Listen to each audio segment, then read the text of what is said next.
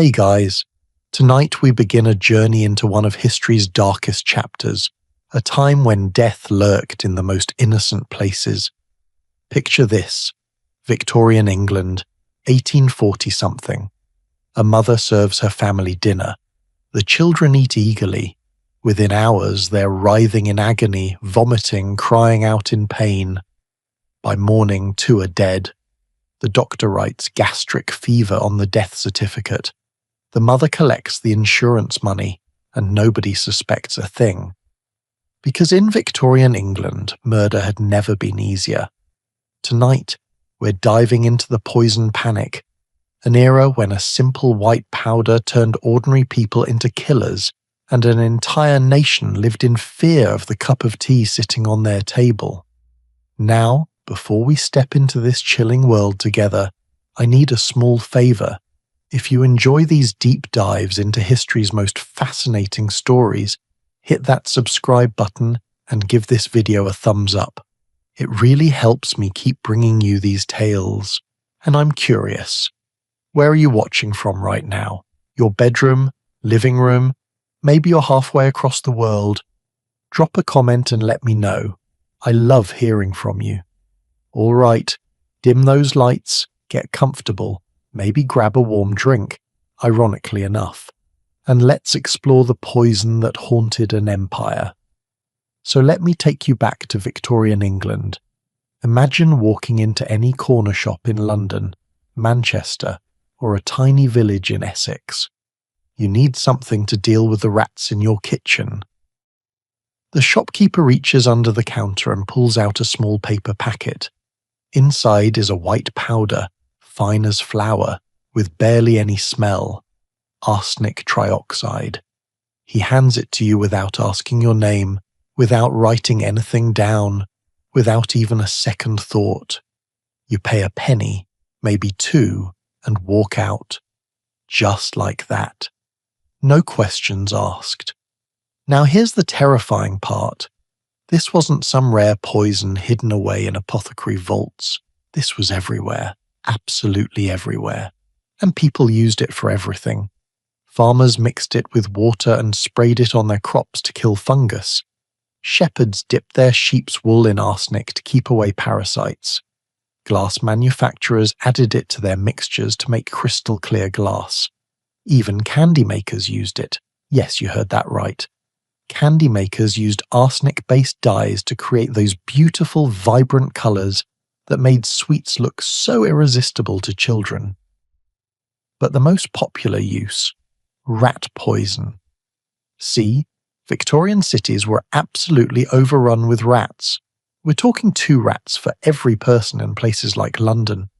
Filthy, disease-carrying creatures scurrying through homes, eating food stores, terrifying families. And arsenic was cheap, effective, and readily available. Every household had some lying around. That little packet of white powder sat on kitchen shelves right next to the flour and sugar. Sometimes people couldn't even tell them apart. And here's where it gets truly disturbing. Arsenic trioxide is what chemists call the perfect poison. It has almost no taste, maybe just the faintest hint of sweetness if you really pay attention. It has no smell. Mix it into someone's tea, their soup, their morning porridge, and they won't notice a thing. The symptoms? They look exactly like dozens of common illnesses of the time. Severe vomiting, agonizing stomach cramps, diarrhea, dehydration. Doctors called it gastric fever, or maybe cholera, or just a bad case of food poisoning. In an era when people died from mysterious stomach ailments all the time, arsenic poisoning was almost impossible to detect. Let me tell you about one incident that shows just how casual people were about this deadly substance. It's 1848, a dinner party in Northampton. Fancy affair, well-to-do folks gathered around an elegant table. The hostess is proud of her menu, especially the dessert. A beautiful blancmange, this wobbly, creamy delicacy that Victorians absolutely loved. She wanted it to have a stunning bright green colour, really impress her guests. So she added Scheele's green, a popular food colouring of the time, made with copper arsenite. Yes, arsenic, right in the food. The dinner guests ate it, complimented the beautiful colour, and within hours 1 man was dead. Several others became violently ill, doubled over in pain, not understanding what had happened. An investigation revealed that the cook had been a bit too generous with the green dye. Too much arsenic. It was ruled an accident, a tragic mistake. But here's the thing. Nobody was shocked that arsenic was in their food in the first place. That was just normal. The scandal was that someone had used too much. This chemical had dozens of other names in the Victorian world. The French called it poudre de succession, inheritance powder. Because there was this dark joke, not really a joke at all, about impatient heirs who might help their elderly relatives along to an early grave. Doctors would shrug and say the old person died of natural causes. The family would inherit, and that white powder would get tucked back into the kitchen cupboard for next time. But here's what makes this whole situation even more bizarre.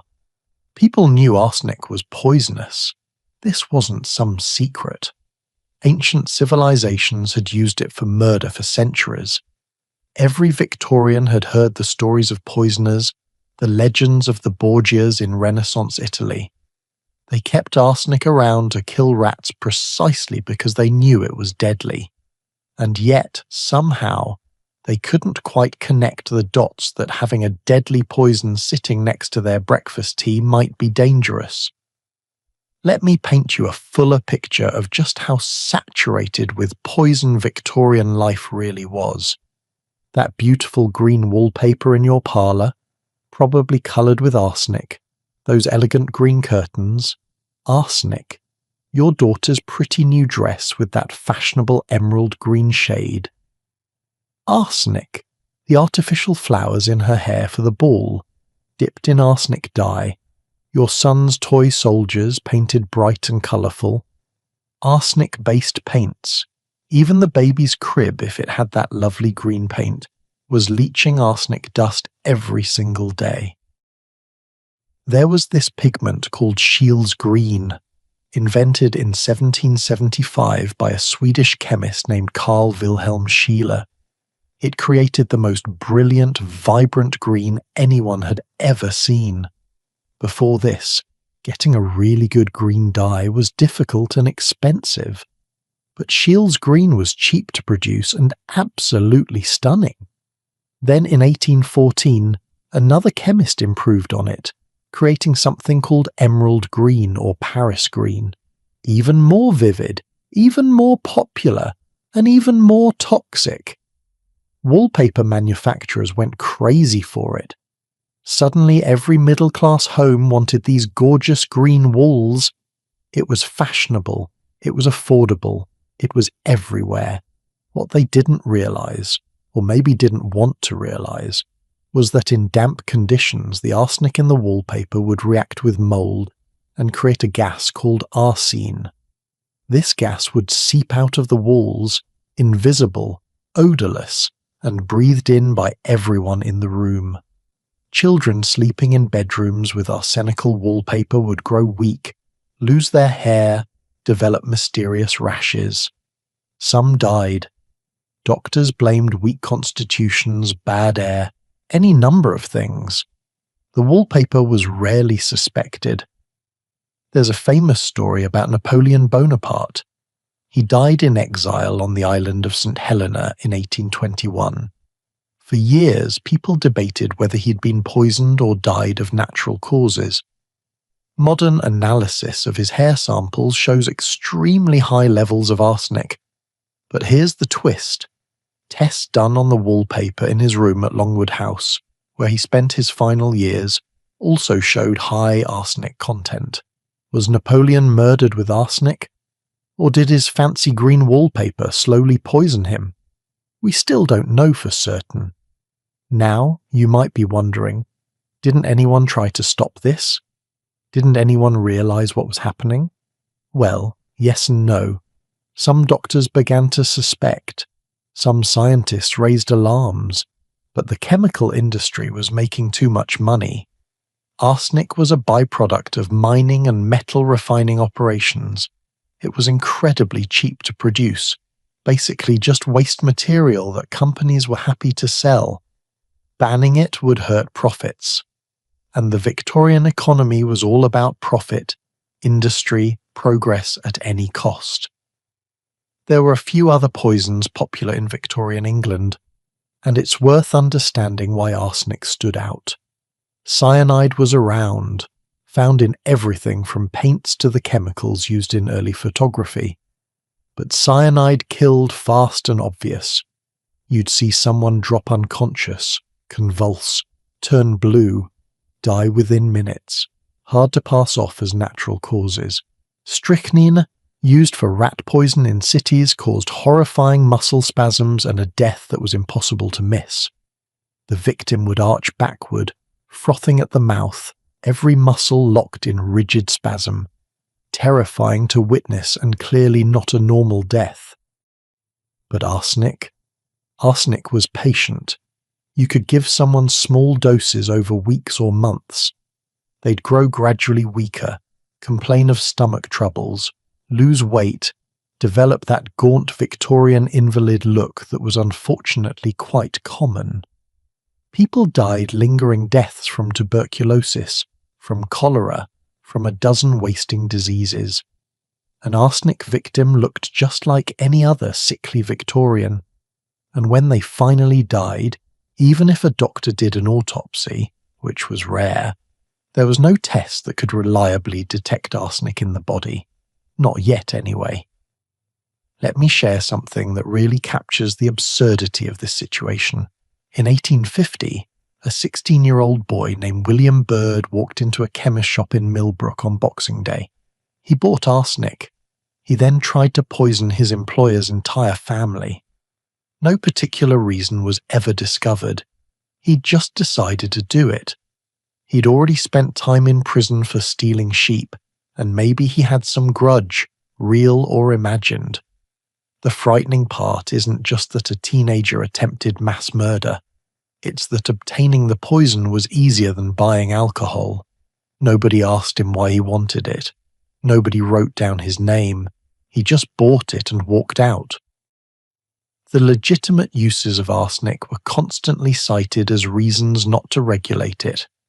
How could you ban something that farmers needed for their crops, that shepherds needed for their flocks, that manufacturers needed for their glass and their shot pellets and their dyes? The Victorian economy had become dependent on this cheap, available poison. To regulate it would be to disrupt business, and in Victorian England, business was sacred. But there's a darker economic factor we need to talk about, one that turns this from a story about accidental poisonings and industrial carelessness into something much more sinister. Because arsenic wasn't just in the walls and the food and the clothes, it was also connected to money, life insurance money. And that's where our story takes a truly chilling turn. You see, the Victorian era saw the rise of something called burial clubs. These were a form of early life insurance, designed for working-class families who lived in constant fear of something called a pauper's funeral. In Victorian society, how you were buried mattered enormously. A pauper's funeral meant your body was dumped in an unmarked grave with no ceremony, no respect, no dignity. It was considered a profound shame, a public admission that your family couldn't even afford to bury you properly.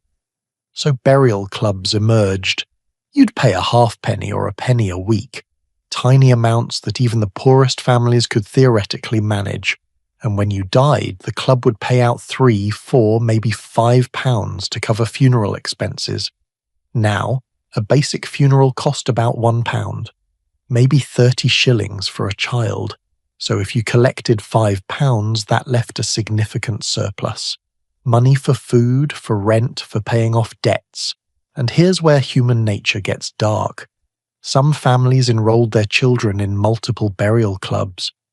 Little Tommy might be registered with 3, 4, even 5 different clubs, each one paid out separately. A child who died could bring in £15 or £20, a fortune for a struggling Victorian family.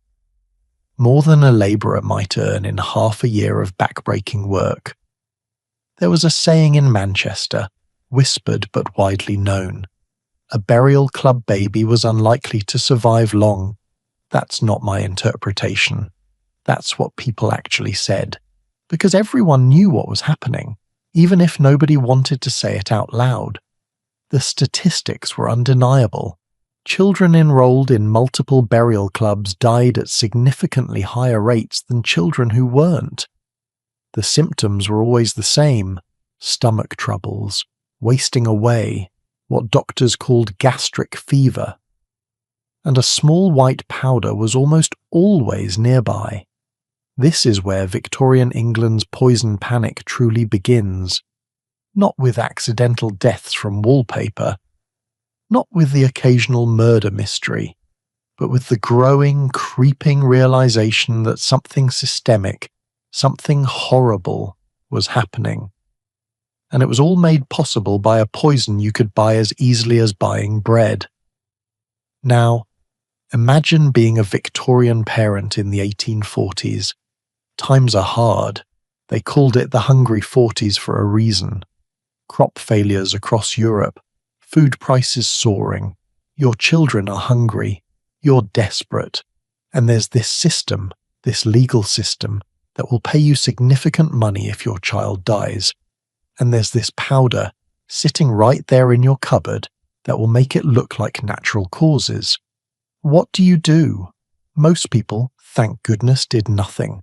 They let their children live, struggled through the poverty, held on to their humanity. But some didn't, and that's the terror at the heart of our story.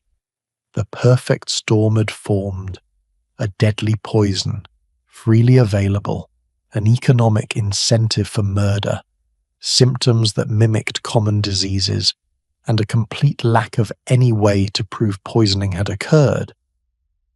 Victorian England had accidentally created the conditions for an epidemic of murder. And it was about to get worse, much worse, because while some people poisoned for money, others poisoned for love, or rather, for freedom from unwanted marriages, for revenge against cruel spouses, for escape from desperate situations. The same white powder that killed children for insurance money was also killing husbands and wives, lovers and rivals, inconvenient relatives and burdensome dependents. And almost nobody was getting caught. Almost nobody, but not quite. Because something was about to change. Someone was about to perfect a test, a scientific method that would finally make arsenic detectable in the human body. And when that happened, when the invisible suddenly became visible, the true scale of Victorian poisoning would be revealed. The panic that followed would consume the entire nation. But that revolution in forensic science, that's a story that connects to everything we've talked about tonight. The burial clubs, the insurance fraud, the casual availability of poison, the desperate poverty, the industrial chemicals everywhere. It all comes together in the most unexpected way. We've set the stage tonight. You understand now how Victorian England became a nation drowning in poison, how the very fabric of daily life was soaked in arsenic, how economic desperation and easy access to murder weapons created a perfect storm of crime. But the question that should be haunting you right now is this: if poisoning was this easy, this common, this undetectable, how many people were actually getting away with it? How many Victorian deaths blamed on gastric fever or cholera were actually murder? The answer is going to shock you. And the story of how Victorian society finally began to uncover the truth, that's where things get really interesting. Because right now, somewhere in England in the 1840s, there's a woman who's about to become the most infamous poisoner in British history. Her name will become synonymous with Victorian evil, Children will sing songs about her, and her crimes are going to force an entire nation to confront the monster they've inadvertently created.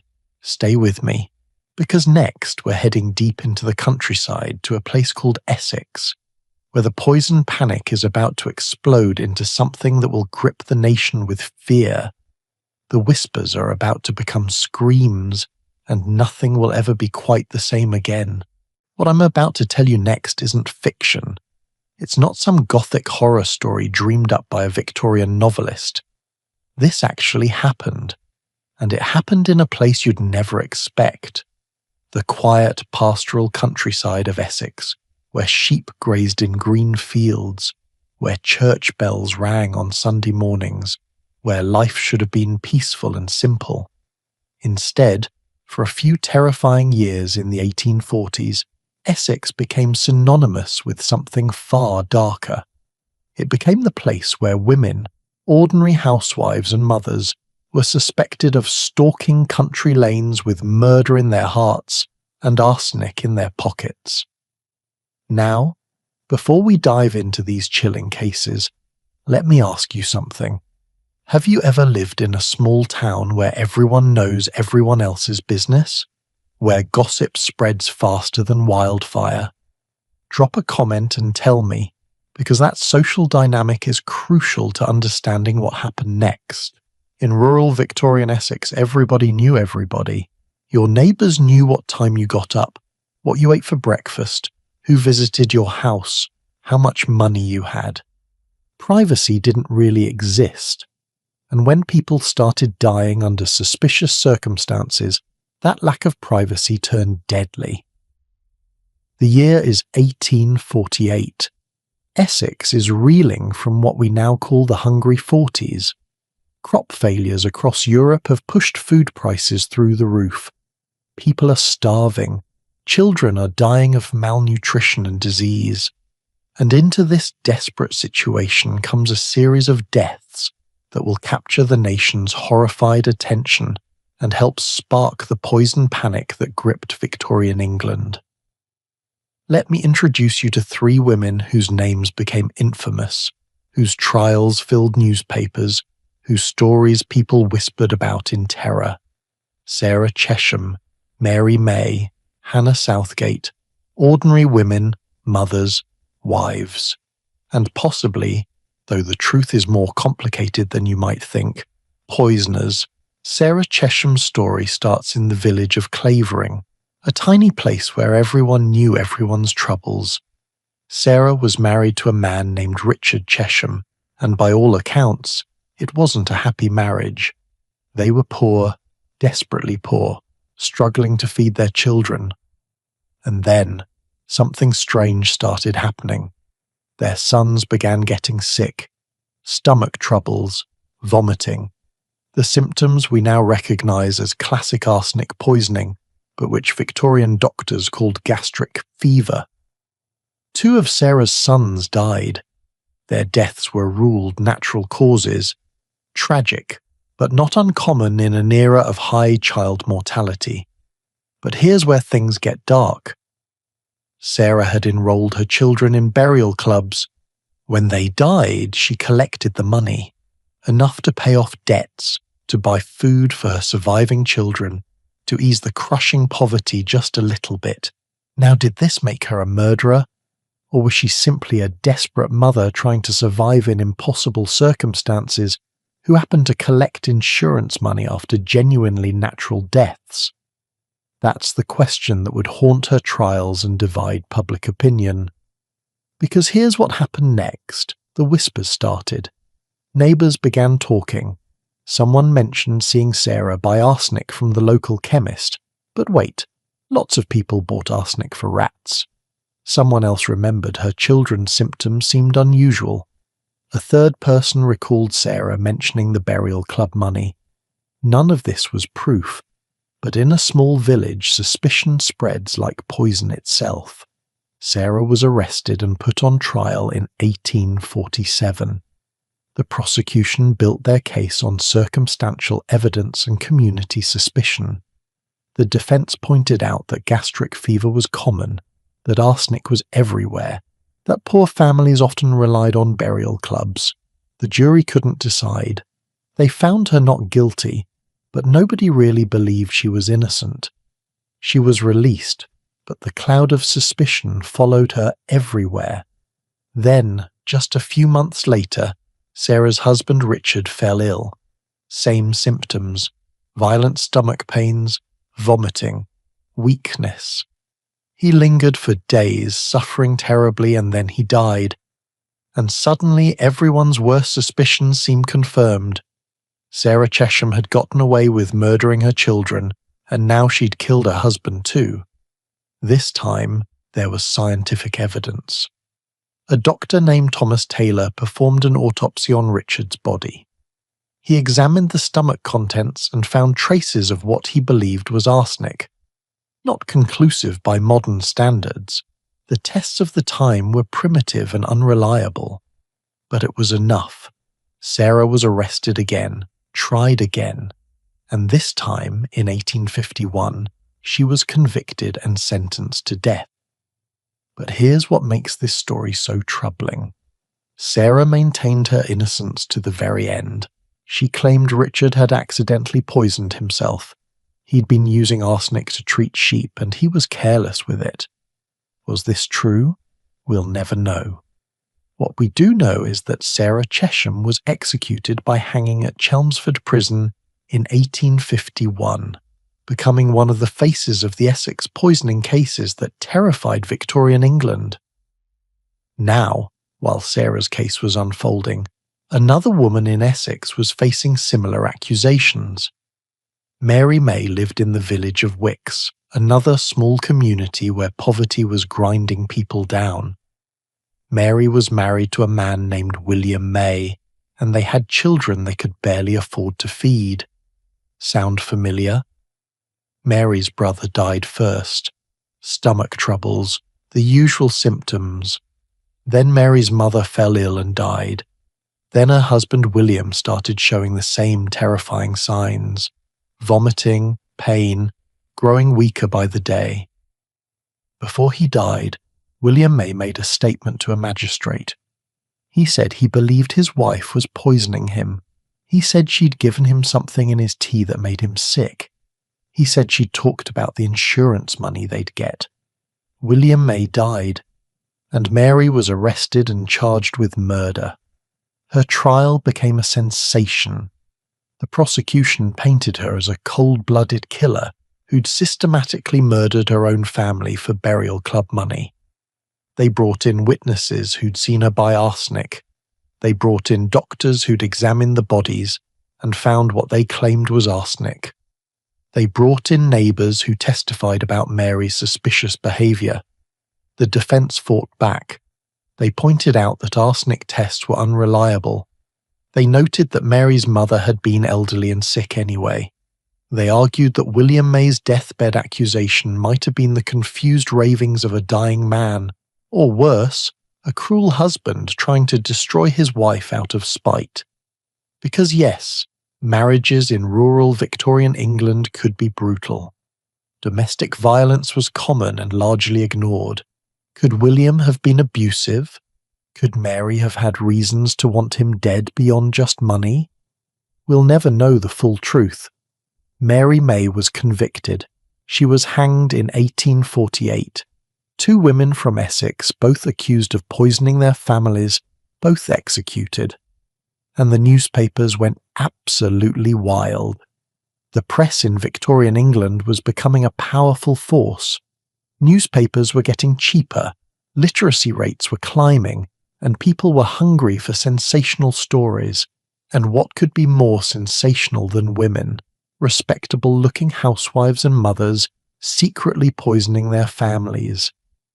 It played into every Victorian anxiety about women, about the home, about trust and betrayal.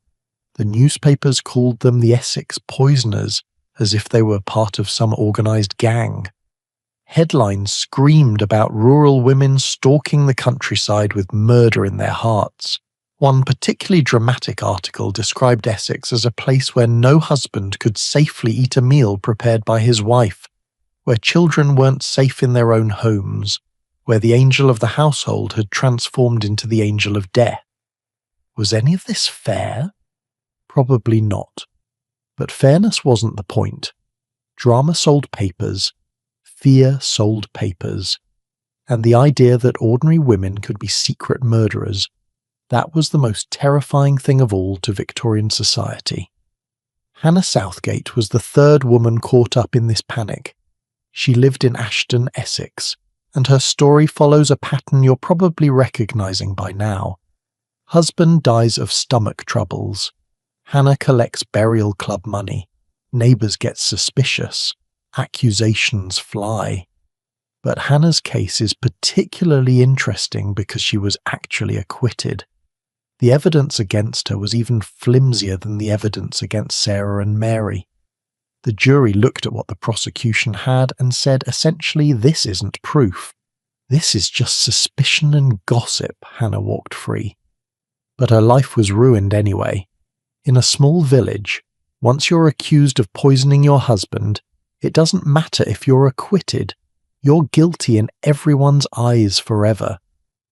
Hannah became a pariah, whispered about, avoided, her every action watched and judged. In some ways, the verdict of not guilty must have been worse than conviction. At least convicted prisoners eventually die. Hannah had to live with the suspicion for the rest of her life. Now here's the question that should be bothering you. Were these women actually guilty? Did they really poison their families? Or were they victims of a moral panic? Convenient scapegoats for a society that needed someone to blame for all the mysterious deaths that were happening? The truth is, we don't know. The evidence was circumstantial.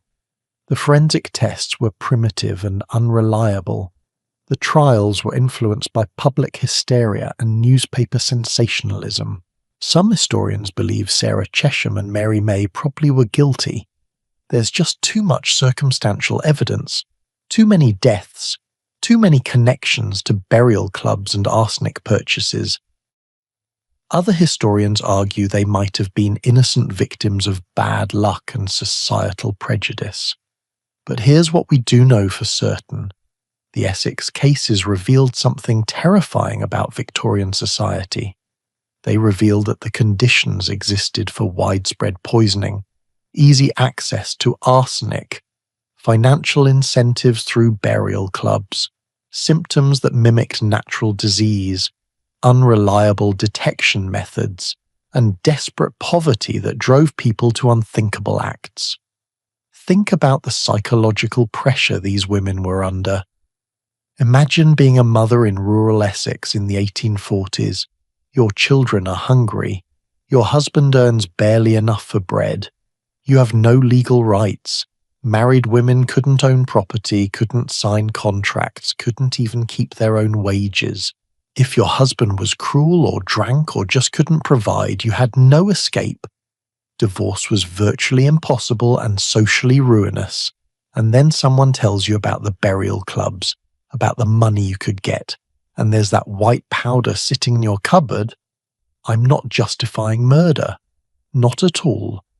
But I am saying that Victorian society created the conditions that made these crimes possible, maybe even inevitable.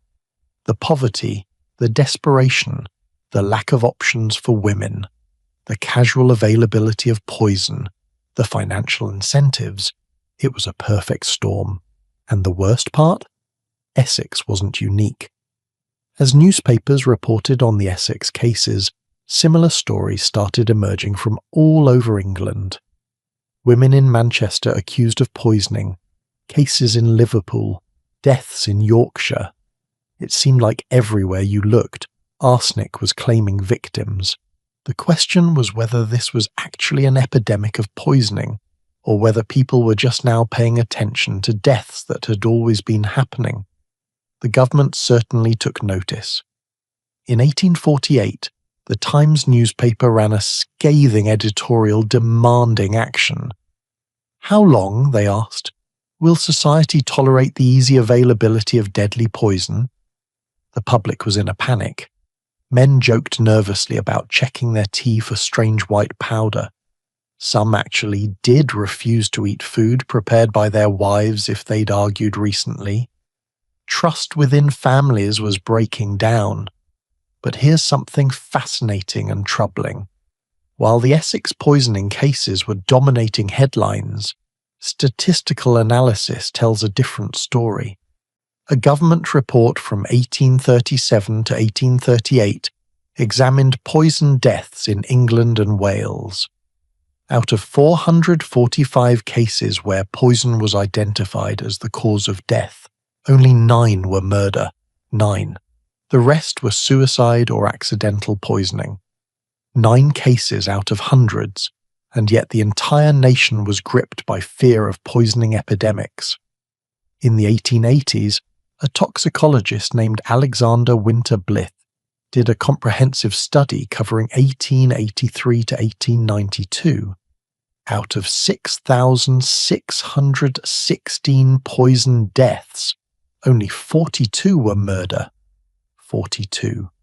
That's less than 1%. So why did Victorian England think there was a murder epidemic? The answer is the power of narrative. Accidental poisonings, a child drinking from a bottle of rat poison, someone mistaking arsenic for medicine. Those weren't interesting stories. They were tragedies, but they were mundane tragedies. But murder, especially murder by respectable-looking housewives, that was captivating. That played into fears and prejudices. That sold newspapers. That got people talking. The Essex cases became a kind of folk legend. Parents told their children about the poisoners of Essex as a cautionary tale. The press created this image of rural women, seemingly normal and respectable, secretly plotting murder. It wasn't entirely false. Some poisonings probably were happening, but it was enormously exaggerated and sensationalized, and there's a gender element here we can't ignore. Notice how the panic focused on women poisoners, not men, even though men also had access to arsenic, also had financial motives, also committed murders. But a man who killed was just a criminal. A woman who killed was a monster, a violation of nature itself. Because women were supposed to be the nurturers, the caregivers, the angels of the home. A woman with poison destroyed the very foundation of Victorian domestic ideology. The stereotype of the female poisoner became deeply embedded in Victorian culture. She appeared in novels, in plays, in penny dreadfuls sold on street corners. She was usually described as cold, calculating, superficially respectable but internally corrupt.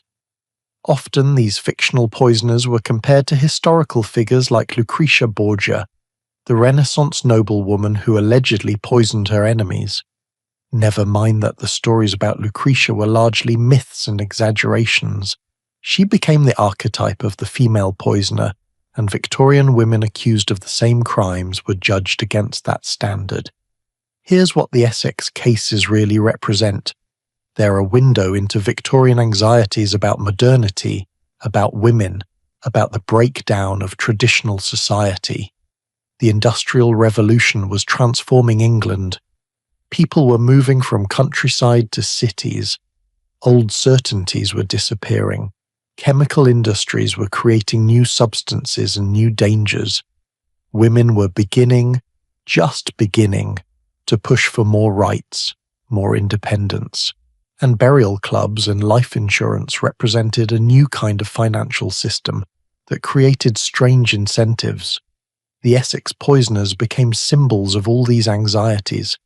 They represented the fear that modernity was corrupting traditional values, that new economic systems were creating new kinds of crimes, that women couldn't be trusted with independence or money, that the home itself, supposedly the safest place, had become dangerous, that you couldn't even trust your own wife or mother not to poison your tea.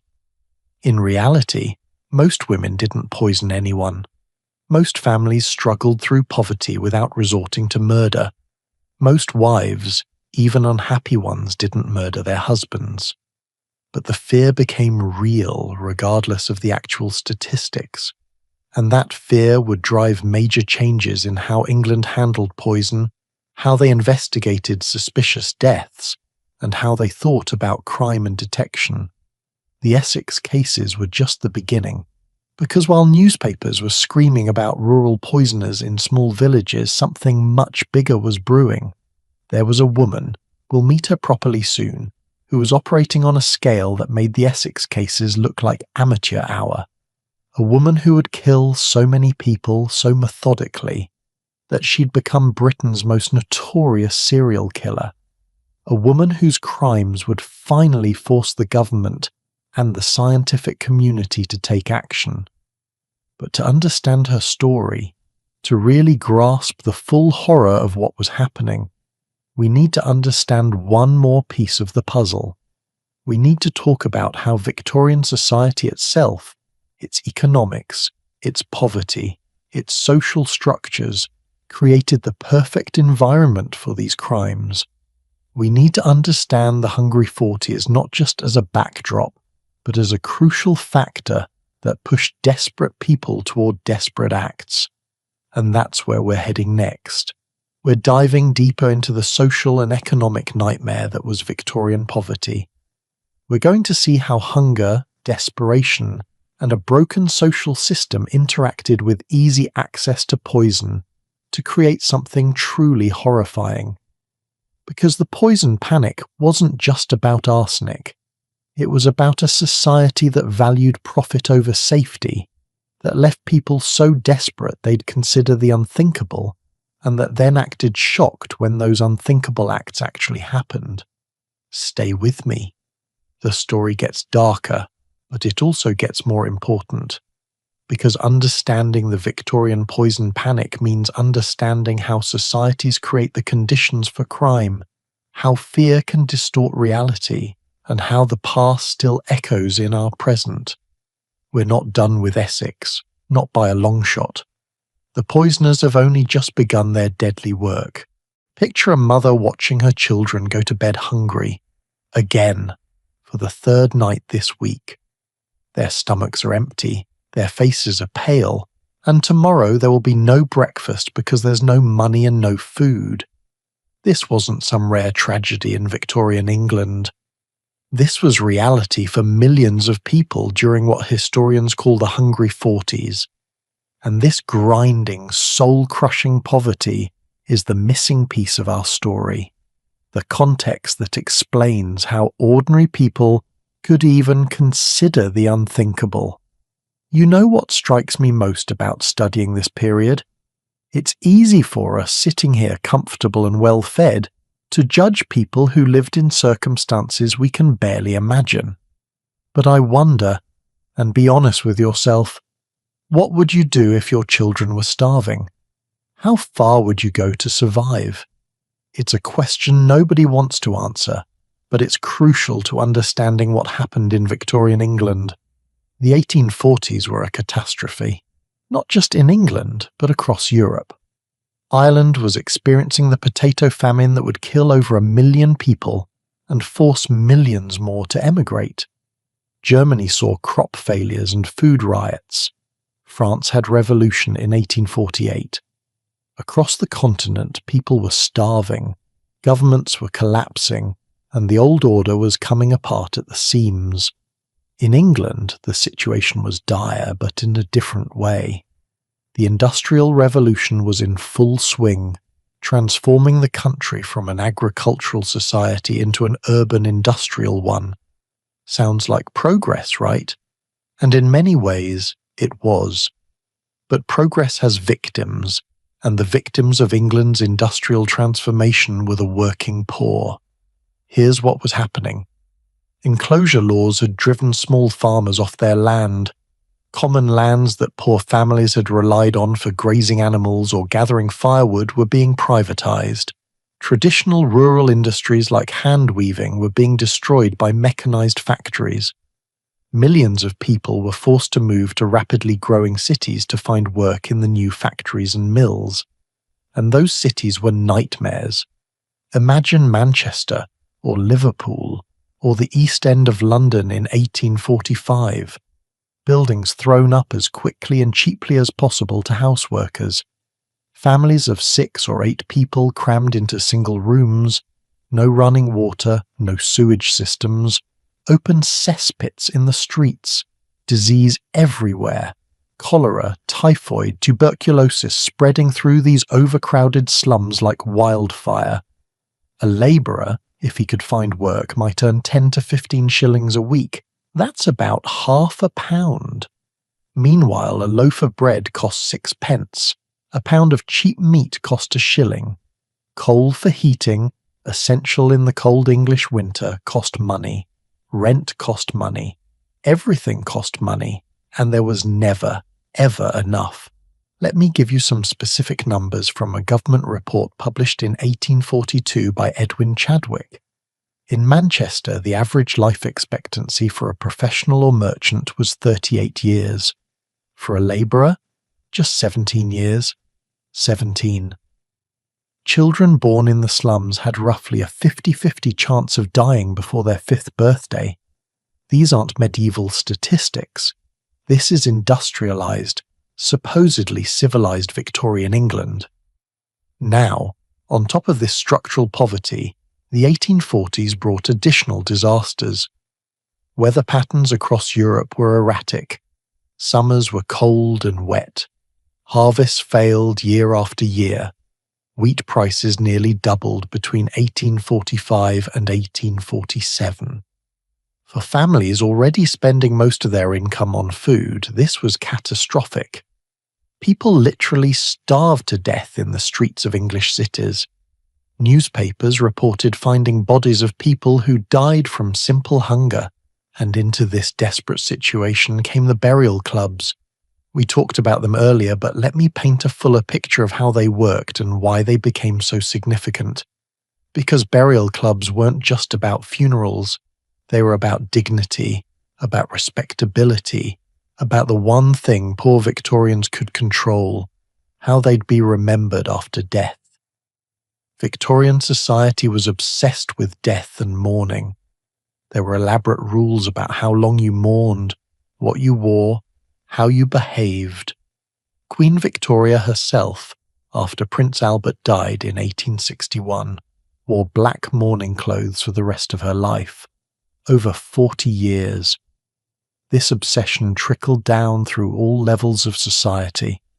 Even the poorest families felt tremendous pressure to give their dead a proper funeral.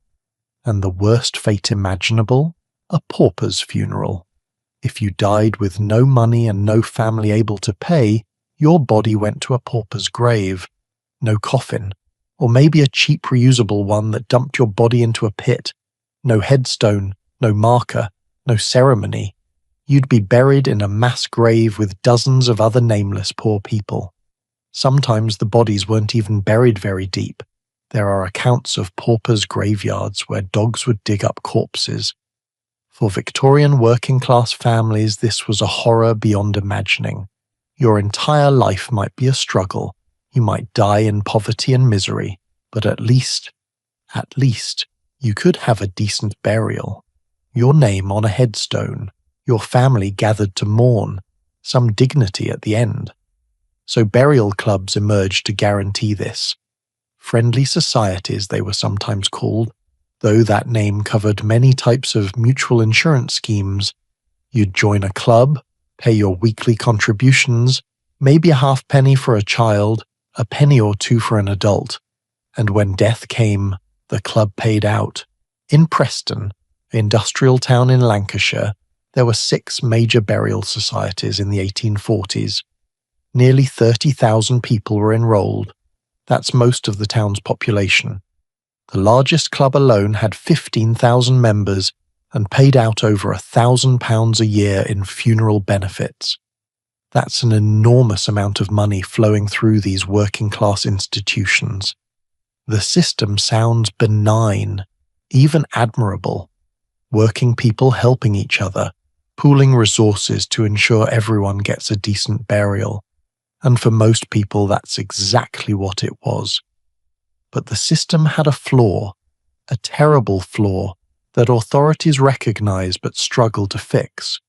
The flaw was this: you could insure the same person multiple times with different clubs.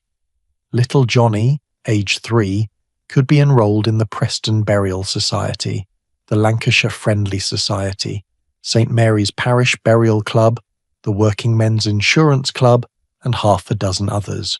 Each club would pay out independently when Johnny died, and suddenly, Johnny was worth more dead than alive. A Reverend John Clay from Preston wrote a devastating letter to the newspapers in 1848. He'd been investigating burial clubs and had uncovered cases that shocked even hardened Victorian sensibilities. One man had insured his son in 19 different clubs. 19. When that child died, the father stood to collect somewhere around £15 to £20. That's roughly a year's wages for a labourer, all from one child's death. Clay wrote that in hundreds of thousands of cases, burial money was creating direct and powerful inducements to parental neglect and cruelty. Those are his exact words: direct and powerful inducements. He wasn't just worried about outright murder.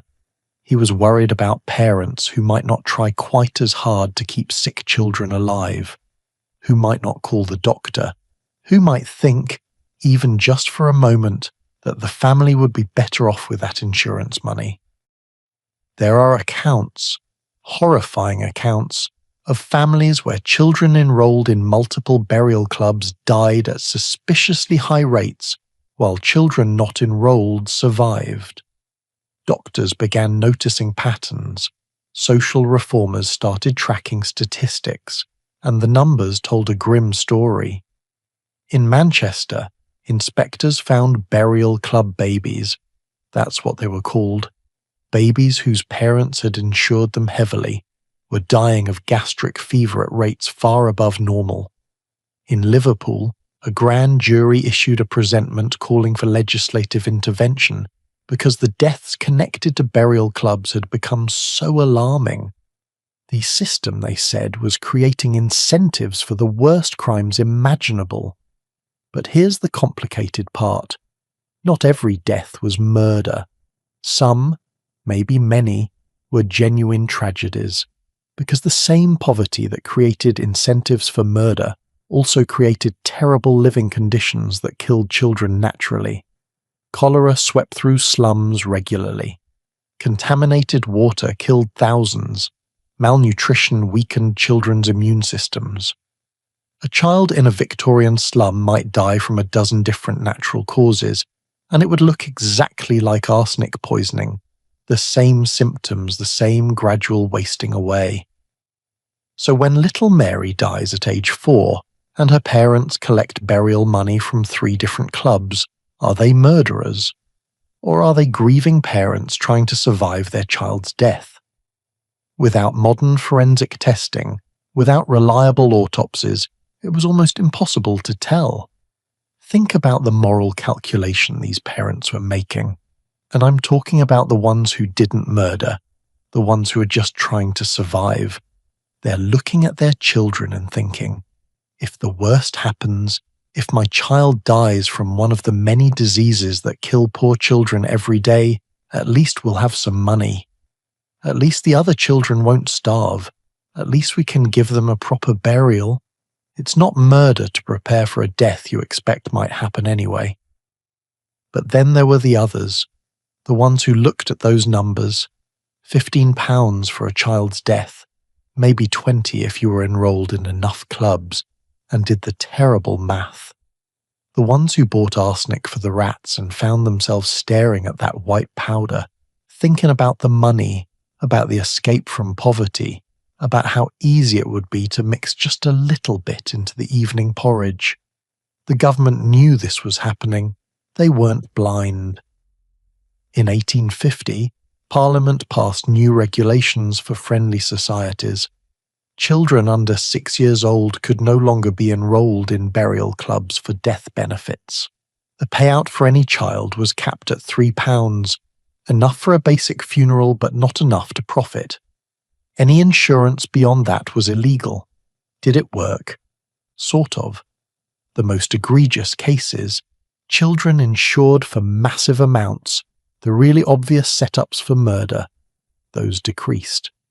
But burial clubs themselves continued. The cap was raised to 10 years old eventually, then regulated more thoroughly.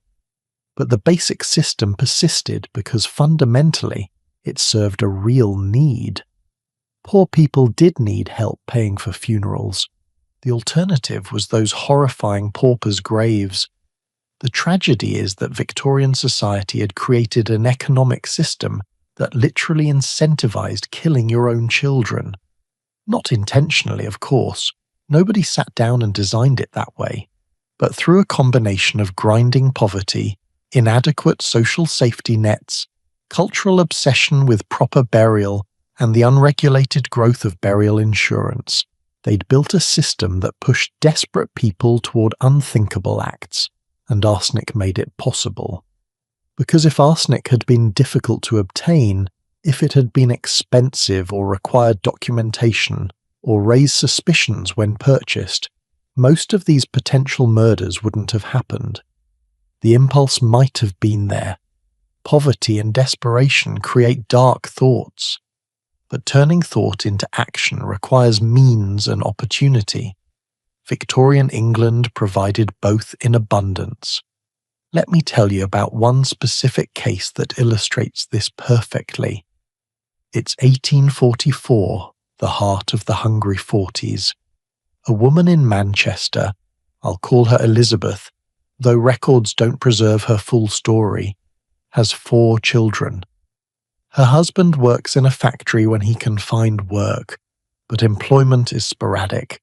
The family is always one disaster away from complete destitution. Elizabeth enrolls her youngest child, a 2-year-old boy, in a burial club. Just one club, just basic coverage. She tells herself it's prudent, just being prepared. Then winter comes. Her husband loses his job. There's no money for coal, no money for food. The children are cold and hungry. The baby cries constantly from hunger. The burial club would pay out £3. That's food for months. That's coal through the winter. That's survival for the other 3 children. And the baby is weak anyway, probably won't survive the winter regardless. The arsenic is right there, in the cupboard, for the rats. Who would know? Who could prove anything? We don't know what Elizabeth decided. The historical record doesn't tell us. Maybe she resisted, struggled through the winter, kept all her children alive through sheer will. Maybe she gave in to desperation. The point is, thousands of women and men face this exact situation, and some of them, we know from the trials, the investigations, the whispered stories, some of them chose the unthinkable. This is what the Hungry 40s did. It wasn't just that people were poor. Poverty had always existed. It was the combination of industrial-scale poverty, new financial systems that created perverse incentives, chemical poisons readily available, and a society that valued economic growth over human welfare. Put those ingredients together, and you get a recipe for widespread tragedy. The poison panic emerged from this context. When the newspapers started screaming about epidemic poisoning, they were partly right and partly wrong. Wrong because the actual murder rate was much lower than the hysteria suggested. Right because the potential for murder was everywhere, built into the very structure of Victorian society. And here's what really keeps me up at night about this story. Victorian England eventually reformed some of these problems. They regulated burial clubs. They started restricting arsenic sales. They improved forensic science to catch poisoners. But they never really addressed the root cause, the desperate poverty that drove people to consider murder in the first place. Even after reforms, children kept dying in slums. Families kept starving. The workhouses, those feared institutions where the destitute were sent, remained nightmares of deprivation. Victorian society was happy to catch and hang poisoners. They were less interested in creating a society where people weren't desperate enough to poison. I bring this up because it's relevant to how we think about crime today. It's easy to see poisoners as monsters, as evil people who deserve punishment. And maybe they were, but they were also products of a system that created impossible choices. Understanding doesn't mean excusing, but it does mean recognizing that criminal justice alone can't solve problems rooted in economic desperation. The Hungry Forties created the conditions for the poison panic. But the panic itself, the hysteria, the trials, the sensational newspaper coverage, that was about to explode into something even bigger. Because while poor mothers in industrial slums were struggling with terrible choices, there was someone else operating in plain sight. Someone who would take everything we've talked about, the availability of poison, the financial incentives, the inability to detect arsenic, and use it to become Britain's most prolific serial killer. Her name was Mary Ann Cotton. And unlike the desperate poor women we've been discussing, Mary Ann wasn't driven by immediate starvation or freezing children. She was driven by something colder, more calculating, more terrifying. She turned murder into a business model, a way of life. And her story is about to show us just how far someone could go in a society saturated with poison and blind to the deaths happening all around. But before we meet her properly, before we dive into her horrifying career, we need to understand one more thing. We need to understand how the victims of these poisonings died, what it actually felt like to be slowly poisoned with arsenic. Because the suffering was immense, and understanding that suffering helps us grasp the full horror of what was happening in Victorian England. Stay close. The story is about to get very dark, very personal. We're moving from social history to true crime, from understanding the context to witnessing the crimes themselves. Mary Ann Cotton is waiting, and her tale is going to chill you to the bone. She looked like anyone's grandmother, or aunt, or the nice lady from church who baked bread for neighbours and helped with sick children. Mary Ann Cotton had soft features, dark hair usually pulled back neatly, and the kind of face that inspired trust. When her photograph was taken around 1870, the only image we have of her, she looks directly at the camera with calm, almost serene eyes. Nothing about her appearance suggests what she really was, quite possibly Britain's most prolific female serial killer, a woman who may have murdered upwards of 21 people over nearly 2 decades. And here's what's truly chilling. She almost got away with all of it, every single murder. Because in Victorian England, a woman who looked respectable, who played the role of devoted wife and caring mother, could poison person after person after person, and nobody would suspect a thing. Until one day, someone finally did. Let me take you back to October 31st, 1832. Some sources say it was Halloween, though whether that's accurate or just too perfect to resist, I'm not sure. Mary Ann Robson, her maiden name, was born in Low Moorsley, a small mining village in County Durham in northeastern England. Her parents were Michael and Margaret Robson, working-class Methodists, devoutly religious, struggling to make ends meet like everyone else in mining country. Mary Ann's childhood was marked by tragedy early on. When she was 8 years old, her father fell down a mine shaft and died. It's the kind of accident that happened with horrifying regularity in Victorian mining communities. Mines were death traps, poorly ventilated, structurally unsound, with almost no safety regulations. Miners died from falls, from cave-ins, from gas explosions, from lung diseases. Michael Robson's death left his widow and children in desperate poverty. Margaret remarried, But Mary Ann apparently didn't get along with her stepfather. At 16, she left home to work as a live-in nursemaid. Taking care of other people's children when you're barely more than a child yourself. It's hard work, exhausting work, and it paid almost nothing. But it was respectable employment for a working-class girl, and it got her away from a difficult home situation. 3 years later, at 19, Mary Ann married. Her husband was William Mowbray, a labourer who worked sometimes as a miner, sometimes on the railways, whatever paid. They moved around constantly, following work opportunities from town to town across northern England, and Mary Ann started having children. Lots of children. Now, here's where the story gets dark, though it starts slowly, almost imperceptibly. Over the next decade or so, Mary Ann had 8 or 9 children with William. The records are unclear because, frankly, poor people's births weren't always officially recorded. But here's what we know for certain. Most of those children died in infancy or early childhood. In Victorian England, infant mortality was tragically high. We talked about this earlier. Roughly 50% of children in poor areas died before age 5. So when Mary Ann's children started dying, nobody was particularly surprised. It was just bad luck, people said, or weak constitutions, or God's will.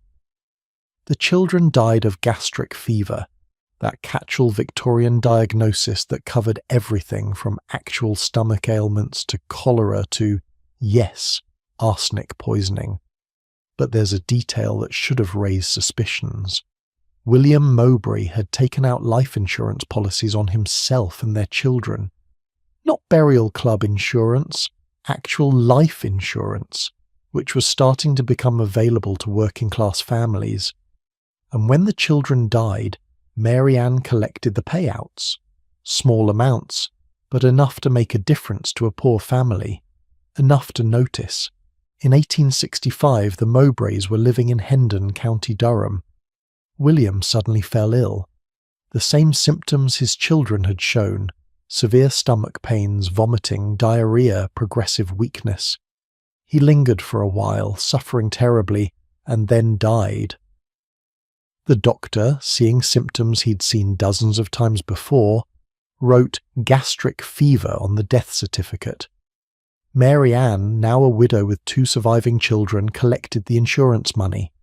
Now, was William murdered? We'll never know for certain. His body was never exhumed, never tested. But looking back with modern knowledge, the pattern is suspicious. Very suspicious. A husband with life insurance dies of gastric fever, leaving his wife with money and freedom. It's a pattern Mary Ann would repeat. Again, and again, and again. Mary Ann didn't stay a widow long. Within months she'd married again. Her second husband was George Ward, an engineer. This marriage was brief and apparently unhappy. George Ward died just 14 months after the wedding. Gastric fever again. But this time, maybe Mary Ann got impatient or sloppy because Ward didn't have much money or insurance. His death brought her nothing financially. Unless you count freedom as financial gain, which, in a way, it was. Divorce was virtually impossible for women, but widowhood? Widowhood gave you options. Mary Ann moved to Sunderland and took work as a nurse in an infirmary. This is significant because it gave her access to sick people, to medicines, to death. She would have seen how doctors diagnosed illnesses, what symptoms they looked for, how they filled out death certificates. She was learning, observing, understanding the system she would eventually exploit so brilliantly. At the infirmary, she met James Robinson, a widower with 5 children. His wife had recently died, and he was struggling to manage his household and children while working as a shipwright. Mary Ann offered to help.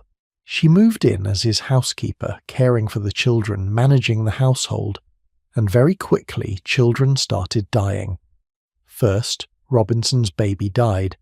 Then his 2 oldest children fell ill and died within days of each other. Gastric fever, the doctors said. Tragic, but not uncommon. James Robinson was devastated, but he was also grateful to have Mary Ann there, helping him through his grief, taking care of his surviving children and the household. Then Mary Ann's own mother came to visit. She stayed with them for about 9 days before falling mysteriously ill. She died. Mary Ann inherited what little money her mother had. Shortly after, Mary Ann's remaining children from her marriage to William Mowbray also died. Both of them, within a short period.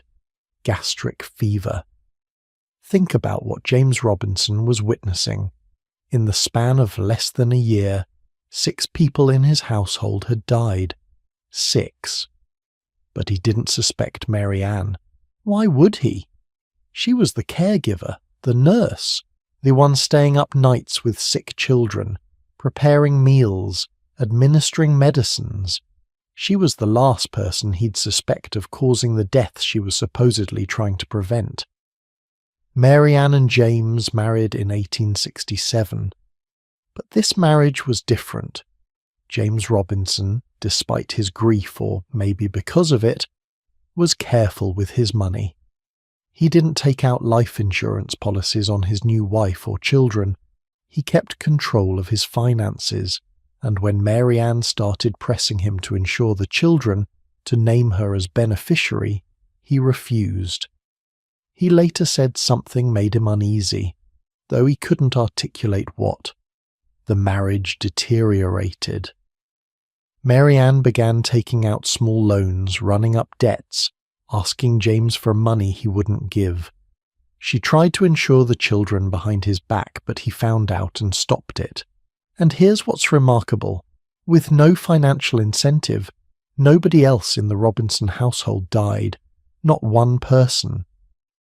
The deaths that had been so common suddenly stopped completely. Eventually, Mary Ann just left, walked out on the marriage.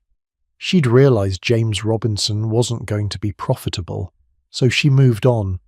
And I use that word deliberately, profitable, because by this point, if we're tracking her pattern, Mary Ann seems to have developed a business model. Marriage, insurance, poisoning, collection, repeat. It's chilling in its calculation. She moved to Walbottle and reconnected with an old friend named Margaret Cotton. Margaret was caring for her brother Frederick, a widower and coal miner who'd recently lost his wife and 2 of his 4 children. Margaret invited Mary Ann to meet Frederick, perhaps thinking they might make a good match. Both were widowed, both had experienced tragedy, maybe they could comfort each other. What happened next is almost beyond belief. Within weeks of Mary Ann moving in to help with the household, Margaret Cotton, Mary Ann's friend, the woman who'd introduced her to Frederick, fell ill and died. Mysterious stomach ailment. Mary Ann stepped into Margaret's role, caring for Frederick and his 2 surviving sons. Frederick, grieving his sister, turned to Mary Ann for comfort. She became pregnant. They married in September 1870, though there's a problem with that marriage. Mary Ann was technically still married to James Robinson. She'd never divorced him, just left. So her marriage to Frederick was bigamous, illegal, though Frederick didn't know that. Mary Ann learned that her former lover, a man named Joseph Nattrass, was living nearby in West Auckland, County Durham, and was no longer married. She convinced Frederick to move the family there, to be close to Nattrass. While married to Frederick, you're starting to see a pattern of deception here that goes beyond just the murders. In December 1870, Frederick Cotton died. Gastric fever. He had life insurance. Mary Ann collected. Shortly after, Frederick's 2 sons from his previous marriage, the children Mary Ann had supposedly been caring for, also died. Then Mary Ann had Frederick's baby, but the infant died too. All gastric fever. all within about a year. Now Joseph Nattrass, the former lover, moved in as a lodger. The neighbours definitely noticed this, a young widow with a strange man living in her house, but Victorian propriety kept most from commenting too openly. Mary Ann took work as a nurse caring for an excise officer who was recovering from smallpox. His name is sometimes given as John Quick Manning, though records are murky. What's clear is that Mary Ann became pregnant by him, her 13th pregnancy, if you're counting. And then the death started again. Joseph Nattrass fell ill. Before dying, he conveniently changed his will to leave his meagre possessions to Mary Ann. He died in March 1872. Mary Ann was now pregnant by Quick Manning, planning to marry him, but there was a problem. Frederick Cotton's 7-year-old son, Charles Edward Cotton, her stepson, was still alive, a child dependent on her, requiring care and money. Mary Ann went to the local parish officer, Thomas Riley, and asked him to arrange for Charles to be sent to the workhouse. Riley refused. The boy was healthy. There was no reason to send him to that feared institution. Mary Ann reportedly said, and this is documented in trial records, "I won't be troubled long. He'll go like all the rest of the Cottons." That statement was oddly prophetic, or perhaps threatening. Within days, Charles Edward Cotton was dead. Gastric fever, according to the initial diagnosis, 7 years old, and Mary Ann went back to Riley to arrange for burial and collect any death benefits. But Thomas Riley was suspicious. That comment Mary Ann had made stuck with him. The boy had been healthy just days ago, and now he was suddenly dead, and Mary Ann had predicted it. Riley went to the police. He said something didn't feel right. His instincts were screaming that something was wrong. The police decided to investigate. They contacted the coroner. The coroner ordered Charles Edward Cotton's body to be examined before burial. A doctor named William Kilburn performed a preliminary autopsy and found the boy's stomach and intestines inflamed and damaged in ways consistent with poisoning. He preserved the organs and sent them to a laboratory for analysis. The test came back positive for arsenic, not just traces, massive amounts. Charles Edward Cotton had been fed enough arsenic to kill an adult, let alone a small child. The police arrested Mary Ann and charged her with murder. Here's where the story explodes into a national sensation. As investigators started digging into Mary Ann's history, they discovered the trail of bodies. They started exhuming graves, analysing remains, tracking her movements from town to town. The pattern became undeniable. Everywhere Mary Ann went, people died. Husbands, children, friends, lovers, stepchildren, and she always collected money afterward. The newspapers went absolutely wild. This was the Essex poisoning cases multiplied and concentrated into one person. This was every Victorian fear about female poisoners made flesh. The press called her the Dark Angel, the West Auckland poisoner. They published lurid accounts of her crimes, speculated about her victims, created an image of her as a monster in human form. There's a children's rhyme that emerged during this time, and I want to share it with you because it captures how deeply Mary Ann Cotton penetrated the Victorian consciousness. Children, actual children, were skipping rope to this rhyme. Mary Ann Cotton, she's dead and she's rotten, lying in bed with her eyes wide open. Sing, sing, what song should I sing? Mary Ann Cotton is tied up with string. Where? Where? Up in the air, selling black puddings a penny a pair. Imagine that. Children singing about a serial killer as a playground game. It shows you how famous, or infamous, Mary Ann had become. But here's something important to understand. Mary Ann was arrested in July 1872, but she was pregnant, 7 months pregnant. Victorian law wouldn't execute a pregnant woman, so Mary Ann sat in Durham jail, awaiting trial, growing more pregnant by the day. In January 1873, she gave birth to her 13th child, a daughter she named Margaret Edith Quick Manning Cotton. Her final child. The trial was delayed until after the birth, but once it started it was swift and damning. Mary Ann was tried only for the murder of Charles Edward Cotton. If convicted, there'd be no need to try her for the others. The prosecution, led by Charles Russell, a rising legal star who would go on to prosecute other famous poisoning cases, built an overwhelming case. The evidence was circumstantial but compelling. Charles had been healthy. Mary Ann had predicted his death. He died suddenly of symptoms consistent with arsenic poisoning. His stomach contained massive amounts of arsenic. Mary Ann had purchased arsenic supposedly for bedbugs. She had motive. The boy was an obstacle to her plans to marry Quick Manning. She had opportunity. She prepared all his meals, and when investigators looked at her history, they found this pattern repeated over and over. Mary Ann's defense tried to argue that Charles might have ingested arsenic accidentally. Maybe it was in the wallpaper. Remember, Victorian wallpaper often contained arsenic. Maybe the local chemist had made a mistake and given arsenic instead of some medicine. These were plausible arguments in theory. Arsenic was everywhere. Accidental poisonings happened. But the prosecution demolished these defences. The wallpaper argument fell apart because the amount of arsenic in Charles's stomach was far too much to have come from wallpaper exposure. The chemist's mistake theory didn't hold up because Mary Ann had specifically purchased arsenic, and there was no evidence Charles had been given any medicine. And most damning of all, there was the pattern. You might explain away one suspicious death as accident, maybe even two, but 15, 20, 21 possible victims? The jury deliberated for about an hour.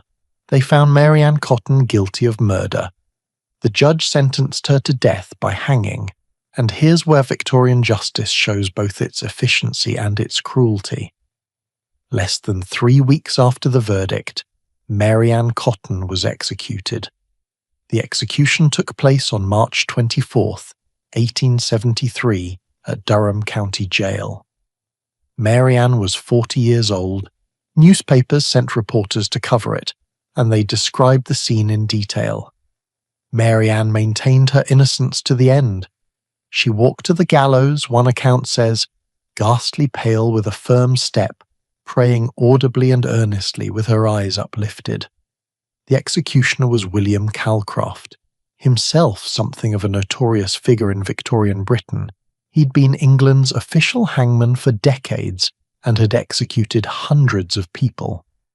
But this execution went wrong, horribly wrong. Calcraft either miscalculated the drop or, some suggest, deliberately set the rope too short.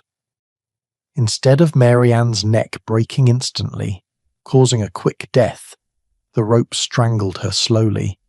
She died of strangulation, a much more painful and prolonged death, dangling from the rope for several minutes before she finally expired. Was it an accident or deliberate punishment? We'll never know. But it added a final grotesque note to a case that had captivated and horrified the nation. So what's Mary Ann Cotton's final victim count? The official number is 1. She was only convicted of killing Charles Edward Cotton, but investigators and historians believe she killed many more. The most common estimate is 21 people, including 11 of her own 13 children, 3 of 4 husbands, her mother, her friend Margaret Cotton, a lover, and several stepchildren. Some estimates go even higher.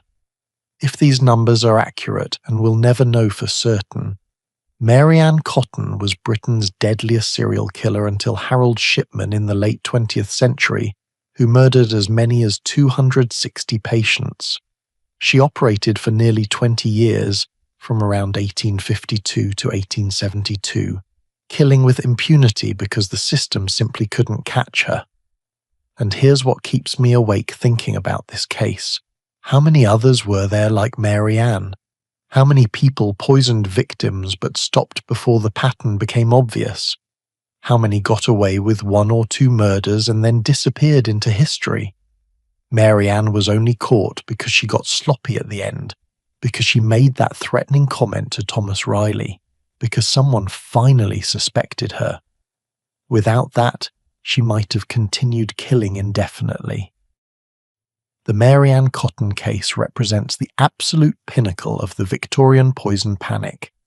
She was the worst-case scenario made real, proof that all the fears about easily obtained poison and undetectable murder were justified.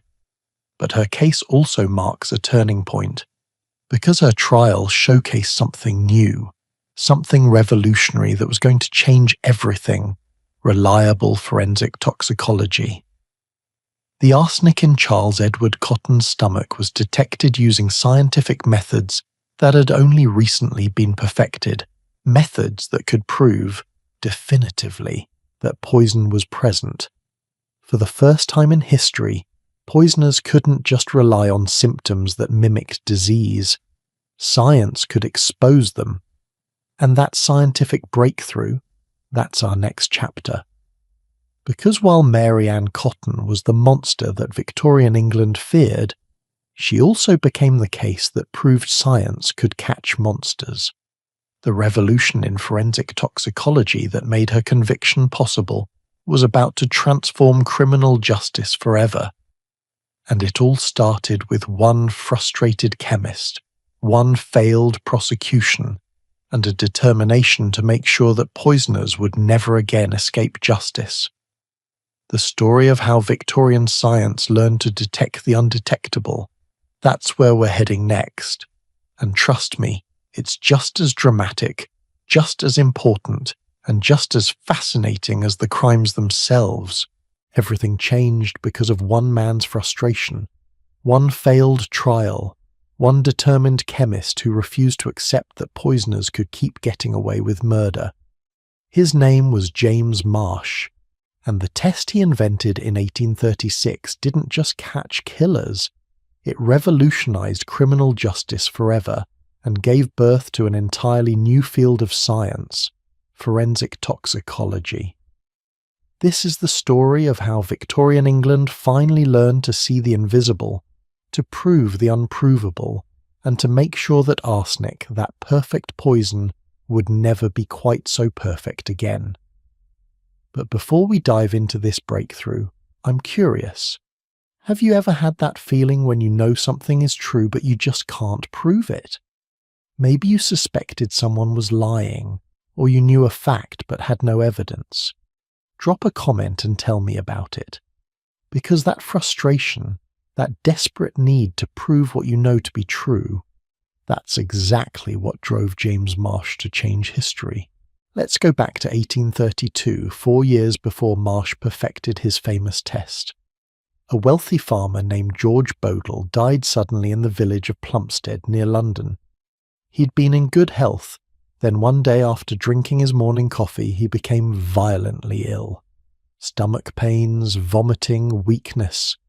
Within hours he was dead at age 80. George's grandson, John Bodle, had been the one to prepare the coffee that morning. This was immediately suspicious because John and his grandfather had a terrible relationship. George was wealthy, John was poor and constantly asking for money. George had recently refused to help John financially. And now, conveniently, George was dead, and John stood to inherit a substantial amount of money. The authorities suspected poisoning. They arrested John Bodle and charged him with murder. And they called in an expert to test the coffee and George's stomach contents for poison, James Marsh, a chemist working at the Royal Arsenal in Woolwich. Now James Marsh was not a famous scientist. He was a working chemist, educated but not wealthy, employed in a government arsenal testing and developing materials for the military. But he was skilled and knowledgeable about chemistry.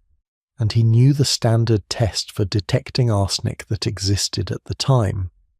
The primary test involved passing hydrogen sulfide gas through a liquid sample. If arsenic was present, it would react with the hydrogen sulfide to form a yellow precipitate, a solid that settled out of the liquid. And when Marsh performed this test on George Bodle's coffee, he got a positive result. Yellow precipitate.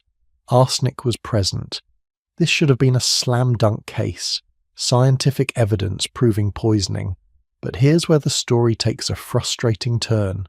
Between the time Marsh performed the test and the trial several weeks later, the yellow precipitate deteriorated. It discoloured, it degraded, it no longer looked convincing. When Marsh presented his evidence to the jury, he was essentially asking them to take his word for it. Trust me, this used to be yellow, and that proved arsenic was present. The jury didn't believe him, or more accurately, they weren't convinced beyond reasonable doubt.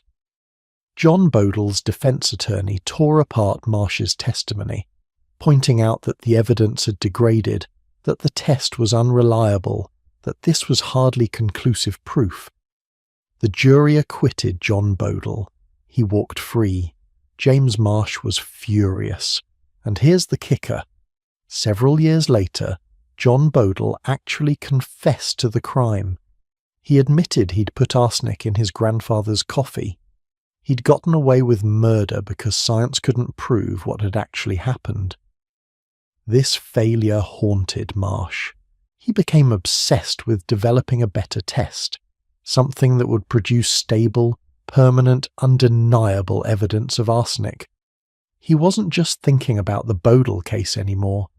He was thinking about all the poisoners who were escaping justice because the available tests were unreliable.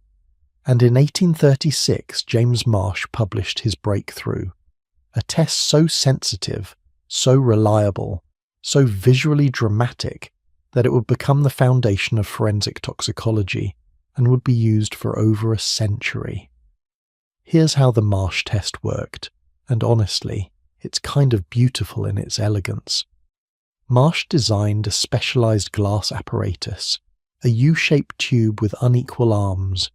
You'd place a piece of zinc metal in one arm and add dilute sulfuric acid. This would generate hydrogen gas. Then you'd add your suspect sample, maybe stomach contents from a victim, or food, or liquid. If arsenic was present in the sample, even tiny amounts, the zinc and acid would convert it into arsine gas. This gas would mix with the hydrogen and flow through the tube. Then, and this is the clever part, you'd heat a section of the glass tube with a flame. When the arsine gas passed through the heated section, it would decompose, and pure metallic arsenic would deposit on the glass, forming what became known as an arsenic mirror, a dark, shiny, mirror-like coating. This arsenic mirror was stable. It didn't degrade. It could be preserved and shown to a jury weeks or months later. You could even scrape it off and perform additional tests to confirm it was definitely arsenic and not some other substance. And the test was incredibly sensitive. It could detect as little as 1/50th of a milligram of arsenic. That's an almost invisibly small amount. Think about what this meant. For centuries, poisoners had relied on the fact that their weapon was invisible, undetectable, impossible to prove. Suddenly, science could not only detect arsenic but could literally make it visible, could show it to a courtroom full of people, could prove beyond any doubt that it was there. Now, you might be wondering, couldn't other substances give false positives? Good question. And yes, antimony and bismuth could also form similar deposits. But Marsh and other scientists quickly developed follow-up tests to distinguish between these elements. Arsenic deposits would dissolve in sodium hypochlorite solution, while antimony wouldn't. Bismuth behaved differently from both. So with a series of simple chemical tests, you could definitively prove whether arsenic was present. The Marsh test spread rapidly through the scientific community. Chemists across Europe read about it, built their own apparatus, started using it. But the real test, no pun intended, would come in the courtroom. Would judges and juries accept this new scientific evidence? Would it actually convict poisoners? The answer came in 1840 in France, in one of the most famous trials of the 19th century, the case of Marie Lafarge. Marie Lafarge was a young woman from Paris, educated from a decent family, who married a man named Charles Lafarge. Charles owned an iron foundry and had presented himself as wealthy. But after the marriage, Marie discovered he was actually deeply in debt. The fancy life he'd promised was a lie. Marie was trapped in a marriage to a man she didn't love, in a crumbling house, facing poverty. Then Charles began receiving anonymous gifts of food, cakes particularly. He ate them and became violently ill. He recovered, went on a business trip to Paris, and while there, Marie sent him care packages, food, drinks, medicine to help him feel better. Charles's condition deteriorated dramatically. He died in January 1840. The local authorities were suspicious. They'd heard rumours that Marie had purchased arsenic. They exhumed Charles's body. Yes, that was becoming a theme in these stories, and tested the stomach contents using the older, less reliable methods. They found what they thought might be arsenic, but the results were ambiguous. The trial became a national sensation. Marie Lafarge was articulate, educated, sympathetic. She maintained her innocence passionately. She wrote letters from prison that were published in newspapers, proclaiming she was a victim of circumstance and prejudice. Public opinion was divided. Some believed she was guilty, others thought she was being persecuted. The prosecution knew they needed definitive proof, so they called in the most famous toxicologist in France, possibly in all of Europe, Mathieu-Joseph Bonaventure Orfila. Orfila was essentially the father of forensic toxicology. He'd written the definitive textbook on poisons. He'd studied detection methods for years, and he was known for his meticulous, reliable work. Orfila performed the Marsh test on samples from Charles Lafarge's body and on the food Marie had sent him. He worked carefully, controlling for contamination, ensuring his reagents were pure, documenting every step. And he found arsenic. Lots of it. Not just traces that might be explained away, massive quantities that could only have gotten there through deliberate poisoning. The courtroom demonstration of the Marsh test was apparently quite dramatic. Orfila set up his apparatus in the courtroom. Gas flames, glass tubes, chemical reactions happening in real time. And then, before the eyes of the judge, the jury, the spectators, the defense attorneys, and Marie herself, the arsenic mirror formed. Dark, undeniable, impossible to dismiss. The jury convicted Marie Lafarge of murder. She was sentenced to death, though this was later commuted to life imprisonment. She spent the rest of her life in prison, maintaining her innocence to the end. Some historians think she was guilty. Others argue there might have been contamination or error in the testing. We'll never know for certain. But here's what matters for our story. The Marsh test had proven itself in the most public, dramatic way possible. A famous case, a controversial defendant, the whole nation watching, and science had provided the evidence that convicted her. From that point forward, the Marsh test became the standard method for detecting arsenic in criminal cases. Suddenly, poisoners had to worry. That white powder they'd been using so freely, it left traces, invisible traces, but traces that science could now reveal. Your victim might be buried for months or even years, but if someone became suspicious, they could exhume the body, test it, and prove you'd used arsenic.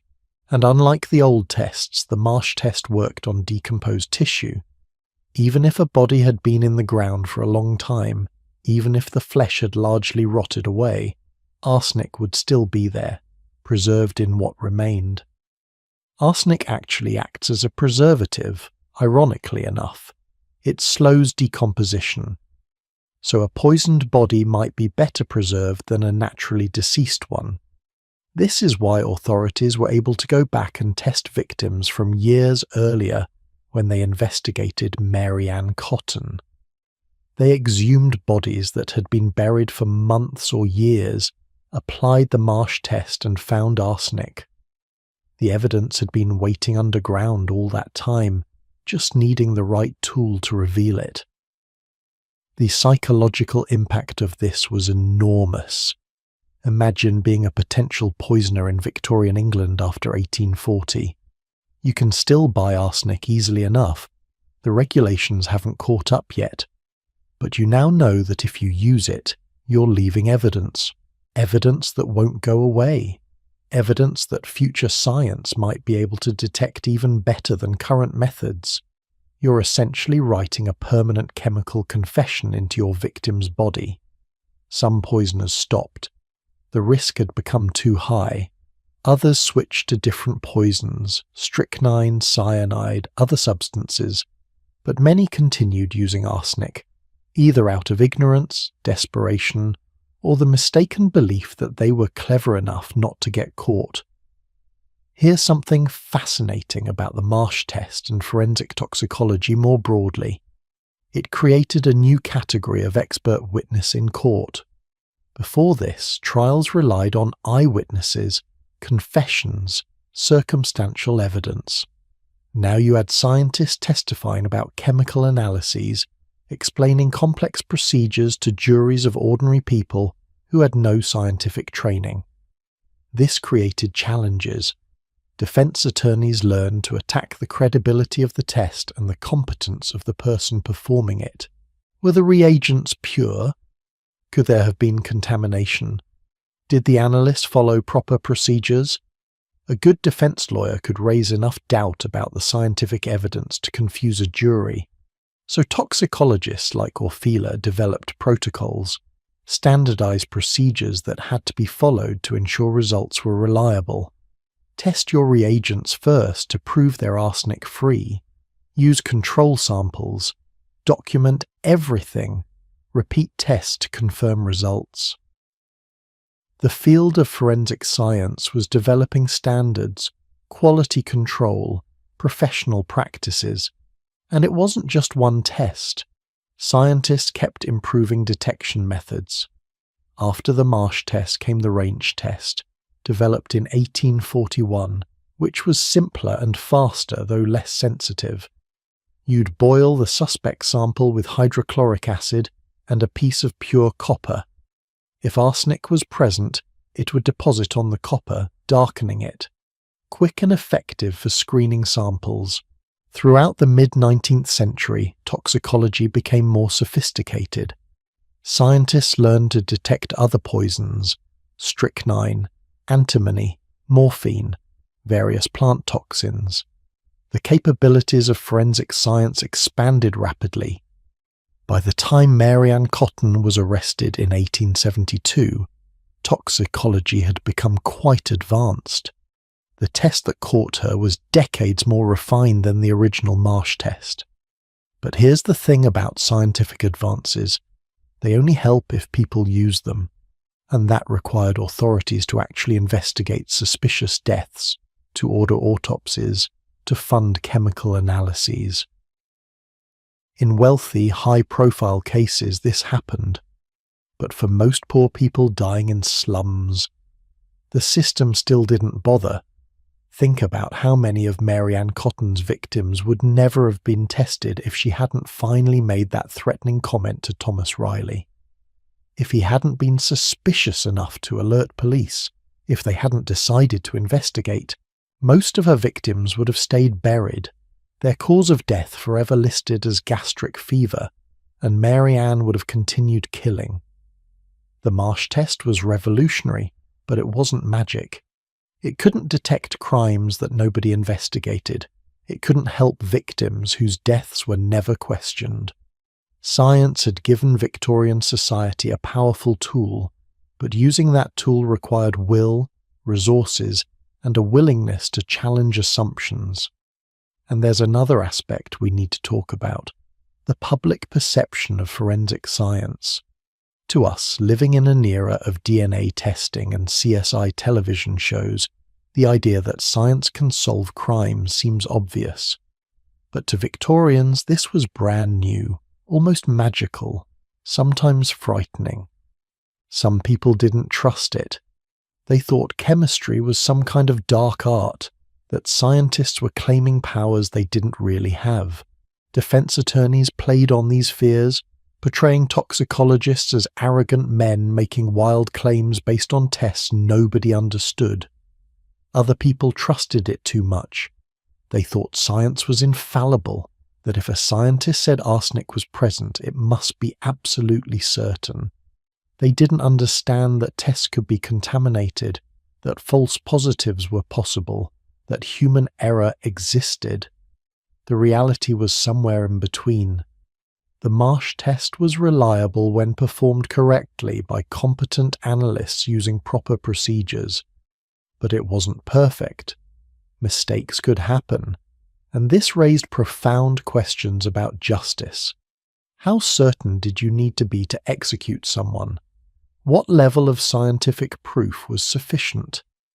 These questions are still relevant today. We still debate how reliable forensic evidence needs to be. We still worry about wrongful convictions based on misunderstood or misapplied science. The Victorians were grappling with these issues for the first time, setting precedents that affect how we think about evidence even now. James Marsh himself didn't live to see the full impact of his invention. He died in London in 1846 at the age of 51, still working at the Woolwich Arsenal. He was never wealthy, never famous outside scientific circles, never particularly honoured during his lifetime. But his test caught thousands of poisoners over the next century and probably deterred thousands more.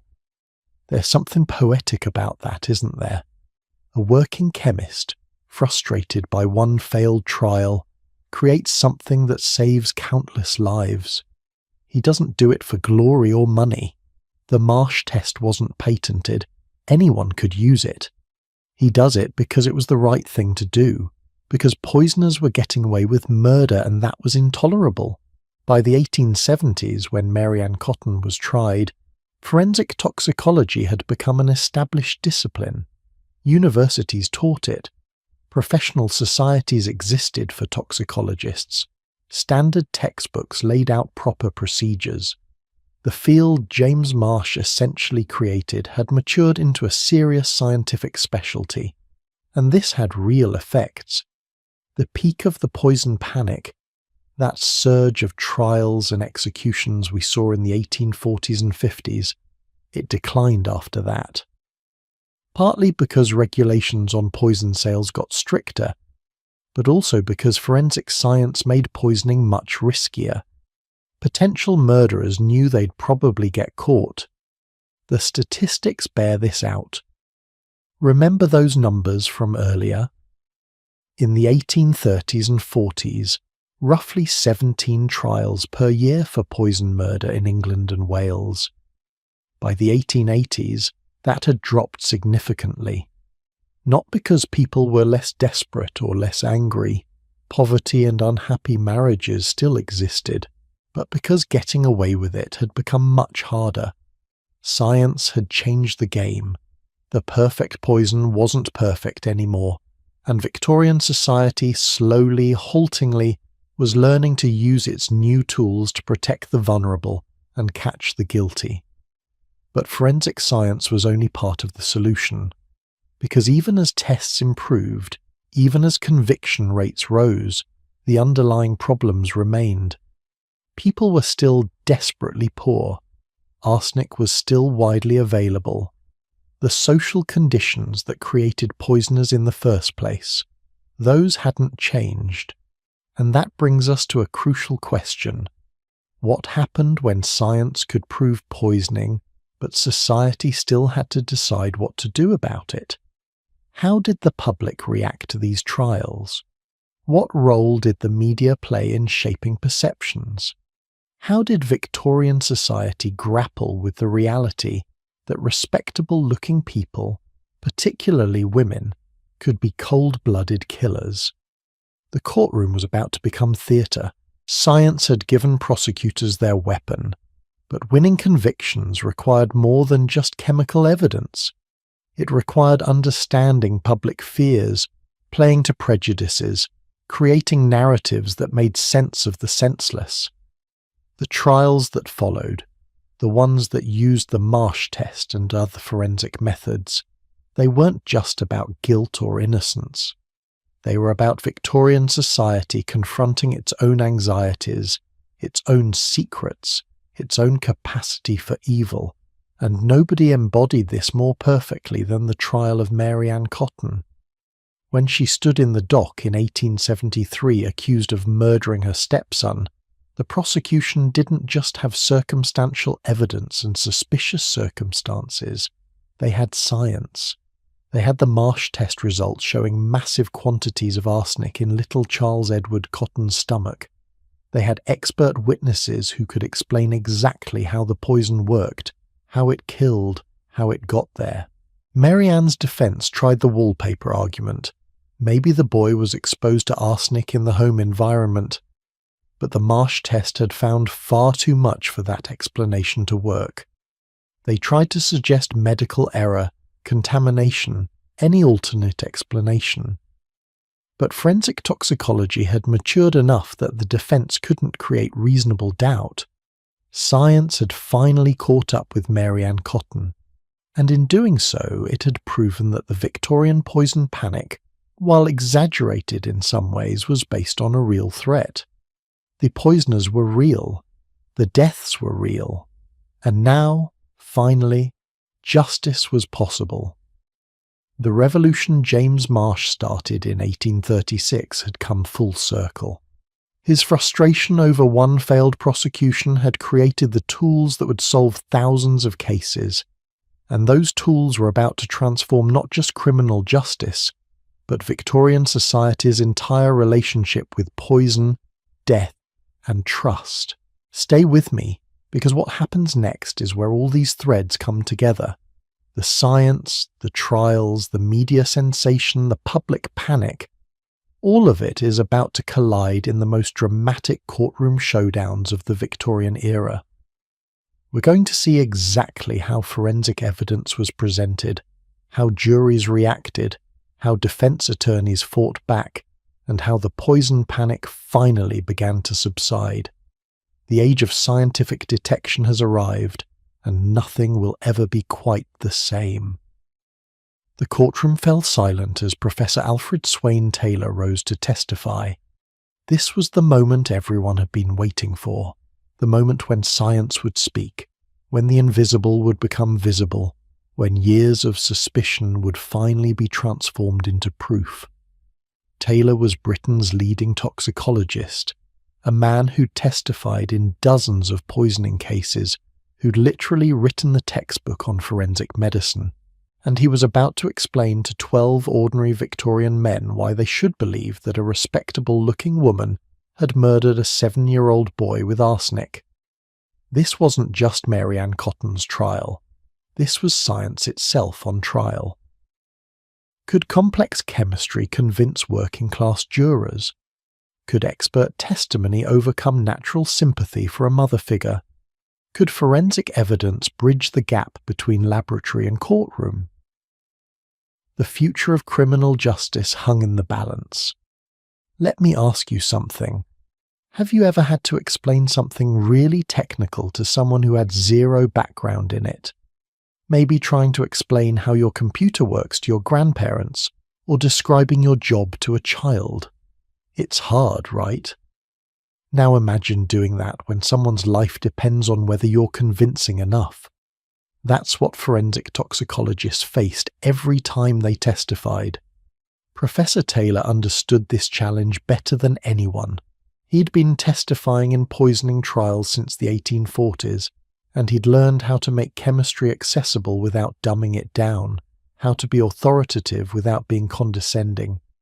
He knew that jurors needed to understand not just what he found, but how he found it, and why they could trust his methods.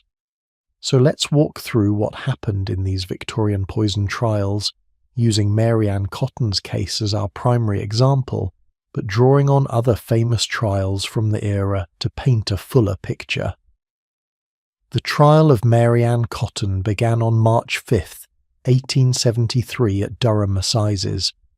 The prosecution was led by Charles Russell, a brilliant young barrister who would go on to become one of the most famous lawyers in Britain. Russell understood that winning this case required more than just scientific evidence. It required storytelling, psychology, and a keen understanding of Victorian social anxieties. Russell's opening statement didn't start with science. It started with emotion. He described little Charles Edward Cotton, a healthy 7-year-old boy playing, laughing, full of life. He described the sudden, agonizing illness, the vomiting, the pain, the suffering. He described a child crying for help, while the one person who should have protected him was the one causing his death. Only after establishing the human tragedy did Russell mention arsenic, toxicology, scientific proof. This was strategic. Jurors needed to care about the victim before they could process the technical evidence. They needed to feel the horror of child murder before they could appreciate the elegance of the Marsh test. The prosecution called witnesses in a carefully orchestrated sequence. First came character witnesses, people who'd known Charles, who could testify he'd been healthy. Then came Thomas Riley, the parish officer who'd heard Mary Ann make that chilling prediction. "I won't be troubled long." Riley's testimony established motive and consciousness of guilt. If Mary Ann knew Charles would die soon, how did she know unless she planned to kill him? Then came the doctor who'd first examined Charles's body, William Kilburn.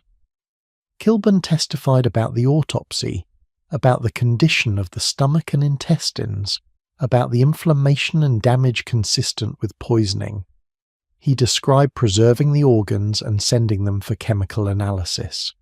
And then, finally, Professor Alfred Swain Taylor took the stand. Taylor was in his 60s by this point, with decades of experience. He'd examined evidence in some of Britain's most notorious poisoning cases. He'd testified against Adelaide Bartlett, who allegedly poisoned her husband with chloroform. He'd worked on the case of William Palmer, the so-called Rugeley poisoner, who'd killed multiple people with strychnine. His reputation was unimpeachable. Taylor explained his credentials first, his training, his publications, his experience. This established his authority. Then he walked the jury through exactly what he'd done. He'd received the stomach, intestines, and other organs from Charles Edward Cotton's body. He'd examined them carefully, noting the visible damage. Then he'd performed a series of chemical tests, including the Marsh test, to detect arsenic. Now, here's where it gets interesting. Taylor didn't just say, "I found arsenic." He explained the entire procedure in detail, how he'd first verified that all his chemical reagents were pure and arsenic-free, how he'd processed the stomach contents, how he'd performed the Marsh test, how he'd confirmed the results with additional tests. He testified that he'd found significant quantities of arsenic, far more than could be explained by environmental exposure or accidental contamination. The amount he detected was enough to kill an adult, let alone a small child. He estimated Charles had ingested somewhere between 3 to 4 grains of arsenic. For context, 2 grains could kill an adult. Charles was 7 years old. The prosecution then produced physical evidence, the actual arsenic mirror that Taylor had created during his analysis. This was passed around the jury box so each man could see it with his own eyes.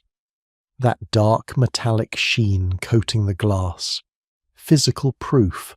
tangible evidence, not just a scientist's testimony, but something they could touch and examine. This was powerful. Remember, these were Victorian men, most without much education, certainly without scientific training. They understood physical objects. They could believe their own eyes. The arsenic mirror transformed abstract chemistry into concrete reality. But the defense wasn't going to give up without a fight. Mary Ann Cotton's lawyer, and unfortunately history doesn't record his name clearly, mounted several lines of attack against the scientific evidence. First, he tried the wallpaper defense. Victorian wallpaper often contained arsenic, as we've discussed. Couldn't Charles have been exposed to arsenic from the wallpaper in his home? Couldn't he have ingested small amounts over time that accumulated in his system? Taylor demolished this argument methodically. He explained that the concentration of arsenic he found was far too high to come from environmental exposure. He testified that he had examined wallpaper from the Cotton household, and while it did contain arsenic, the amount was minimal. Most importantly, he noted that the arsenic was found primarily in Charles's stomach and digestive system, indicating recent ingestion of a large dose, not gradual accumulation from environmental sources. The defense tried another angle. Couldn't the local chemist have made a mistake? Perhaps he'd sold Mary Ann bismuth, commonly used to treat stomach ailments, and accidentally given her arsenic instead. Again, Taylor was prepared. He testified that he had interviewed the chemist, examined his stock and records. The chemist had indeed sold Mary Ann arsenic, which she claimed was for bedbugs, but it was clearly labelled, clearly distinguished from medicines. There was no mistake. The defense then attacked Taylor's methodology. How could the jury be certain his tests were accurate? Couldn't there have been contamination during the analysis? How did they know he'd performed the test correctly? This is where Taylor's meticulous documentation proved crucial. He produced his laboratory notebooks, showing every step of his analysis, every control test he'd run, every precaution he'd taken. He explained that he'd tested his reagents first to prove they were arsenic-free. He'd used multiple different tests, all confirming the same result. He'd been assisted by another chemist who'd independently verified the findings. The cross-examination went on for hours. The defense lawyer tried every angle, raised every possible doubt. But Taylor remained calm, patient, thorough. He'd testified in dozens of trials. He knew how to handle hostile questioning. One particularly dramatic exchange occurred when the defense lawyer suggested that Taylor, as a paid expert witness, had a financial interest in finding poison. Taylor's response was devastating. He testified that he'd found no arsenic in some cases where he'd been asked to examine bodies, and he'd testified accordingly, even though it disappointed the prosecution. His commitment was to truth, not to any particular outcome. This ethical authority mattered enormously. Victorian jurors were suspicious of witnesses who seemed too partisan, too willing to say whatever they were paid to say. Taylor's reputation for objectivity was a huge asset to the prosecution. But here's something fascinating. The defense couldn't really challenge the core finding. They could quibble about details, raise hypothetical possibilities, create confusion around the edges, but they couldn't dispute that massive amounts of arsenic were in Charles Edward Cotton's body. That fact was undeniable. So instead, the defense tried to shift focus to circumstantial evidence. Maybe Charles did die of arsenic poisoning, but did Mary Ann give it to him? Could someone else have done it? Could it have been an accident? This is where the prosecution's careful construction of circumstantial evidence became important. They'd established that Mary Ann purchased arsenic. They'd shown she had motive. Charles was an obstacle to her plans to remarry. They'd proven she had opportunity. She prepared all his meals. They demonstrated consciousness of guilt through her prediction that Charles would go like all the rest. And then Russell, the prosecutor, delivered his masterstroke. He introduced evidence about the other deaths in Mary Ann's life, not to prove she'd committed those murders, she wasn't on trial for them, but to establish a pattern. One death by arsenic poisoning might be explained away. But when you looked at Mary Ann's history, 15, maybe 20 deaths, all showing similar symptoms, all leaving her with insurance money, the pattern became impossible to ignore. The defense objected strenuously. They argued that this was prejudicial, that Mary Ann was only on trial for one murder, that the jury shouldn't hear about these other deaths. But the judge allowed it, ruling that the pattern of deaths was relevant to establishing intent and method. This was a crucial legal precedent. Victorian courts were developing the rules for how scientific evidence and pattern evidence could be used. The decisions made in cases like Mary Ann Cotton's would influence criminal justice for decades. The prosecution also called witnesses to testify about Mary Ann's behaviour after Charles's death. She'd shown no grief. She'd immediately asked about burial arrangements and insurance money. She'd seemed more concerned with her own convenience than with the loss of a child. This coldness, this lack of normal maternal emotion, played into Victorian fears about unnatural women, about mothers who violated the most sacred bond. Now, we should pause here and acknowledge something uncomfortable. The trial of Mary Ann Cotton, like many Victorian trials of female defendants, was shaped by gender prejudices. The prosecution didn't just have to prove she'd committed murder, they had to prove she'd violated feminine nature itself, that she was a monster disguised as a woman. Russell's closing argument made this explicit. He described Mary Ann as someone who'd betrayed every trust, violated every instinct that should be natural to women. He painted her as the ultimate Victorian nightmare, the angel of the home transformed into the angel of death. It was effective rhetoric, but it also reflected deep anxieties about women's roles and women's nature. The defence's closing argument took a different approach. The lawyer, and again, history has been frustratingly unclear about who exactly defended Mary Ann, appealed to the jury's sympathy and their caution. He emphasized that this was a capital case, that they were deciding whether to take a woman's life. He urged them to have absolute certainty before convicting. He reminded them that circumstantial evidence could be misleading, that coincidences did happen, that they shouldn't condemn someone based on suspicion and prejudice. It was a reasonable argument.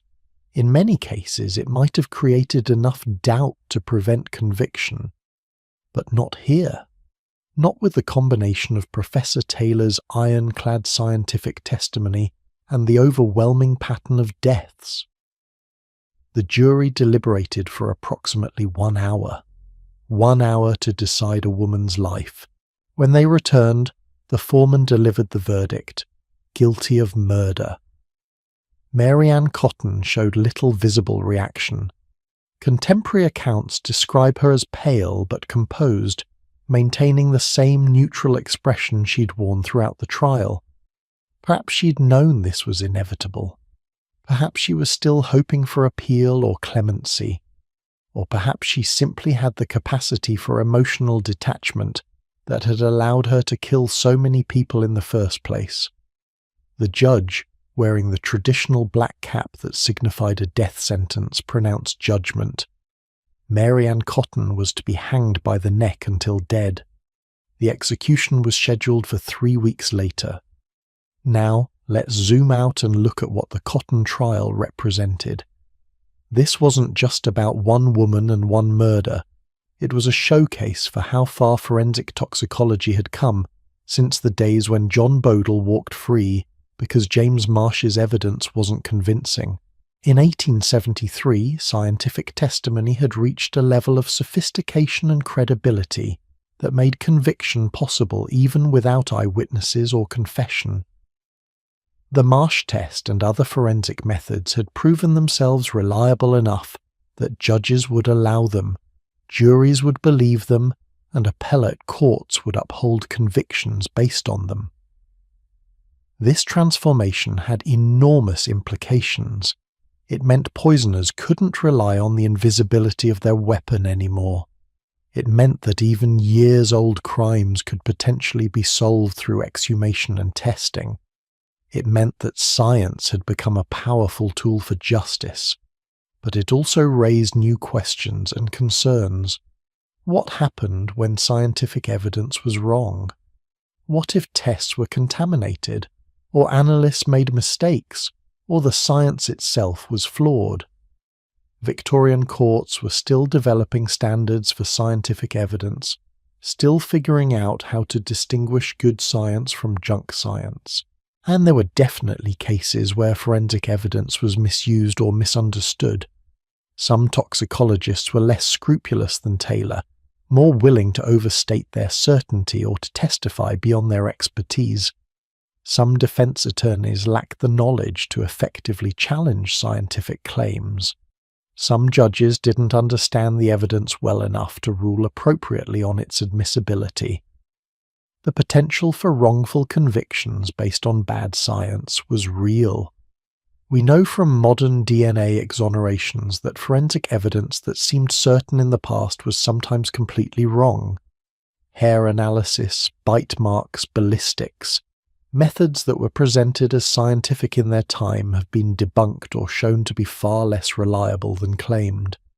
Victorian toxicology was better than these pseudosciences. The Marsh test, when performed properly, really did detect arsenic. The chemistry was sound.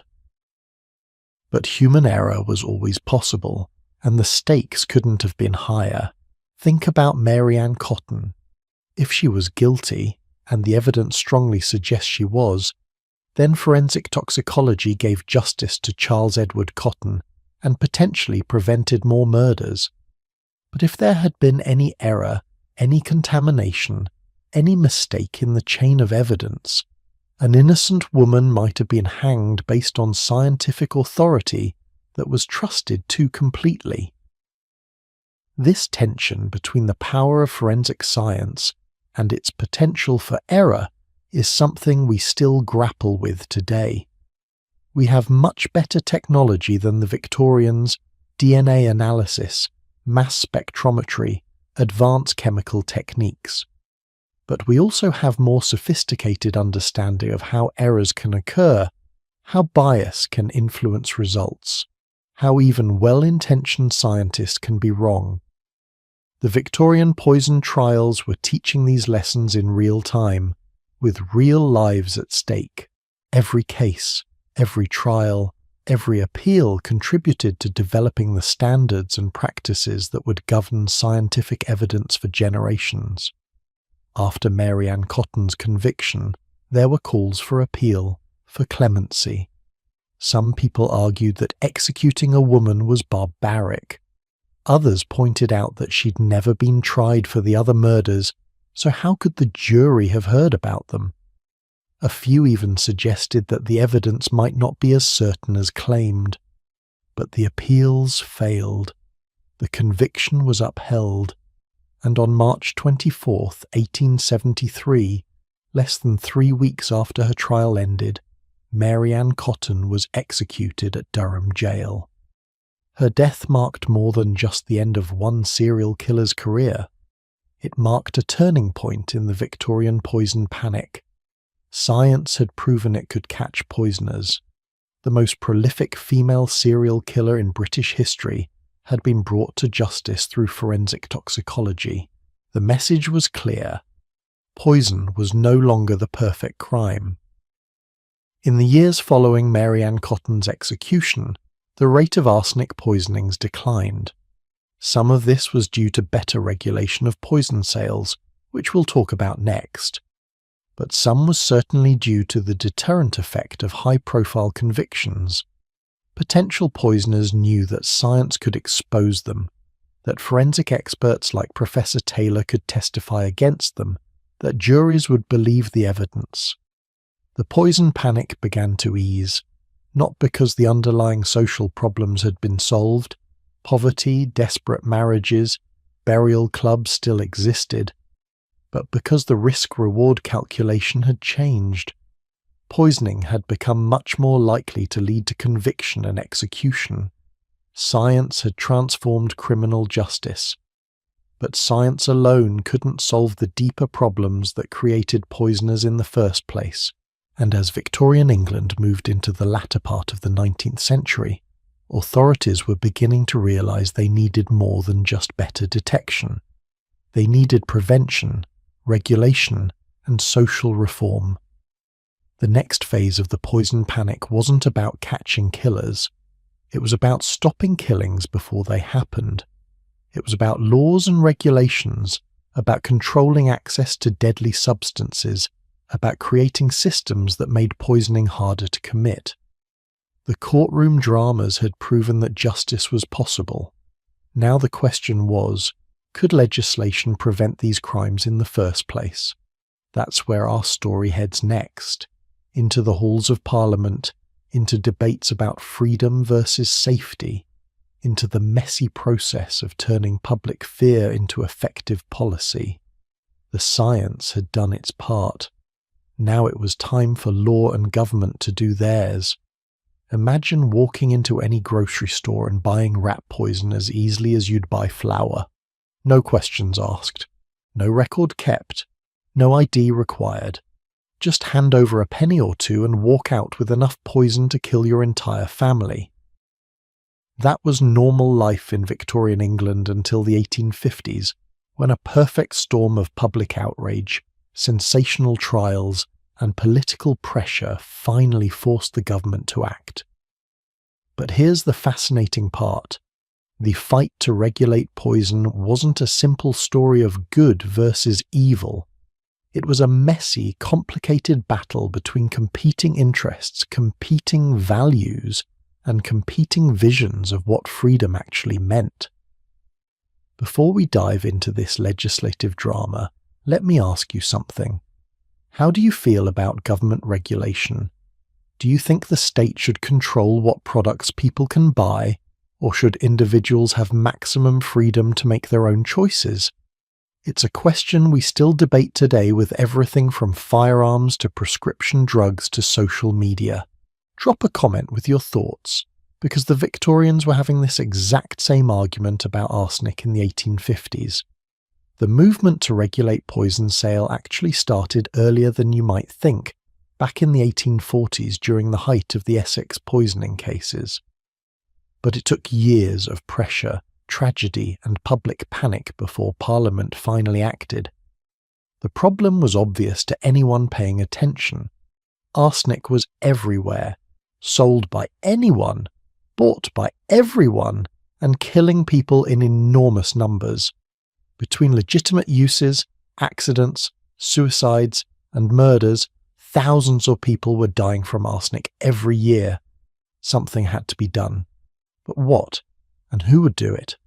The first serious push came from medical professionals and toxicologists.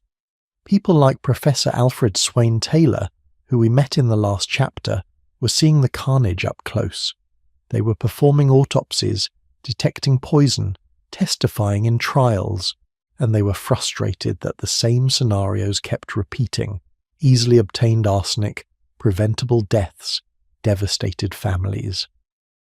In 1848, the Times newspaper published a blistering editorial calling for immediate action. The editorial pointed out that Britain regulated the sale of gunpowder, controlled access to dangerous chemicals in factories, and had all sorts of laws protecting public safety. Yet any child could walk into a shop and buy enough poison to kill dozens of people. The absurdity was striking. The editorial came right after the Essex cases hit the news, when public anxiety about poisoning was at fever pitch. People were genuinely afraid. Men joked nervously about checking their tea for white powder. Some actually refused to eat food prepared by wives they'd argued with. The paranoia was getting ridiculous. but it was also creating political pressure for reform. Various reform groups took up the cause.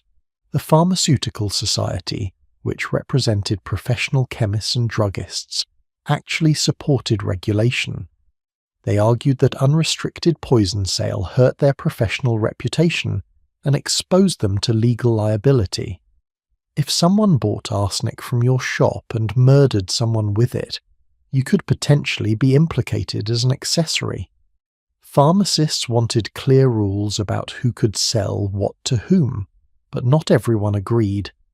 And this is where the story gets interesting, because the opposition to poison regulation came from surprising places and for complex reasons. Agricultural interests opposed strict controls because farmers relied on arsenic for pest control and crop treatment. They argued that requiring documentation, limiting quantities, or restricting sales to licensed dealers would increase costs and hurt their already slim profit margins.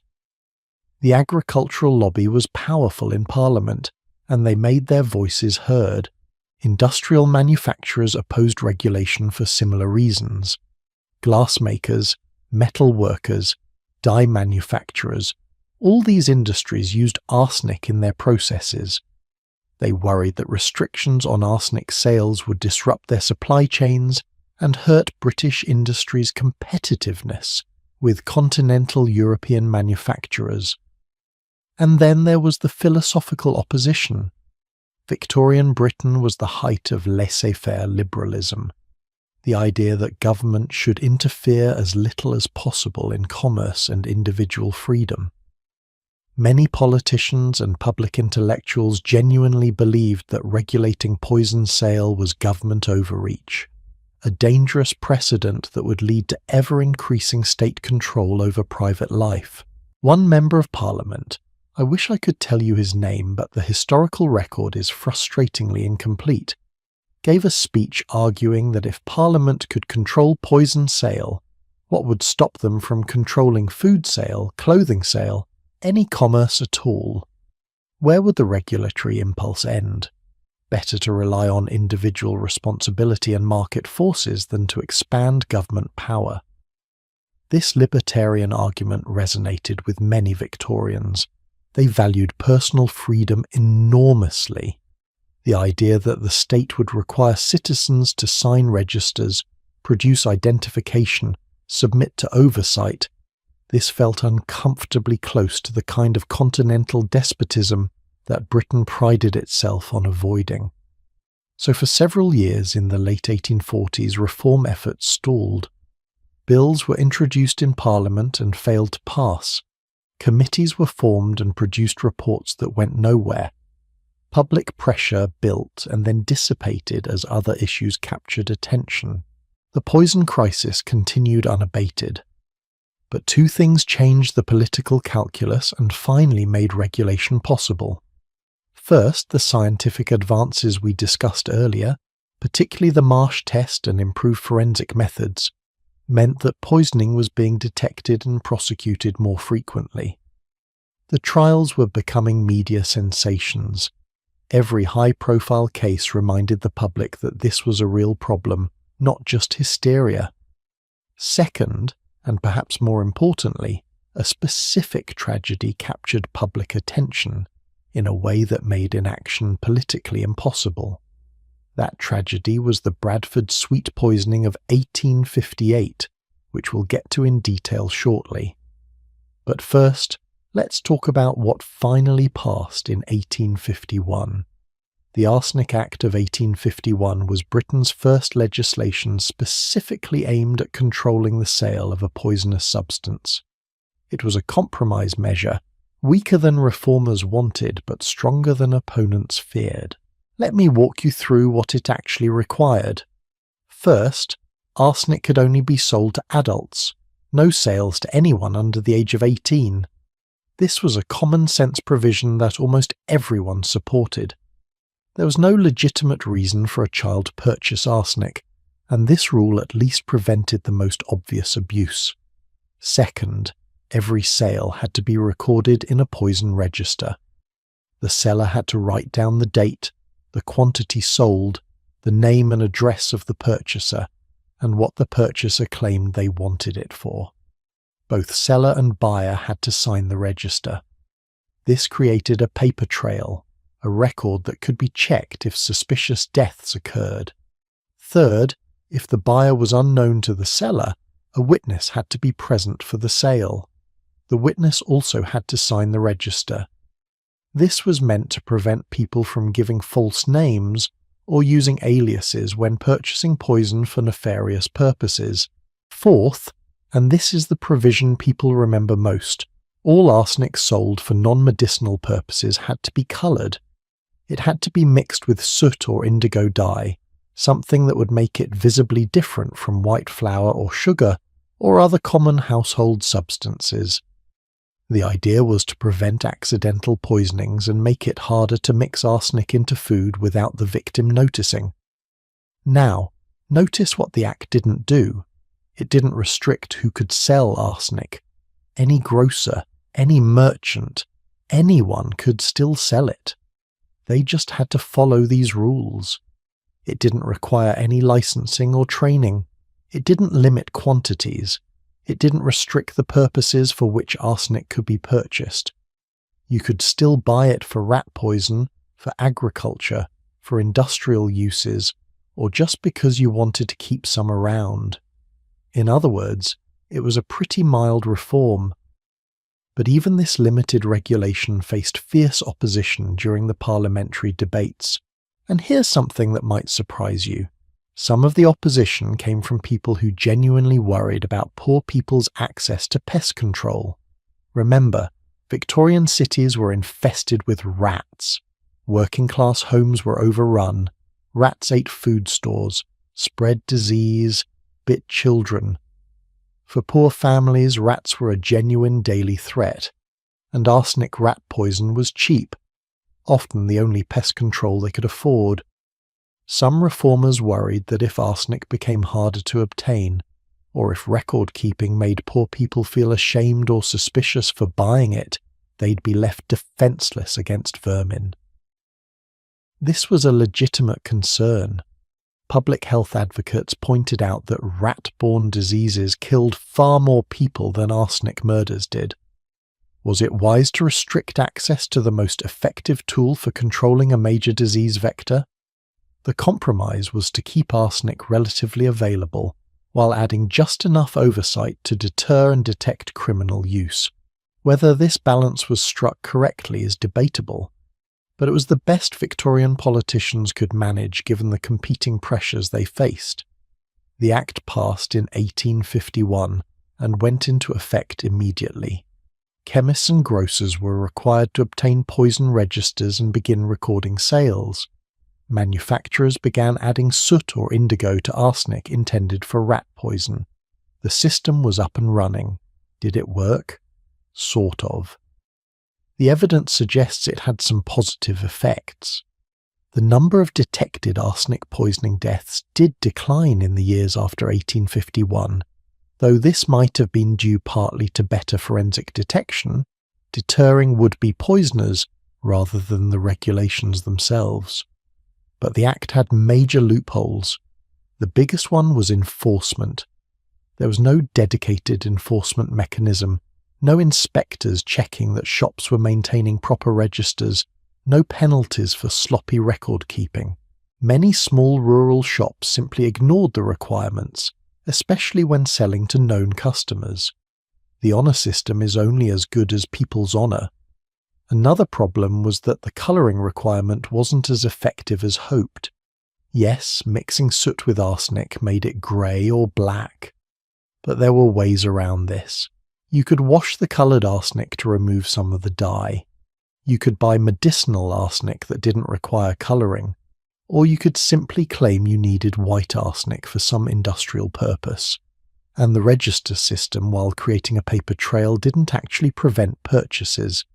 If I wanted to buy arsenic to poison someone, I could still do it. I'd just have to sign my real name. This would make it easier to catch me after the crime, but it didn't stop the crime from happening.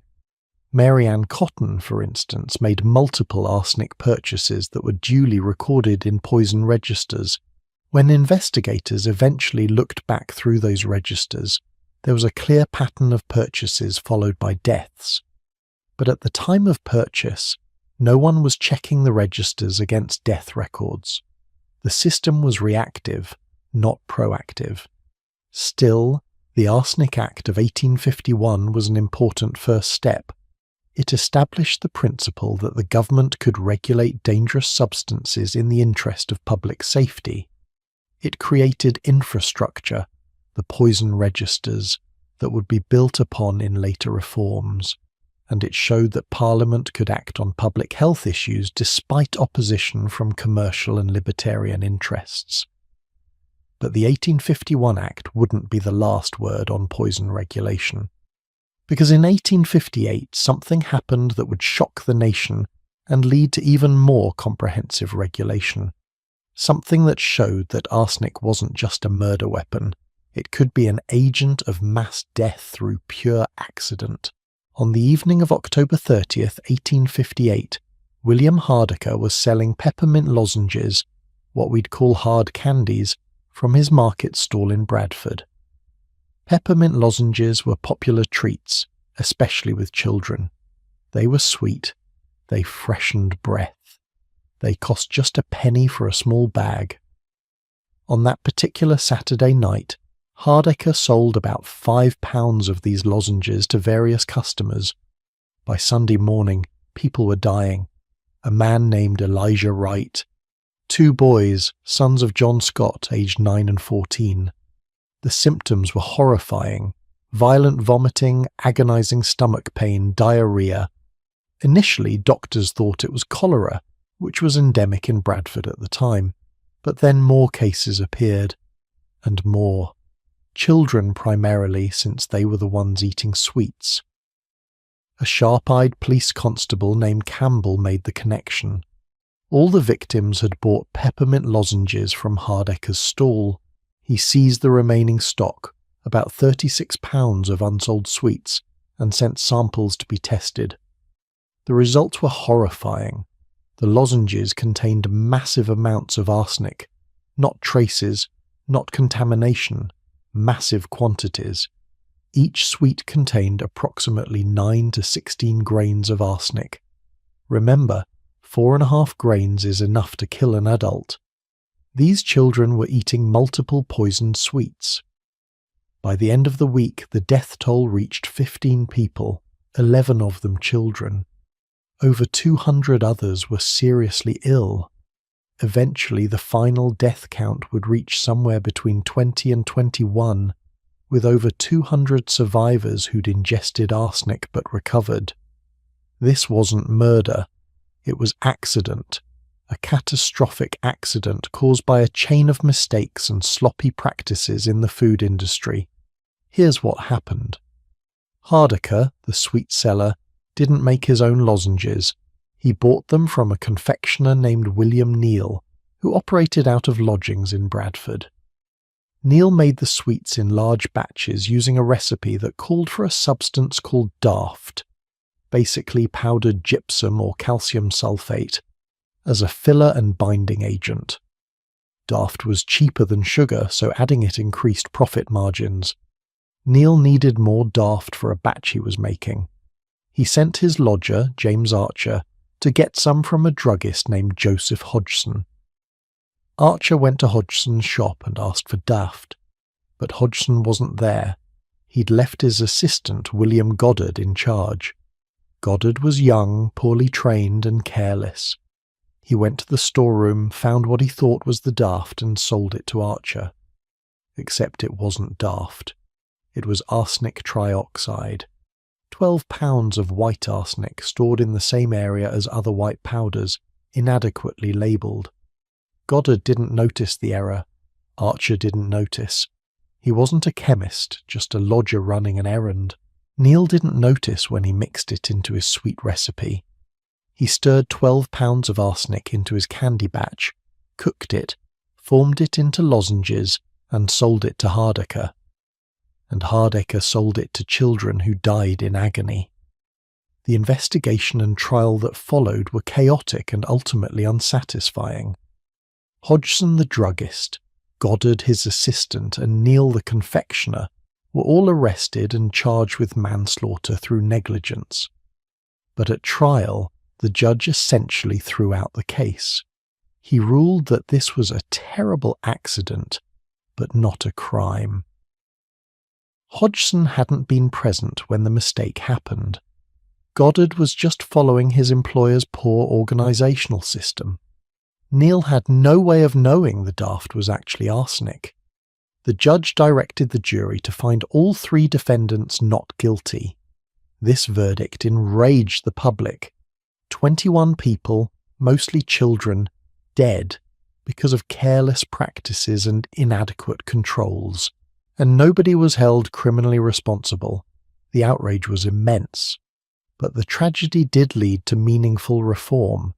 The public demanded action, and this time Parliament couldn't ignore them.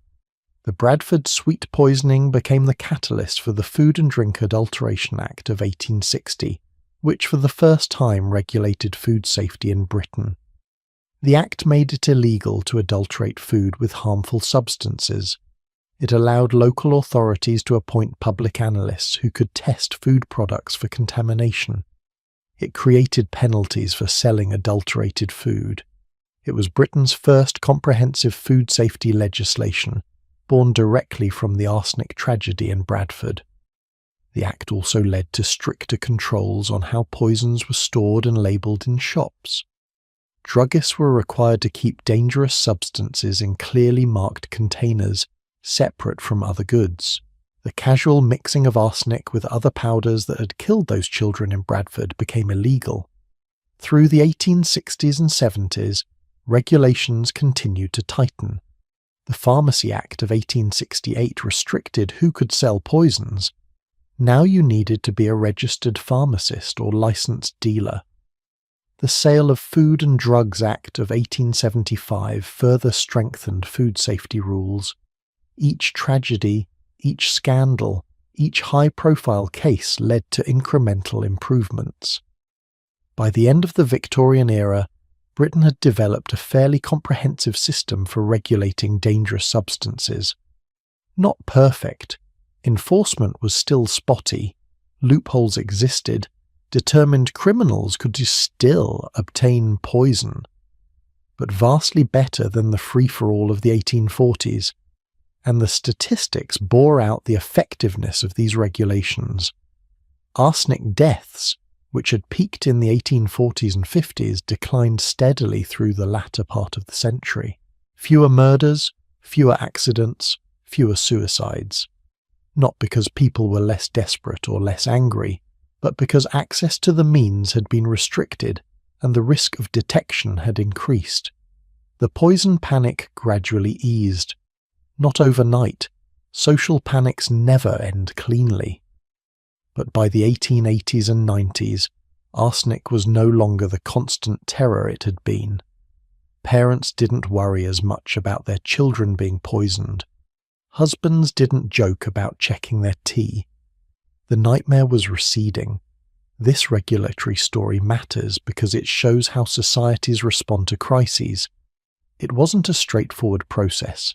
It required tragedy, pressure, compromise, and incremental progress. It required balancing competing interests and values. It required learning from failures like the Bradford case and successes like catching Mary Ann Cotton. And honestly, the Victorian experience with arsenic regulation is remarkably relevant today. Think about how we regulate firearms, or opioids, or social media algorithms. We face similar questions about freedom versus safety, about individual liberty versus collective welfare, about whether regulation works or just creates new problems. The Victorians figured some things out.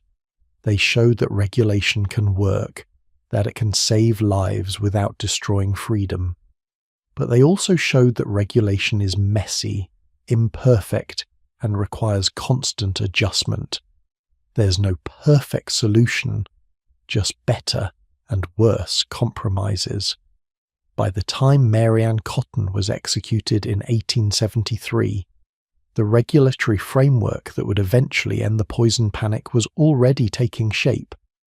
The combination of forensic science to catch poisoners and legal restrictions to prevent poisoning was starting to work.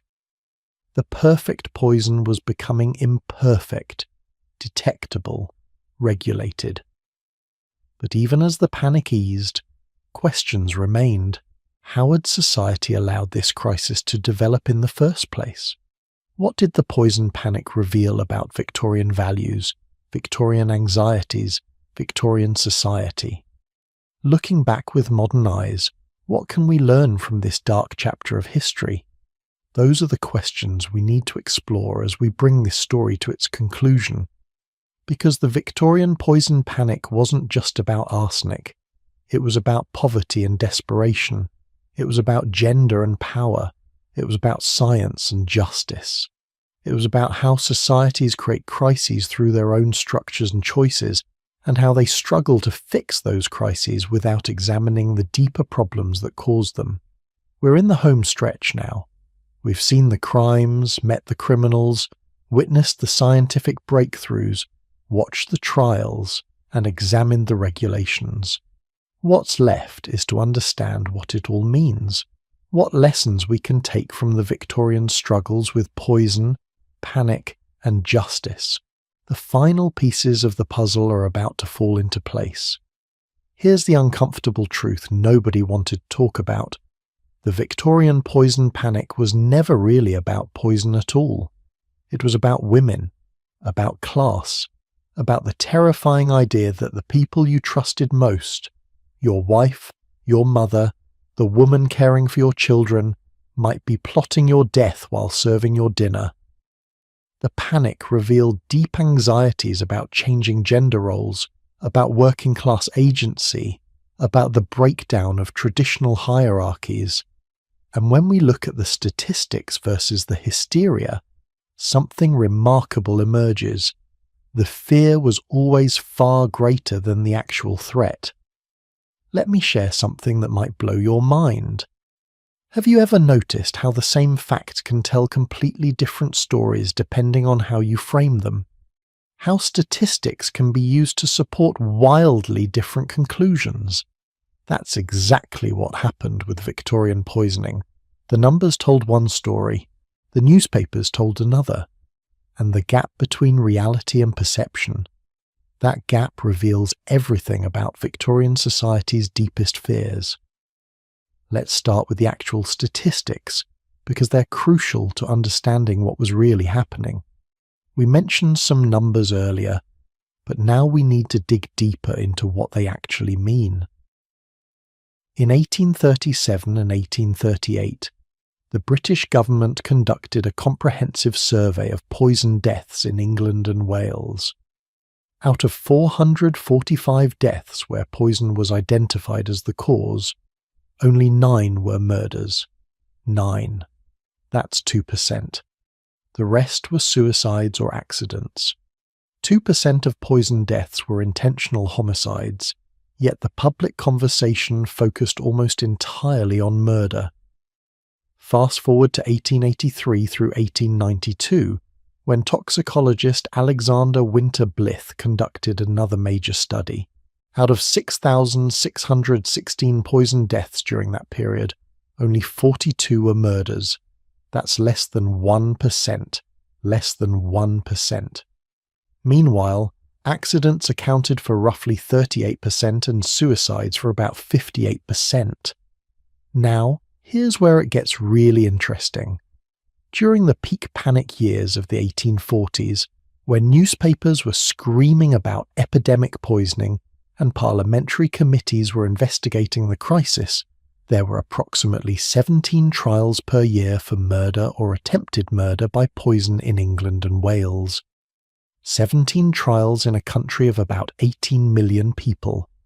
To put that in perspective, in 1842, 101 people in New York City alone died by suicide through hanging. 444 died in traffic accidents. 237 died from gunshot wounds, and 997 died from poisoning. but the vast majority were suicides or accidents, not murders. So why did Victorian England convince itself it was in the grip of a poisoning epidemic when the numbers simply didn't support that conclusion? The answer tells us a lot about moral panics, media influence, and social anxiety. First, let's talk about the nature of poisoning as a crime. Unlike most forms of violence, poisoning is invisible, domestic, and intimate. A stabbing happens in a moment of passion or confrontation. A shooting is loud and public. But poisoning happens as a home, over time, disguised as care. The victim trusts the killer. The weapon is a cup of tea, a bowl of soup, a loving gesture transformed into murder. This intimacy made poisoning psychologically terrifying in a way that other crimes weren't. Victorians valued domestic life enormously. The home was supposed to be a sanctuary, a refuge from the harsh outside world. And women, wives, mothers, daughters, were the angels of that home, the guardians of domestic virtue and safety. When a woman poisoned someone, she wasn't just committing murder. She was violating the entire Victorian domestic ideal. She was transforming the sanctuary into a death trap, the angel into a demon. This cultural transgression amplified the horror far beyond what the actual crime statistics warranted. Now let me ask you something, and be honest with yourself. When you imagine a Victorian poisoner, who do you picture? Probably a woman, right? Maybe middle-aged, respectable-looking, offering tea with a cold smile. That image is deeply embedded in our cultural consciousness. But here's the thing. Men also poisoned people. Men had equal access to arsenic. Men also had motives for murder. Yet the poison panic focused overwhelmingly on female poisoners. Why? Because women poisoning challenged fundamental Victorian beliefs about gender and nature. Victorian ideology held that women were naturally nurturing, naturally gentle, naturally moral. They were supposed to be the civilizing influence on brutal male nature. If women could coldly calculate murder, if they could watch their victims suffer without remorse, then what did that say about gender itself? The newspapers played into this anxiety constantly. Look at how they described Mary Ann Cotton, the Dark Angel, a monster in woman's form, unnatural and evil.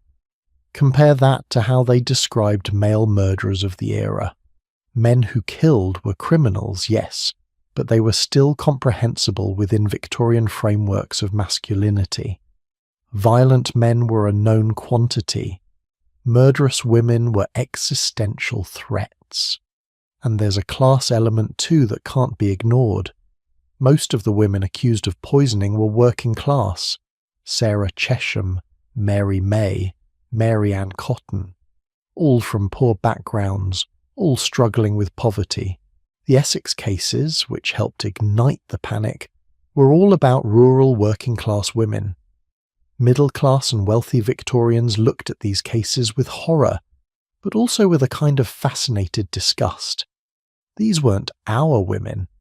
These were the dangerous poor, the unwashed masses who didn't share middle-class values about domestic sanctity and maternal love.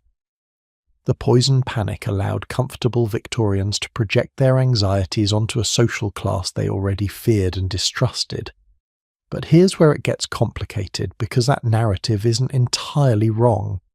Working-class women did face pressures and temptations that wealthier women didn't. The burial clubs we discussed earlier? Those were working-class institutions, the grinding poverty that made insurance money look like salvation. That was a working-class reality. The lack of options for women trapped in brutal marriages. That affected poor women far more than wealthy ones. So yes, most convicted poisoners were working-class women. But not because working-class women were inherently more murderous, because they were more desperate, more trapped, more willing to take terrible risks because the alternative seemed worse. The media's role in creating and sustaining the poison panic cannot be overstated. Victorian newspapers had discovered that crime sells, especially sensational crime involving sex, death, and transgression of social norms. The poison trials had all of that. Newspapers covered these trials in obsessive detail. They printed transcripts of testimony. They published sketches of the accused. They speculated wildly about motives and guilt. They competed with each other for the most lurid headlines, the most shocking revelations. The Times, the Morning Chronicle, the Illustrated Police News, all these papers devoted enormous coverage to poison cases, and their reporting wasn't neutral or objective. It was sensationalized, moralistic, designed to provoke emotional reactions. They created narratives where women were either innocent victims of circumstantial evidence or calculating monsters with no middle ground. This media coverage created what we'd now call an availability bias. People heard about poisoning constantly, so they overestimated how common it was. Every suspicious death became potential poisoning in the public imagination. Every argument between spouses raised dark suspicions. The media had created a climate where poison seemed to be everywhere, even though statistically it remained quite rare. And there's another factor we need to consider: the similarity between arsenic poisoning symptoms and common diseases. Victorian England was a disease-ridden place. Cholera epidemics swept through cities regularly. Tuberculosis killed thousands. Gastric fever, typhoid, dysentery. All these diseases cause symptoms similar to arsenic poisoning: vomiting, diarrhea, stomach pain, weakness, death. This similarity created two problems. First, genuine poisoning could be misdiagnosed as disease, allowing murderers to escape detection.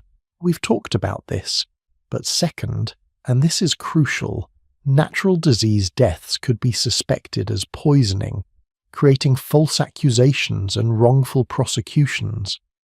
How many women were accused of poisoning when their family members actually died of natural causes? We'll never know for certain, but it definitely happened. In an era before reliable diagnostic testing, before the Marsh test could definitively prove arsenic presence, suspicion could easily become accusation, and accusation could become conviction. Think about Hannah Southgate, one of the Essex women we discussed earlier. She was accused of poisoning her husband, went through the trauma of arrest and trial, and was ultimately acquitted because the evidence was insufficient. But her life was ruined anyway. Even after acquittal, her community believed she was guilty. Was her husband actually poisoned? Or did he die of natural causes while she happened to have purchased arsenic for legitimate pest control? We can't know, but the suspicion destroyed her life regardless. This is the dark side of moral panics. They don't just affect the guilty, they create an atmosphere of suspicion and fear where innocent people get caught up in the hysteria, where normal behavior gets reinterpreted as sinister, where coincidence becomes evidence of conspiracy. The Victorian poison panic also intersected with other anxieties of the era. The 1840s and 50s were a time of enormous social change. Industrialization was transforming the economy and society. Traditional rural communities were breaking down. Women were just beginning, to push for more rights, more education, more independence. The old certainties were crumbling. In this context, the poison panic became a way to channel anxiety about social change. If women could be trusted with poison, if they could be trusted at all, then maybe the traditional gender hierarchy wasn't as natural or necessary as people thought. The panic about poisoning was partly a panic about women gaining agency, about the potential consequences of women having power. There's a telling quote from an 1848 article in The Spectator that captures this anxiety perfectly. The article claimed that burial clubs created a popular incentive to infanticide and suggested it had become a more profitable trade to breed sucking children than pigs or poultry. The language is shocking, dehumanizing. It portrays working-class mothers as farm animals, their children as livestock bred for slaughter and profit. This kind of rhetoric reveals the class prejudice and misogyny underlying much of the poison panic discourse. The comfortable middle classes wanted to believe that poor women were capable of such calculated evil because it justified their own position of privilege. If the poor were morally inferior, naturally inclined to vice, then the social hierarchy was natural and correct. The poison panic reinforced existing prejudices rather than challenging them. But we also can't go too far in the other direction. Some women really did poison their families for insurance money. Mary Ann Cotton wasn't a victim of false accusation or class prejudice. The evidence against her was overwhelming. She really did kill repeatedly over 2 decades. The poison panic, while exaggerated, was based on genuine crimes. The challenge is holding 2 truths simultaneously. The panic was real, the hysteria was manufactured and sustained by media and prejudice, and actual poisonings were relatively rare. But also, some people really were murdered with arsenic. Some women really did violate every trust and norm to kill for money or freedom, and society needed tools to detect and prevent these crimes.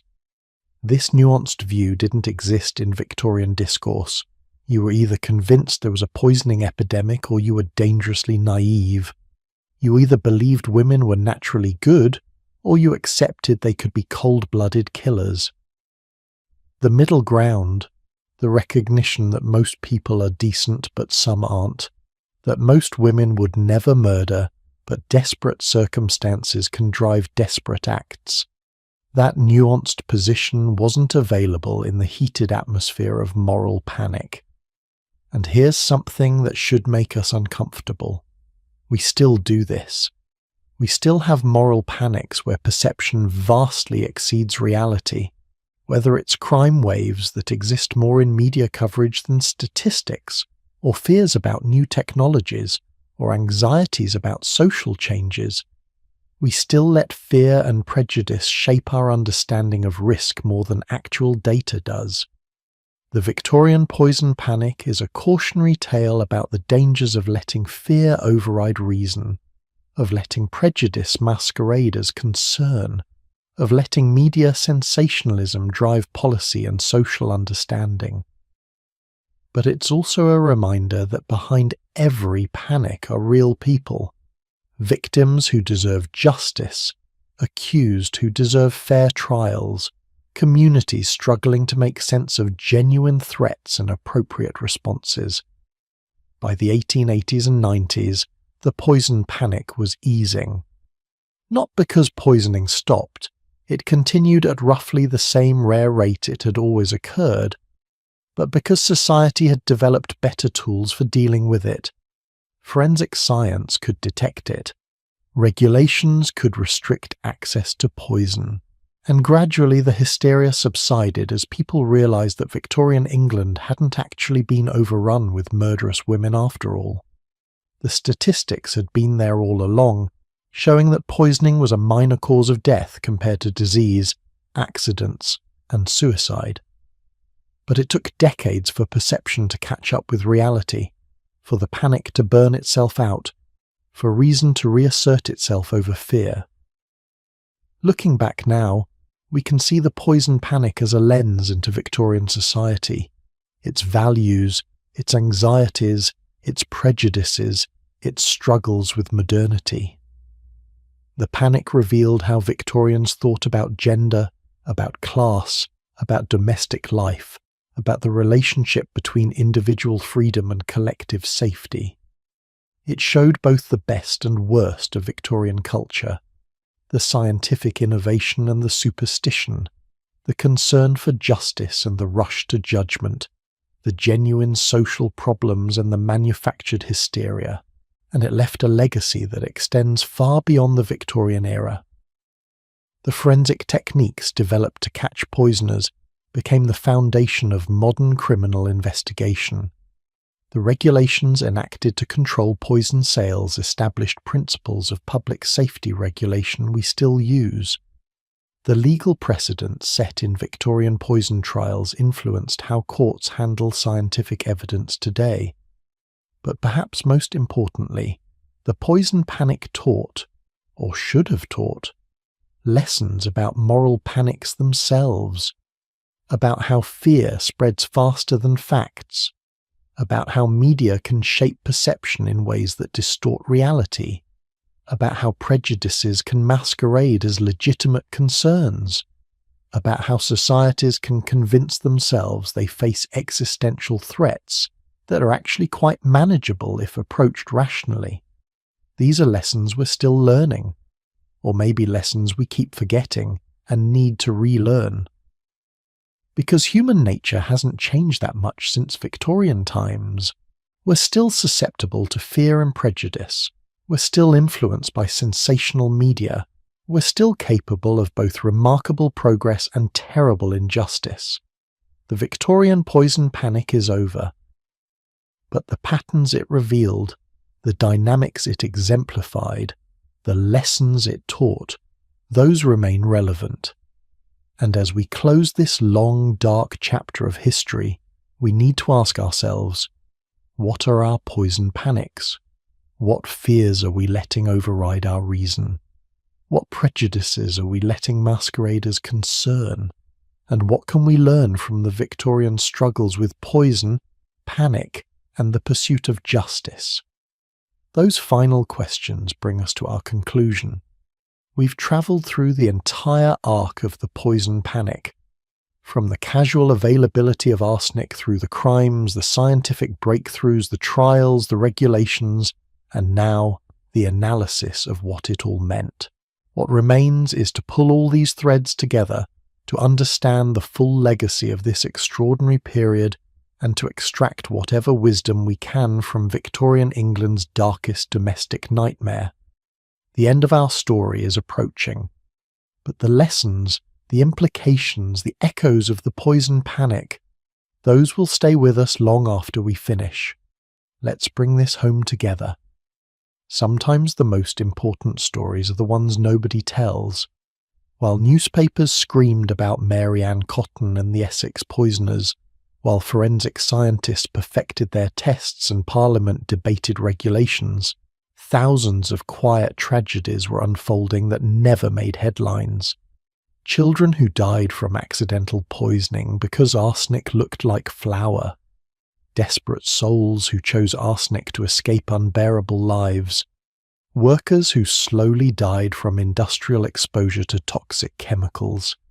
These victims didn't get sensational trials or front-page coverage, but their stories reveal truths about Victorian society that the poison panic obscured.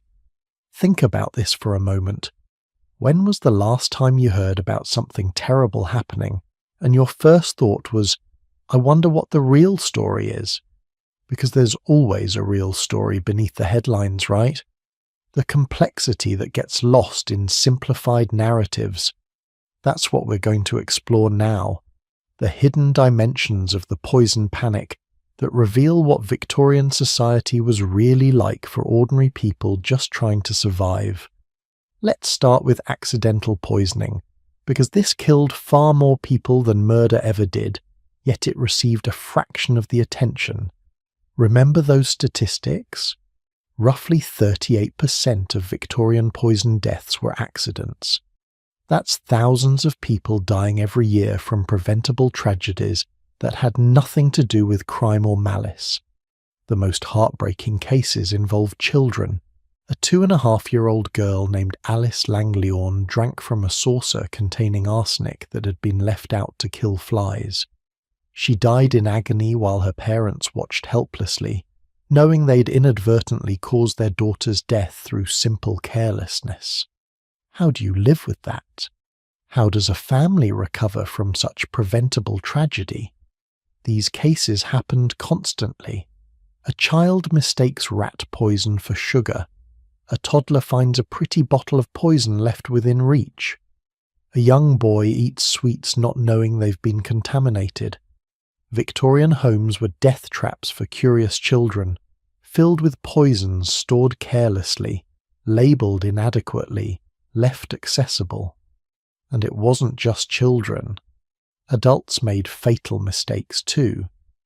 In the days before standardized packaging and clear labeling, people routinely mixed up medicines and poisons. A coroner's report from 1838 describes numerous cases where adults mistakenly took poison instead of medicine. Bottles looked similar, white powders looked identical. Someone feeling ill would reach for what they thought was bismuth for a stomach upset and accidentally take arsenic instead. These weren't stupid people. They were people living in a world where household products weren't standardized, where literacy rates were low, where artificial lighting was poor, where someone exhausted from 14-hour workdays might make a fatal error in dim candlelight. The wonder isn't that accidents happened. The wonder is that more people didn't die this way. The colouring requirement in the 1851 Arsenic Act was supposed to help prevent these accidents, making rat poison grey or black so it wouldn't be confused with flour or sugar. But this only applied to arsenic sold for pest control, not for industrial or agricultural purposes. And even coloured arsenic could be washed or processed to remove the dye if someone was determined. The regulation helped, but it couldn't eliminate the fundamental problem. Poison was everywhere, integrated into every aspect of Victorian life. Now let's talk about suicide, because this accounts for roughly 58% of Victorian poison deaths, by far the largest category. Yet suicide barely featured in the poison panic discourse. Why? Because suicide didn't fit the narrative of innocent victims and evil poisoners. It was uncomfortable, stigmatized, too complex to fit into simple moral stories. Victorian England had a suicide crisis. The stresses of industrial society, the grinding poverty, the lack of social safety nets, the stigma around mental illness, all of this created epidemic levels of despair. And poison was often the method chosen, particularly by women. A coroner's report from 1837 provides devastating glimpses into these tragedies. Humphrey Harper, 28 years old from Manchester, poisoned himself with prussic acid, that's cyanide, in a fit of insanity arising from pecuniary wants and disappointment. In other words, he was broke, hopeless, and saw no way out. Jane Jackson, 45 years old, also from Manchester, poisoned herself with arsenic because of want of employment. She couldn't find work, couldn't feed herself, chose death over starvation or the workhouse. Mary Shulen, 66, poisoned herself with laudanum while in excessive despondency and impaired reason, brought on by her son's death. Grief and age and loneliness became unbearable. These weren't isolated cases, they were patterns. Economic desperation drove people to suicide. Bereavement drove people to suicide. Mental illness that Victorian medicine couldn't treat or even understand drove people to suicide. And poison was readily available, relatively painless compared to other methods, and quick. There's something particularly tragic about working-class Victorian suicides. The coroner reports list their motivations bluntly: want of employment, pecuniary wants, excessive poverty. These weren't people who couldn't cope with normal life stresses. These were people ground down by economic systems that offered no support, no hope, no escape, except death. And Victorian society's response? Largely to stigmatize and criminalize. Suicide was illegal, technically considered self-murder, a felony. Until 1823, people who died by suicide couldn't be buried in consecrated ground, and were often interred at crossroads with stakes through their hearts to prevent their ghosts from walking. Even after reforms, suicide remained deeply shameful.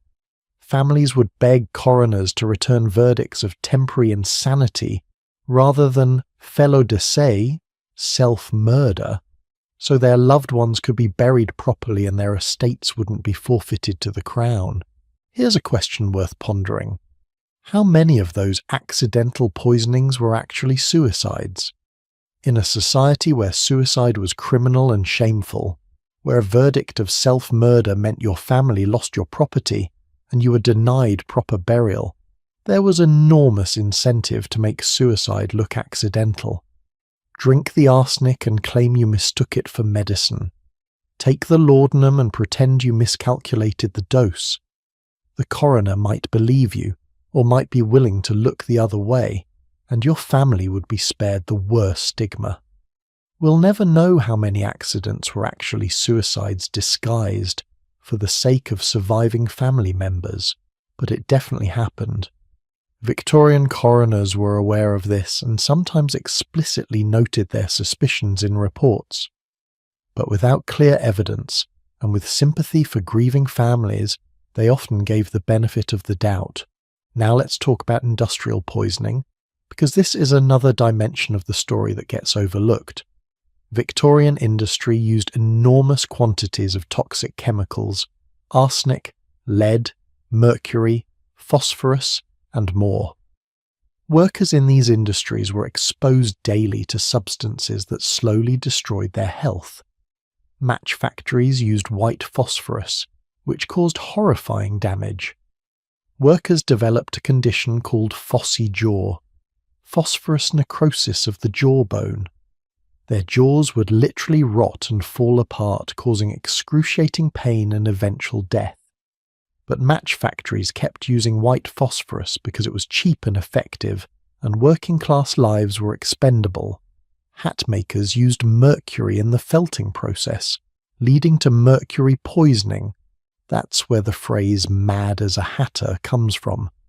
Mercury poisoning caused tremors, personality changes, hallucinations. But the industry continued because mercury worked well and worker safety wasn't a priority. Arsenic miners and processors faced constant exposure. The mines themselves were toxic environments. The chemical plants that processed arsenic into various products were worse. Workers breathed arsenic dust, got it on their skin, carried it home on their clothes where it contaminated their families. Remember William Morris, the famous designer we mentioned way back in part 1? His family wealth came from arsenic mines in Devon. Morris himself was a socialist, an advocate for worker welfare and humane labour conditions. Yet he apparently never visited the mines that funded his comfortable life, never concerned himself with the workers and families being slowly poisoned by the very industry that made his artistic career possible. This willful blindness was typical of Victorian capitalism. Industrial poisoning killed and maimed thousands of workers, but because these deaths happened slowly over years rather than dramatically in a single moment, because they affected the working poor rather than the respectable middle class, they didn't generate panic or urgent reform.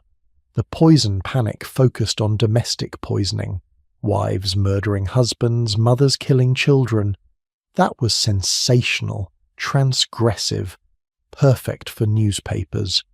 Industrial poisoning was just business, just the cost of progress, just the price working people paid for employment. It didn't fit the narrative of innocent victims and evil poisoners, because it required acknowledging that Victorian society itself was the poisoner, that the economic system was killing people as surely as any Mary Ann Cotton. Let me share something else that's rarely discussed. The victims who survived. We know the death tolls, but what about the people who ingested arsenic and lived? The Bradford sweet poisoning killed about 20 people, but over 200 survived after being seriously ill. What happened to them? Arsenic poisoning, even when not fatal, causes lasting damage. Nerve damage, kidney damage, liver damage, increased cancer risk. Children who survived arsenic poisoning might face lifelong health problems. Adults who recovered from acute poisoning might develop chronic conditions years later. The suffering didn't end with survival, and there's psychological trauma too. Imagine being one of those children in Bradford. You ate a sweet. You became horrifically ill. You watched friends and siblings die. You survived, but now you're terrified of food, traumatized by the memory, dealing with physical symptoms that might never fully heal. Victorian medicine had no concept of post-traumatic stress, no therapy for traumatized children. These kids just had to carry that trauma and cope as best they could. Or imagine being a wife whose husband died of what doctors said was gastric fever, only to have neighbors whisper that you poisoned him. You didn't. He died naturally, or maybe from industrial exposure to toxins, or perhaps from suicide disguised as illness. But the suspicion destroys your reputation, your relationships, your ability to remarry or find work. You're a victim of the poison panic, even though no poisoning occurred. These hidden casualties of the poison panic, the falsely accused, the traumatized survivors, the families destroyed by suspicion, they number in the thousands. Every sensational poisoning trial created ripples of suspicion and fear through communities. Every newspaper article about murderous wives made husbands look at their spouses with doubt. Every case of mysterious death created whispered accusations. The social cost of the panic went far beyond the actual murders. It damaged trust, destroyed relationships, created an atmosphere of paranoia. And because Victorian society lacked our modern understanding of trauma, mental health, and psychological harm, these costs weren't recognized or addressed. Let's also talk about the cultural legacy, because the Victorian poison panic left deep marks on how we think about crime, gender, and domestic life. The figure of the female poisoner became embedded in Western culture in ways that persist today. Think about fairy tales, the wicked stepmother offering poisoned apples, the witch with her cauldron of toxic brew. These archetypes draw on ancient fears, but Victorian culture amplified and popularized them. The poison panic created new variations. The respectable woman who's secretly evil, the caregiver who kills those she's supposed to protect. The domestic space transformed into a place of danger. Victorian literature reflected and reinforced these fears. Sensation novels of the 1860s featured poisoning plots constantly. Wilkie Collins, Mary Elizabeth Braddon and others wrote best-selling novels about secret poisoners, often female, operating within seemingly respectable households. These novels both reflected genuine anxieties and fed them, creating a feedback loop between fiction and fear. Even children's culture absorbed these themes. That jump rope rhyme about Mary Ann Cotton. Children were singing about a serial killer as playground entertainment. That's remarkable when you think about it. Victorian childhood incorporated real recent horrors into play and folklore. The poison panic was so pervasive, it reached even the youngest members of society. And here's something worth considering. How much of our modern true crime obsession traces back to Victorian poison cases? The detailed newspaper coverage, the public fascination with killers' psychology and methods, the transformation of criminals into celebrities, all of this has Victorian precedents. We're still consuming poison panic narratives, just with different names and modern forensics. The gendered aspect of the poison panic also left lasting legacies. The idea that women's violence is particularly shocking, particularly unnatural, particularly worthy of extra horror, that didn't originate in Victorian England, but the poison panic certainly reinforced it. We still see echoes in how female criminals are portrayed differently from male ones, how women who commit violence are framed as monsters, while male violence is seen as more comprehensible. Now here's where we need to circle back to something crucial. For all the panic, for all the fear and sensationalism and cultural impact, poisoning was genuinely rare. We know the statistics. Less than 1% of poison deaths were murder. In a country of millions, dozens of poisoning trials per year. This wasn't an epidemic. It was a moral panic that vastly exceeded the actual threat. But, and this is important, the reforms that came from the panic were valuable anyway. Better forensic science helps solve all kinds of crimes, not just poisoning. Regulations on poison sales prevent accidents even if they don't stop many murders. Food safety laws protect public health broadly, not just from deliberate contamination. So the Victorian response to the poison panic, while driven partly by irrational fear and prejudice, did produce genuine benefits. It's possible for society to overreact to a threat and still implement useful reforms. It's possible for moral panic and real progress to coexist. The challenge is separating the useful responses from the harmful ones, the rational reforms from the fear-driven overreach. Victorian England struggled with this balance. They got some things right: forensic toxicology, poison registration, food safety laws. They got other things wrong: the sensationalism, the gender prejudice, the focus on dramatic murders while ignoring industrial poisoning and suicide. We're still struggling with the same balance today.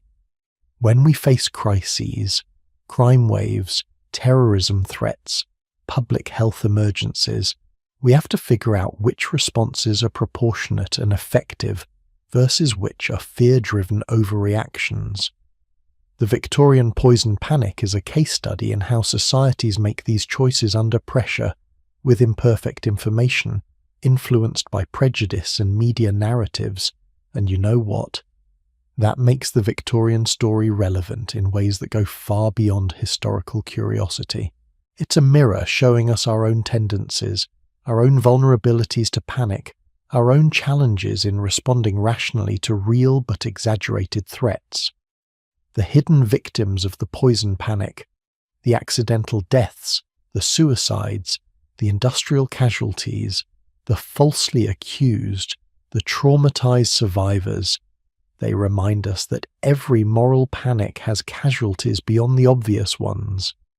The stories that don't make headlines still matter. The people who don't fit the dramatic narrative still deserve our attention and compassion. As we approach the end of this long journey through Victorian poison and panic, these quieter stories help us understand the full picture. Not just the sensational trials and famous killers, but the broader context of suffering, fear, prejudice, and ultimately progress that characterize this extraordinary period. We're almost at the end now, but before we close this chapter of history, we need to pull all these threads together. The crimes and the panic, the science and the regulation, the hidden victims and the cultural legacy. We need to ask what lessons Victorian England's poison panic can teach us about crime, justice, media, fear, and how societies respond to crises both real and imagined. That final synthesis is coming next. The culmination of everything we've explored together, the ultimate meaning of the Victorian poison panic, and what it tells us about human nature, social dynamics, and the eternal struggle between fear and reason. Stay with me for the conclusion. The poison panic didn't end with a bang. It faded gradually, almost imperceptibly, like fog burning off in morning sunlight. By the turn of the 20th century, arsenic had lost its terrible hold on the British imagination. The sensational trials stopped making headlines. The regulations had settled into routine.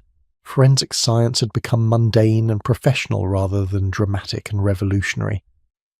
But the transformation this panic had catalyzed, in criminal justice, in public health, in how society understood crime and safety, those changes were permanent and profound. Here's what fascinates me about endings. They're never as clear-cut as we'd like them to be. Stories don't really have neat conclusions. They just transition into new chapters. So when did the Victorian poison panic actually end? Was it when the last famous poisoner was executed, when the regulations finally worked, when public fear subsided, or is it still with us in some form, echoing through our culture and institutions? What do you think? Because how we define an ending shapes how we understand the entire story. Let's trace the decline of the panic through numbers, because statistics tell a story that sensational headlines don't. In the 1840s, at the height of the panic, England and Wales saw about 17 trials per year for murder by poison. By the 1880s, that had dropped to single digits annually. By the early 1900s, poison murder trials had become rare enough to be genuinely noteworthy when they occurred. What changed? Several factors worked together. The Arsenic Act of 1851 and subsequent regulations made poison harder to obtain casually. You couldn't just walk into any shop and buy arsenic without leaving a record. The coloured arsenic requirement made accidental poisoning less likely, and deliberate poisoning easier to detect. These weren't perfect systems, but they raised the barriers enough to deter many potential poisoners. Forensic toxicology continued to advance. By the 1880s and 90s, the Marsh test had been refined and supplemented with other detection methods. The range test provided quick screening. More sophisticated chemical analyses could detect smaller quantities of more diverse poisons. And perhaps most importantly, the network of trained toxicologists had expanded. Most major cities now had analysts capable of performing reliable poison detection. Justice was no longer dependent on flying in Professor Taylor from London. But there's another factor that's harder to quantify: deterrence. High-profile convictions like Mary Ann Cotton's sent a message. Science could catch you. The authorities would investigate suspicious deaths. Poison wasn't the perfect, undetectable murder weapon anymore. Potential killers had to consider that their victim's body could be exhumed years later, tested, and used to convict them. That psychological shift probably prevented more murders than any regulation could. The burial club problem gradually resolved itself through reform and economic change. The 1850 legislation capping child insurance at £3 eliminated the most egregious financial incentive. As living standards slowly improved in the late Victorian period, desperate poverty became slightly less desperate. Not gone, working-class life remained brutally hard. But the most extreme pressures that drove people to consider murdering their children for insurance money eased somewhat. And here's something interesting. As poisoning declined, other crime narratives emerged to capture public attention. The late Victorian period became obsessed with Jack the Ripper in 1888. Public panic shifted from domestic poisoning to stranger violence, from women killing intimates to men killing strangers, from slow invisible death to sudden brutal murder. Society's fears evolved, finding new outlets, new villains, new narratives to obsess over. This pattern of moral panics rising, peaking, and being replaced by new panics is remarkably consistent across history. We're always afraid of something. The specific threat changes, but the dynamic of exaggerated fear, media amplification, and eventual resolution remains constant. The Victorian poison panic was just one iteration of a pattern that repeats endlessly. Now let's talk about what didn't change, because that's equally important. The social conditions that made poisoning attractive to desperate people, those largely persisted. Poverty, trapped marriages, lack of options for women, economic insecurity. these fundamental problems weren't solved by arsenic regulation. Victorian society addressed the symptoms, the poisoning itself, without addressing the underlying disease, the social structures that created desperation. Women still couldn't easily escape bad marriages. Divorce remained scandalously difficult and financially ruinous for most people until well into the 20th century. Working-class families still faced crushing poverty and limited social support. The workhouse system, that feared institution we've mentioned throughout this story, continued until the National Health Service and modern welfare state were created in the 1940s. So in a real sense, Victorian society chose to regulate poison rather than address poverty and inequality. It was easier, more politically feasible, less threatening to existing power structures. You could get Parliament to pass poison laws. You couldn't get Parliament to fundamentally restructure the economy or challenge class hierarchies. Reform happened at the margins while core injustices remained. This is a pattern we see repeatedly in how societies respond to crime, address the immediate threat, the weapon, the opportunity, without addressing the root causes, the desperation, the inequality, the lack of alternatives. It's not that the immediate responses are wrong. Regulating poison saved lives, but it's incomplete. It treats symptoms while leaving disease untouched. Let me share something that really crystallizes the legacy of the poison panic, the professionalization of forensic science. Before the Victorian poison panic, forensic investigation was largely amateur. Local doctors would perform autopsies with minimal training. Chemical tests were done haphazardly by whoever was available. Expert testimony came from whoever claimed expertise, regardless of actual qualifications. The poison panic changed this completely. The high stakes of poison trials, lives in the balance, sensational public interest, legal challenges to scientific testimony forced forensic science to become rigorous, professional, and standardized. Toxicology developed training programs, professional organizations, peer review mechanisms. Standards were established for how tests should be performed, how evidence should be preserved, how experts should testify. By the early 20th century, Britain had a functioning forensic science infrastructure. The Home Office established forensic science laboratories. Universities created programs in forensic medicine and toxicology. Professional certifications were developed. The field that James Marsh essentially invented with his frustration over the Bodle case had matured into a respected scientific discipline. This professionalization extended beyond toxicology. The success of forensic chemistry in catching poisoners inspired the development of other forensic specialties. Fingerprint analysis emerged in the late Victorian period and early Edwardian era. Blood typing and analysis advanced. Ballistics examination developed. Crime scene investigation became systematic rather than haphazard. The Victorian poison panic, in forcing science to prove itself in court, in demanding reliable methods and rigorous standards, laid the foundation for all modern forensic science. Every crime lab, every DNA test, every piece of scientific evidence presented in court today traces its intellectual lineage back to James Marsh's arsenic test, and the Victorian court struggled to understand and accept scientific testimony. And there's a legal legacy too.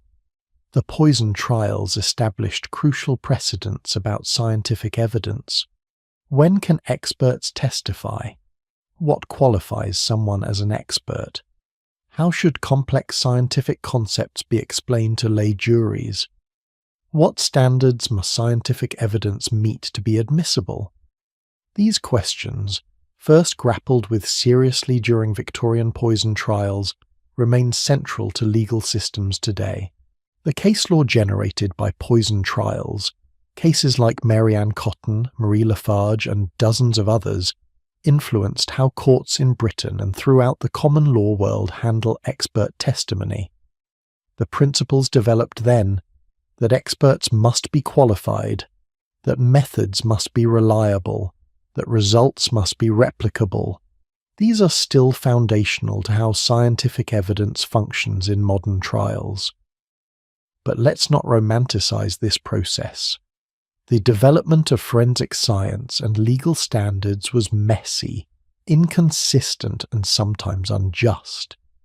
People were convicted on flimsy evidence, others were acquitted despite overwhelming proof. Scientific authorities sometimes overreached, claiming certainty they didn't have. Defense attorneys sometimes successfully created doubt about reliable evidence through confusion and obfuscation. The Victorian period was learning how to integrate science and justice, and learning meant making mistakes. Some of those mistakes cost innocent people their lives. Others allowed guilty people to escape. The system we have now is better than what the Victorians had, but it's built on those Victorian experiments, including the failed ones. There's also a cultural legacy that's harder to quantify but equally important. The Victorian poison panic shaped how British culture thinks about domestic crime, female criminality, and trust within families. Those children's rhymes about Mary Ann Cotton, their folk memory, cultural transmission of historical trauma. Generations of British children learned about domestic danger through these stories, internalizing lessons about trust, safety, and suspicion. Victorian poison cases became templates for crime fiction. Agatha Christie, the 20th century's queen of mystery, used poison extensively in her novels. She understood its dramatic potential, the intimacy of the crime, the puzzle of detection, the subversion of domestic trust. Christie was born in 1890, just as the Victorian poison panic was winding down. She grew up hearing these stories, absorbing these cultural lessons, and then transformed them into entertainment that defined a genre. And that transformation, from real horror to entertaining fiction, is itself significant. It represents society processing trauma through storytelling, taking genuine fear and converting it into controlled, enjoyable suspense. The poison panic had to fade from immediate threat before it could become entertainment. The distance of time allowed horror to become mystery, fear to become fascination. Think about how we consume true crime today. We're doing the same thing, taking real tragedies, real victims, real criminals, and converting them into entertainment. It's not new.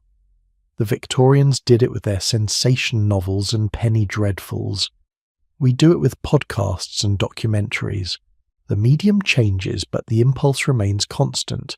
We're drawn to stories about transgression and danger, especially when we're safely removed from actual threat. Now here's a question that should trouble us. Who was Mary Ann Cotton?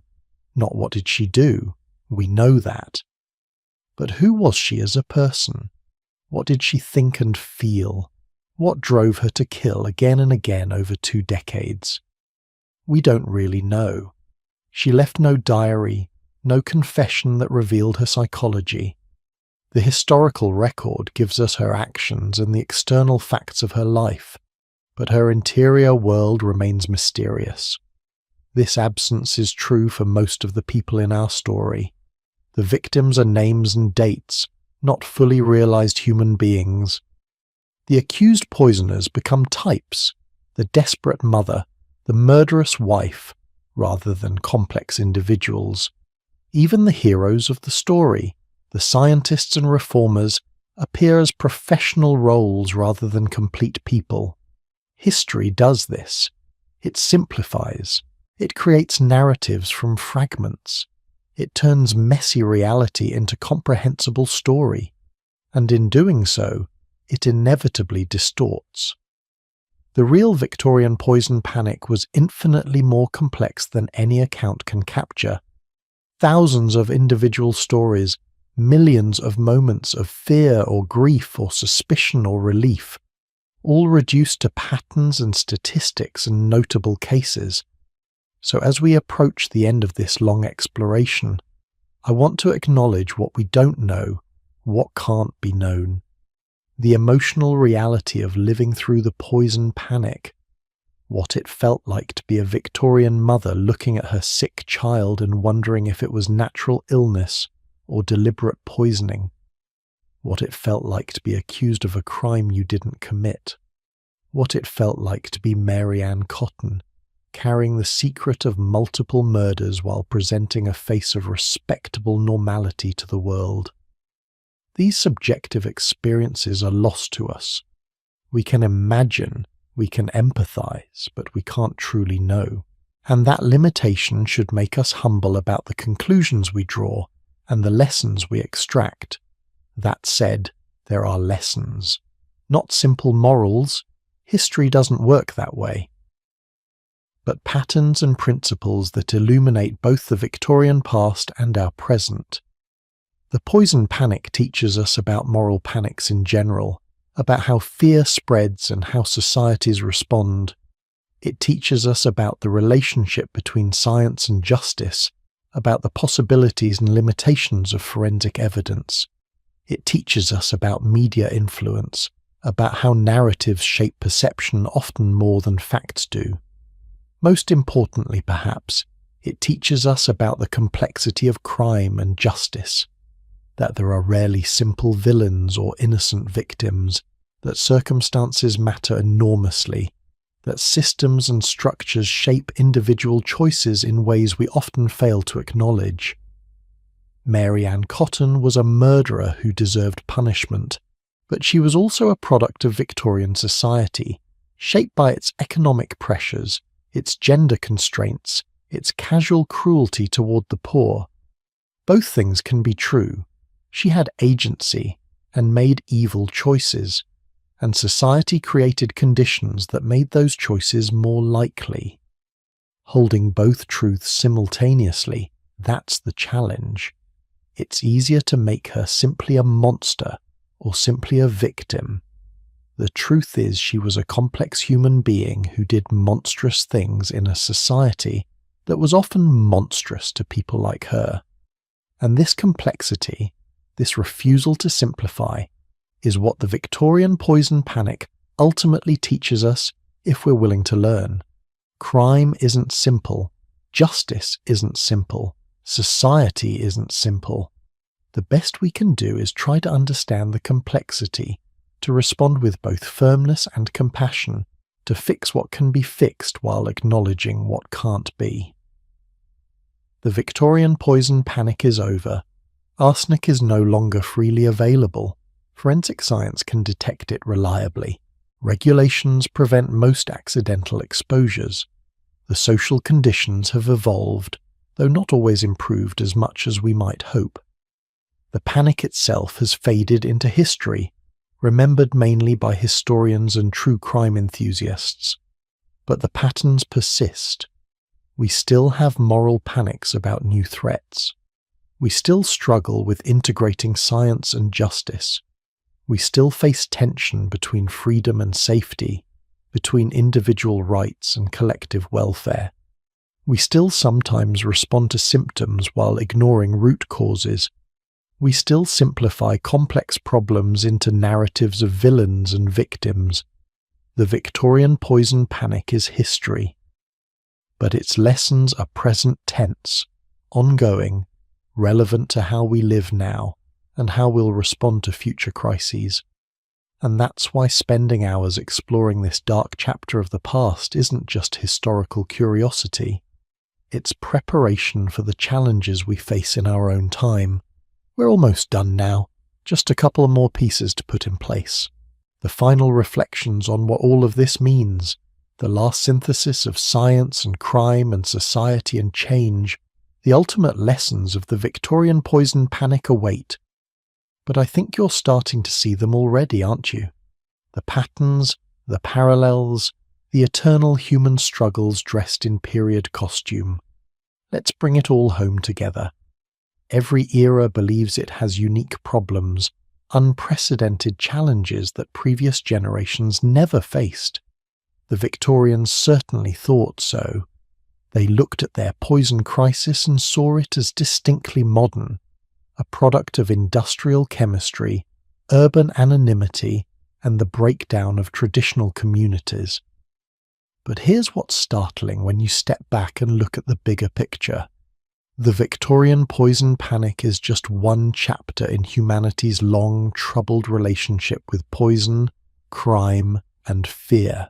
And the lessons they learned, or failed to learn, keep echoing through time, showing up in our own crises in ways that are sometimes uncanny. Let me ask you something that might seem odd at first. What crisis are we living through right now that future historians will look back on and shake their heads at? What are we panicking about that's real but exaggerated? What are we ignoring that's actually important? It's almost impossible to see clearly when you're living through it, isn't it? The Victorians couldn't see it either, but we can learn from their blindness to recognize our own. Let's start by putting the Victorian poison panic in a much longer historical context, because poison as a murder weapon is as old as human civilization. Ancient Rome was obsessed with poison. The Emperor Nero allegedly killed his stepbrother Britannicus with poison at a dinner party. Agrippina, Nero's mother, was rumoured to have poisoned Emperor Claudius with poisoned mushrooms. Poison was the weapon of palace intrigue, of political assassination, of domestic murder in wealthy households. The Romans were so concerned about poison that some emperors employed food tasters, people whose job was literally to eat potentially poisoned food and see if they died. Imagine that as a career path. What do you do for a living? Oh, I risk death by poisoning every meal to protect the emperor. The Romans also had the Lex Cornelia de Sicariis et Veneficis, a law specifically addressing assassins and poisoners, dating back to 81 before the Common Era. Medieval Europe continued this pattern. Poison was associated with sorcery and witchcraft, which added supernatural terror to practical fear. The Italian Renaissance perfected poison as a political tool. The Borgias, the Medicis, various noble families all allegedly employed poisoners as instruments of statecraft. Whether the stories were all true or partly myth doesn't matter. The fear was real and shaped how people behaved. So when Victorian England experienced its poison panic, they weren't facing something new. They were experiencing a new iteration of a very old pattern. What made theirs different was the combination of mass industrial chemistry making poison readily available, forensic science emerging to detect it, and mass media spreading fear about it. The fundamental dynamic, fear of invisible domestic murder, was ancient. The specific conditions were modern. This historical perspective matters because it shows us that moral panics about crime aren't aberrations. They're a recurring feature of human societies.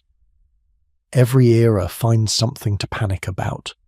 The specific threat changes, but the panic pattern remains consistent. Recognition, amplification, response, eventual subsiding. This cycle repeats across centuries.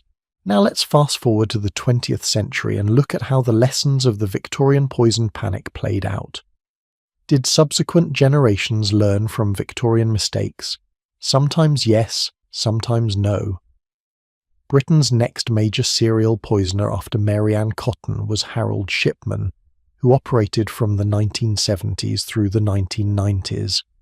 Shipman was a doctor, a general practitioner, who murdered his patients, primarily elderly women, with overdoses of diamorphine, which is pharmaceutical-grade heroin.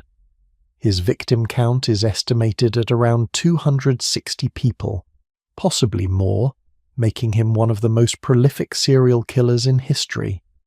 Think about that for a moment. Mary Ann Cotton killed perhaps 21 people over 2 decades and sparked a national panic. Harold Shipman killed over 260 people over 2 decades and operated largely undetected until near the end. Why the difference? Partly it's because Shipman was a doctor with legitimate access to drugs and dying patients. His murders were easier to disguise as natural deaths, but there's more to it. Victorian England was hyper-vigilant about poison because of the panic. Late 20th century Britain was complacent because they thought they'd solved the problem. Regulations existed. Forensic science was advanced.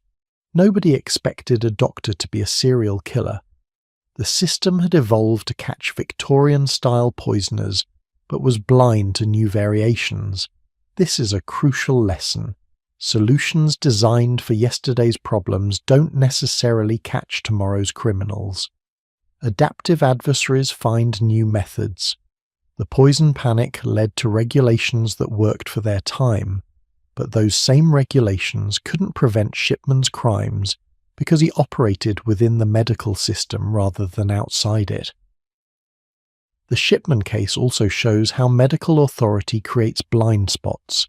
Shipman's colleagues and patients trusted him because he was a doctor. When patients died, it was assumed to be natural. Victorian society was suspicious of working-class women who had no particular authority. Modern society is deferential toward credentialed professionals with institutional authority. Different blind spots, same vulnerability to exploitation. Let's also look at how the opioid crisis in modern America parallels Victorian arsenic problems. Prescription painkillers became widely available, legally prescribed, seemingly beneficial. Pharmaceutical companies assured everyone they were safe when used properly. Doctors prescribed them freely. Millions of people became addicted.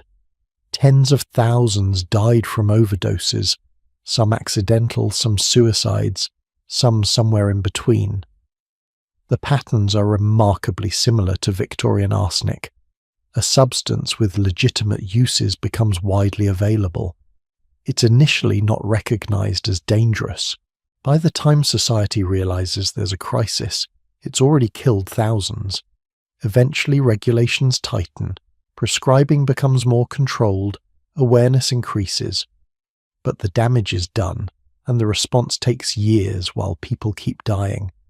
And just like with Victorian poison, the opioid crisis disproportionately affects certain populations. Poor communities, rural areas, people without access to good health care or addiction treatment. The vulnerable suffer most while policy debates drag on. Meanwhile, pharmaceutical executives who profited from widespread opioid prescribing face minimal consequences, much like Victorian industrialists profited from arsenic while workers and consumers suffered. The Victorian poison panic also illuminates modern debates about regulation and freedom.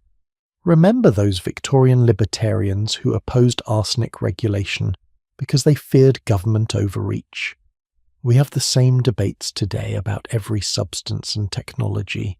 Guns, drugs, social media algorithms, artificial intelligence, the arguments are structurally identical. Regulation infringes on freedom. But people are dying. Bad people will find ways around regulations anyway. But we have to do something. Regulations hurt legitimate users and businesses, but the vulnerable need protection. Victorian Britain had this exact debate about arsenic. We're still having it about modern equivalents. And you know what? Both sides have points. Regulation does restrict freedom, but unregulated access to dangerous things does kill people. There's no perfect answer, just better and worse compromises. The Victorian response to arsenic: limited regulation, forensic detection, gradual tightening over decades, represents one model for balancing these tensions. Not perfect, but functional. We could do worse. Let's talk about something else the Victorian experience illuminates: the role of expertise in democracy. Victorian poison trials were where ordinary jurors had to decide whether to trust scientific experts. Should they believe Professor Taylor's testimony about the Marsh test, or should they be skeptical of this newfangled chemistry that claimed to detect infinitesimal amounts of poison? We face this constantly now. Climate science, vaccine safety, artificial intelligence risks, nuclear power, genetic modification. Ordinary citizens have to make judgments about complex technical issues where experts disagree, or worse, where experts agree, but the issues are counterintuitive or threaten powerful interests. The Victorian resolution was to professionalise expertise, create standards, and give experts authority in court while still allowing challenges and cross-examination. It's an imperfect system that can be gamed by both charlatans claiming expertise they don't have, and by skilled lawyers creating false doubt about reliable science. But it's better than ignoring expertise entirely or accepting it uncritically. Modern society is built on this Victorian foundation, but struggles with the same tensions. How much should we defer to experts? How do we distinguish legitimate expertise from fake expertise? How do we make technical knowledge accessible to democratic decision-making? The Victorians grappled with these questions in poison trials. We're grappling with them in climate policy, pandemic response, technology regulation. Here's another modern parallel: the role of media in shaping perception versus reality. Victorian newspapers created the poison panic by giving enormous coverage to rare crimes. Modern media does the same thing constantly. Terrorism gets massive coverage while heart disease, which kills far more people, gets minimal attention. School shootings dominate headlines while the steady drumbeat of traffic deaths barely registers. We know statistically that violent crime in many developed countries has declined significantly since the 1990s. Yet many people believe crime is getting worse because media coverage emphasizes dramatic violent crimes. We're living through a Victorian-style disconnect between perception and reality, shaped by media incentives to feature sensational stories over statistical truth. The Victorian poison panic teaches us to be skeptical of our own fears, to look at data, not just headlines, to recognize when panic is disproportionate to actual threat, to understand that rare, dramatic crimes capture attention, while common, mundane dangers kill more people in unnoticed ways. These lessons are timeless, but apparently need to be relearned by each generation. Let's also consider what the Victorian experience teaches about gender, crime, and society's differential treatment of female versus male criminals. The Victorian poison panic focused obsessively on female poisoners, even though men also committed poison murder. Why? Because female violence violated gender norms more dramatically than male violence did. We still do this. Female criminals are often portrayed as more shocking, more unnatural, more deserving of particular horror than male criminals who commit similar crimes. The Victorian poison panic established or reinforced this pattern: the murderous mother, the deadly wife, the female monster. And these archetypes persist in how we talk about female criminality today. But there's a flip side. The Victorian panic also revealed genuine problems that disproportionately affected women: lack of divorce rights, economic dependence, domestic violence that society ignored. Some women turned to poison because they had no legitimate escape from intolerable situations. Recognizing this doesn't excuse murder, but it does contextualize it. Modern feminism has had to navigate this complexity, acknowledging that women can be violent, can be criminals, can be perpetrators, not just victims, while also recognizing that gender inequality and limited options contribute to some crimes. It's a difficult balance, and the Victorian poison cases show this tension isn't new. Society has struggled with it for over a century. Here's something that might surprise you. The Victorian poison panic actually provides useful models for responding to some modern crises. Not because the Victorians got everything right, they didn't, but because their responses were multifaceted, involved trial and error, and combined different approaches. They developed forensic science to detect crimes. They implemented regulations to prevent crimes. They reformed burial clubs to eliminate financial incentives. They created public awareness through media coverage, even if that coverage was often sensationalized.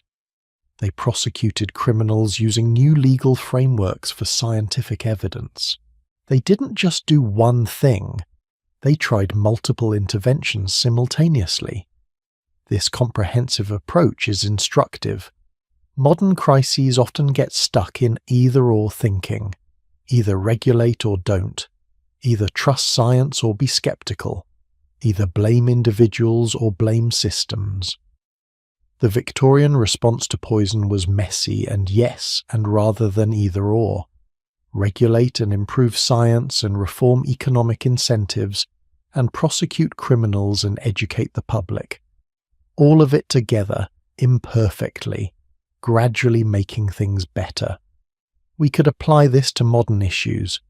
The opioid crisis requires better regulation and better treatment options and prosecution of bad actors and economic support for struggling communities and public health education.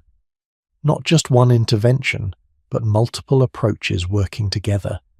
The Victorian poison panic model, properly understood, supports comprehensive responses to complex problems.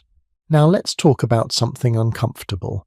The Victorian poison panic also shows how societies can respond to symptoms while ignoring root causes, and how that perpetuates cycles of crisis. Victorian Britain regulated arsenic but didn't fundamentally address poverty, gender inequality, or the economic systems that created desperation. So problems persisted in different forms. We do this constantly. Address the immediate crisis without changing the underlying conditions that created it. Then act surprised when new crises emerge from the same root causes. It's easier to regulate a substance than to restructure an economy. Easier to prosecute individuals than to challenge systemic injustice. The Victorian response to poison was typical in this regard. Genuine but incomplete, helpful but insufficient. Recognizing this pattern in Victorian history should make us more aware when we're doing it ourselves. When we respond to a crisis, are we actually addressing causes or just managing symptoms? Both matter, but symptoms-only approaches guarantee the problem will return in new forms. The Victorians learned this, or failed to learn it, and were still making the same mistake. As we approach the absolute end of this journey through Victorian poison and panic, these connections between past and present become crucial. The story isn't just historical curiosity, it's a mirror reflecting our own society, our own struggles, our own choices about how to respond to fear and danger and social change. The Victorian poison panic is over, but its patterns persist. The crimes are history, but the lessons are present and future. And that's why we've spent all this time exploring arsenic murders from over a century ago. Because understanding how the Victorians wrestled with their crisis helps us wrestle with ours more effectively.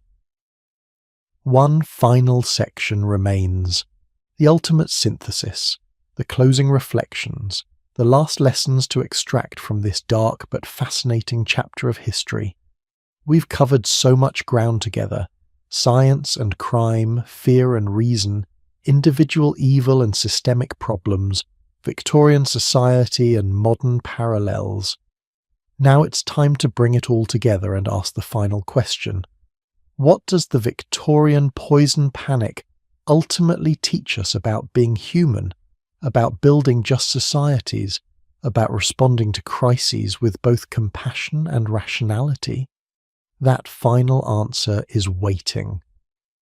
Let's finish this story together. So here we are, at the end of a long, dark journey through Victorian England's most intimate nightmare. We've walked through poisoned homes and crowded courtrooms, witnessed scientific breakthroughs and legal reforms, met murderers and victims and everyone caught between. We've spent hours exploring arsenic and panic, crime and justice, fear and reason, and now comes the moment where we ask, what does it all mean? What can we take from this story that matters beyond historical curiosity? The truth is, the Victorian poison panic teaches us something profound about human nature that we desperately need to understand right now.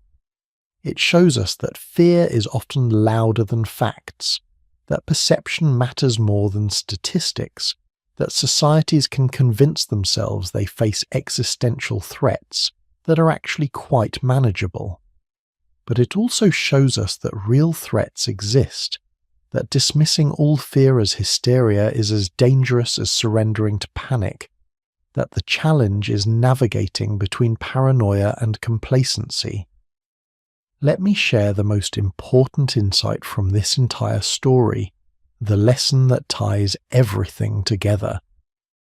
The Victorian poison panic wasn't fundamentally about poison. It was about trust, about whether you could trust the people closest to you, your wife, your mother, the woman serving your dinner, about whether you could trust your food, your home, your domestic sanctuary, about whether you could trust science to detect danger, the legal system to deliver justice, the government to protect you without trampling your freedom.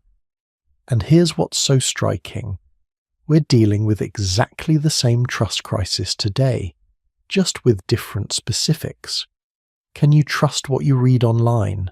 Can you trust the food supply chain? Can you trust medical advice? Can you trust your neighbours? Can you trust institutions?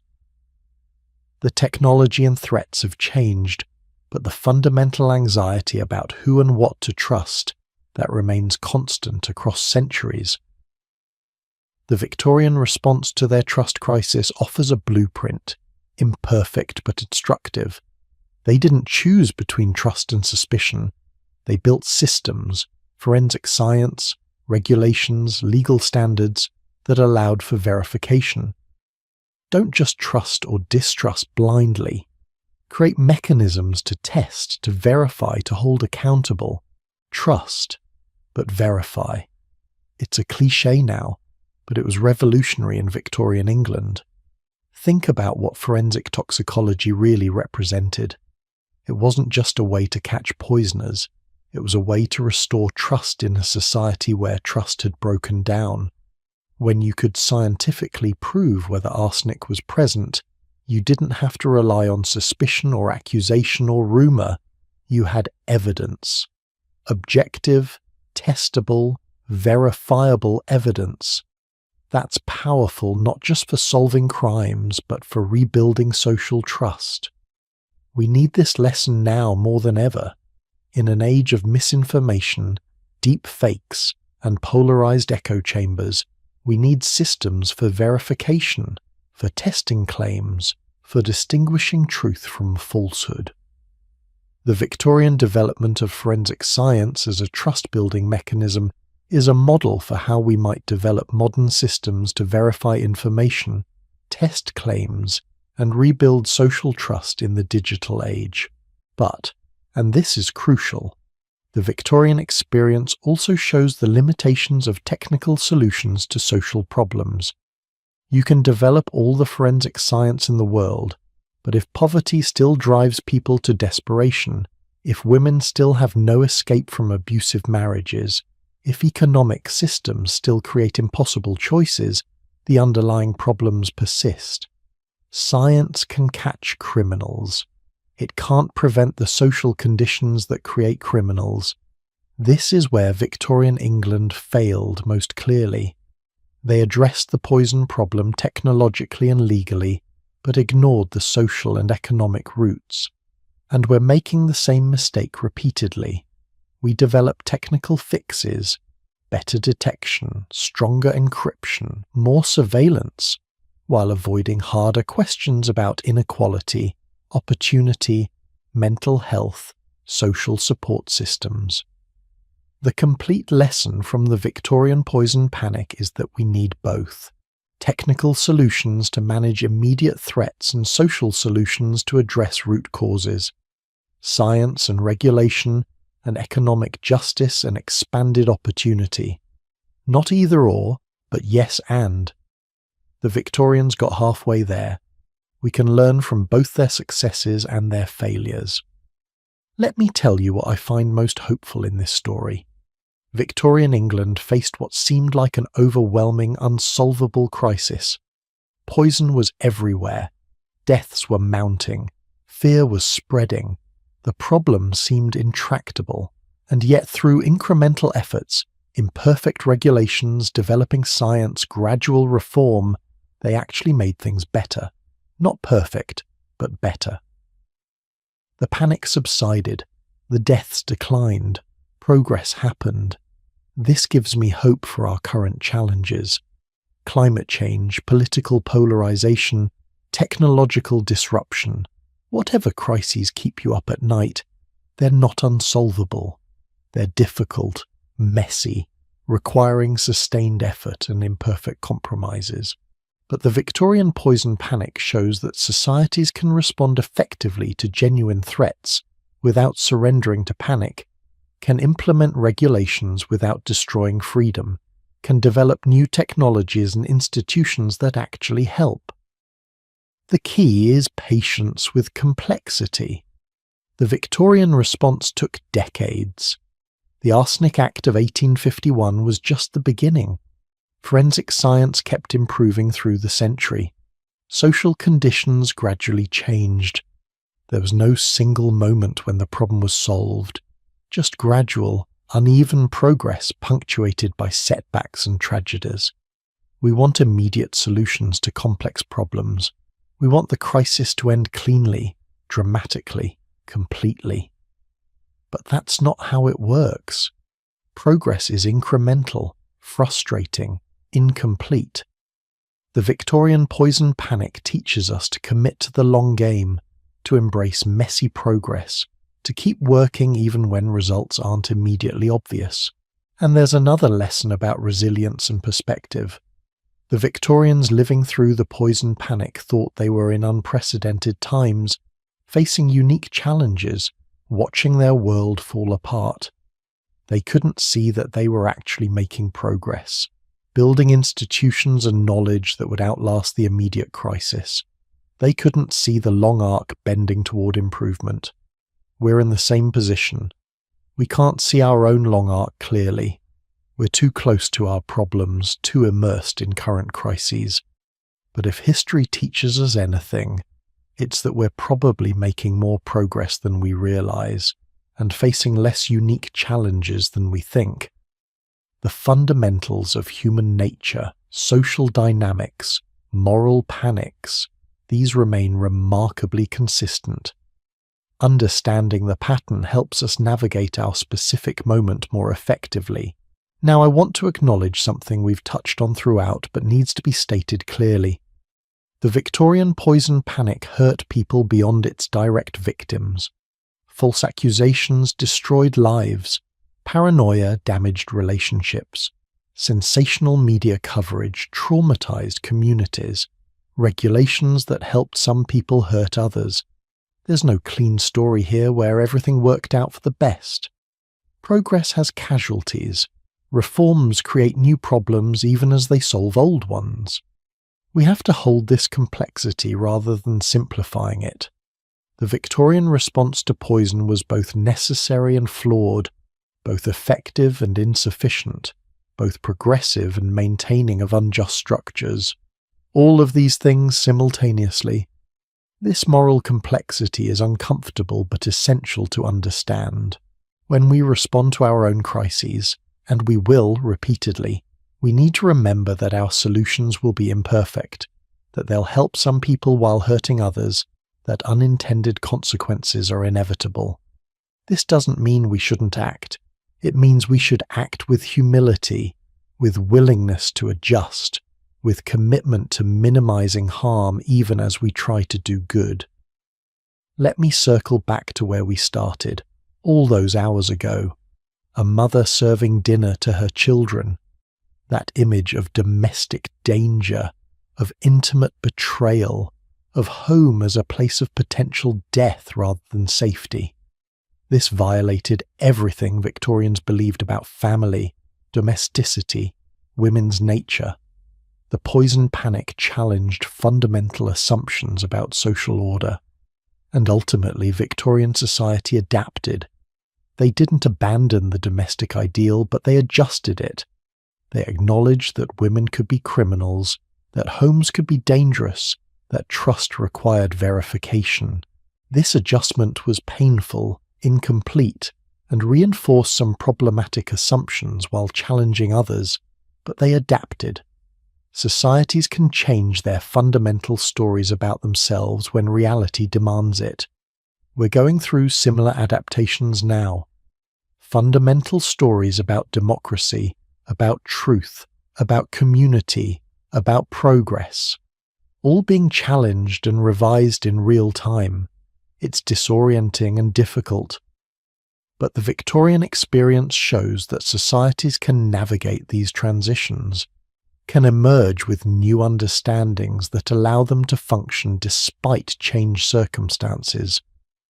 The Victorian poison panic is ultimately a story about human adaptability, about how societies face genuine threats, sometimes panic disproportionately, but eventually develop effective responses, about how science and law and social organization can evolve to meet new challenges, about how fear and reason coexist in every human heart and every human society, and how the balance between them shifts over time. Mary Ann Cotton, Sarah Chesham, the Bradford sweet poisoning victims, James Marsh, Professor Taylor, all the named and unnamed people in this story, they're gone. But their story persists because it's our story too. Different details, same patterns, different threats, same responses, different technologies, same human nature. If you take one thing from these hours we've spent together, let it be this. Fear is part of the human condition. Panics will happen. Crises will emerge. The question isn't whether we'll face threats and feel fear. We will. The question is how we'll respond. With reason or with hysteria. With comprehensive approaches or simplistic solutions. With attention to both symptoms and causes, or just surface fixes. With humility about our limitations or arrogant certainty. The Victorian poison panic shows both paths. The hysteria, the prejudice, the incomplete reforms, the suffering that continued, but also the scientific progress, the legal innovations, the gradual improvement, the ultimate subsiding of panic, both cautionary tale and inspiration, both warning and hope. And that's fitting for a story about poison, something that can kill in small doses, but in even smaller doses can be medicine. The Victorian poison panic, properly understood, is medicine for our current condition. Not a cure, but treatment for the chronic human susceptibility to fear, prejudice, and panic. Treatment that works only if we actually take it, if we actually learn the lessons history offers. So as we close this long, dark, fascinating chapter, I want to thank you for staying with me through all of it, for being willing to explore complexity rather than demanding simplicity, for thinking about Victorian England's struggles in ways that illuminate our own, for spending hours learning about arsenic and murder and panic when you could have been doing literally anything else. These stories matter, history matters, not because the past determines the future, but because understanding the past helps us navigate the present more wisely. The Victorian poison panic happened over a century ago, but its patterns are timeless, its lessons remain relevant, its warnings still echo. We're living through our own panics, our own crises, our own moments of fear and uncertainty. The specifics change, but the fundamental dynamics remain. And that means we can learn from those who came before, can avoid some of their mistakes, can apply some of their successes, can navigate our challenges with more wisdom because we understand the patterns. The Victorian poison panic is over, but the human condition that created it, our capacity for both great evil and great good, our tendency toward both panic and progress, our eternal struggle between fear and reason, that remains. And understanding that condition, in all its messy complexity, is perhaps the most valuable thing history can teach us. Thank you for joining me on this journey through Victorian poison and panic, through crime and justice, through fear and reform, through all the darkness and occasional light of this extraordinary period. I hope it's been as thought-provoking for you as it's been for me. I hope you'll carry some of these lessons forward. We'll see our current moment with slightly clearer eyes. We'll respond to the next panic or crisis with a bit more wisdom. This has been the Victorian poison panic, a story of arsenic and death, yes, but also of science and progress, of human complexity and social change, of enduring patterns and timeless lessons. May we learn from the Victorian struggles. May we avoid their worst mistakes, and may we build on their best achievements as we face our own challenges in our own time. If you've enjoyed this deep dive into history, if you found value in exploring these dark corners of the Victorian world, then stay tuned. There are more stories waiting to be told, more lessons waiting to be learned, more journeys through history that illuminate our present. Sleep well, dream deep, and I'll see you in the next story. Until then, take care, stay curious, and remember, the past is never really past. It's always with us, teaching us, warning us, showing us who we are and who we might become. Good night.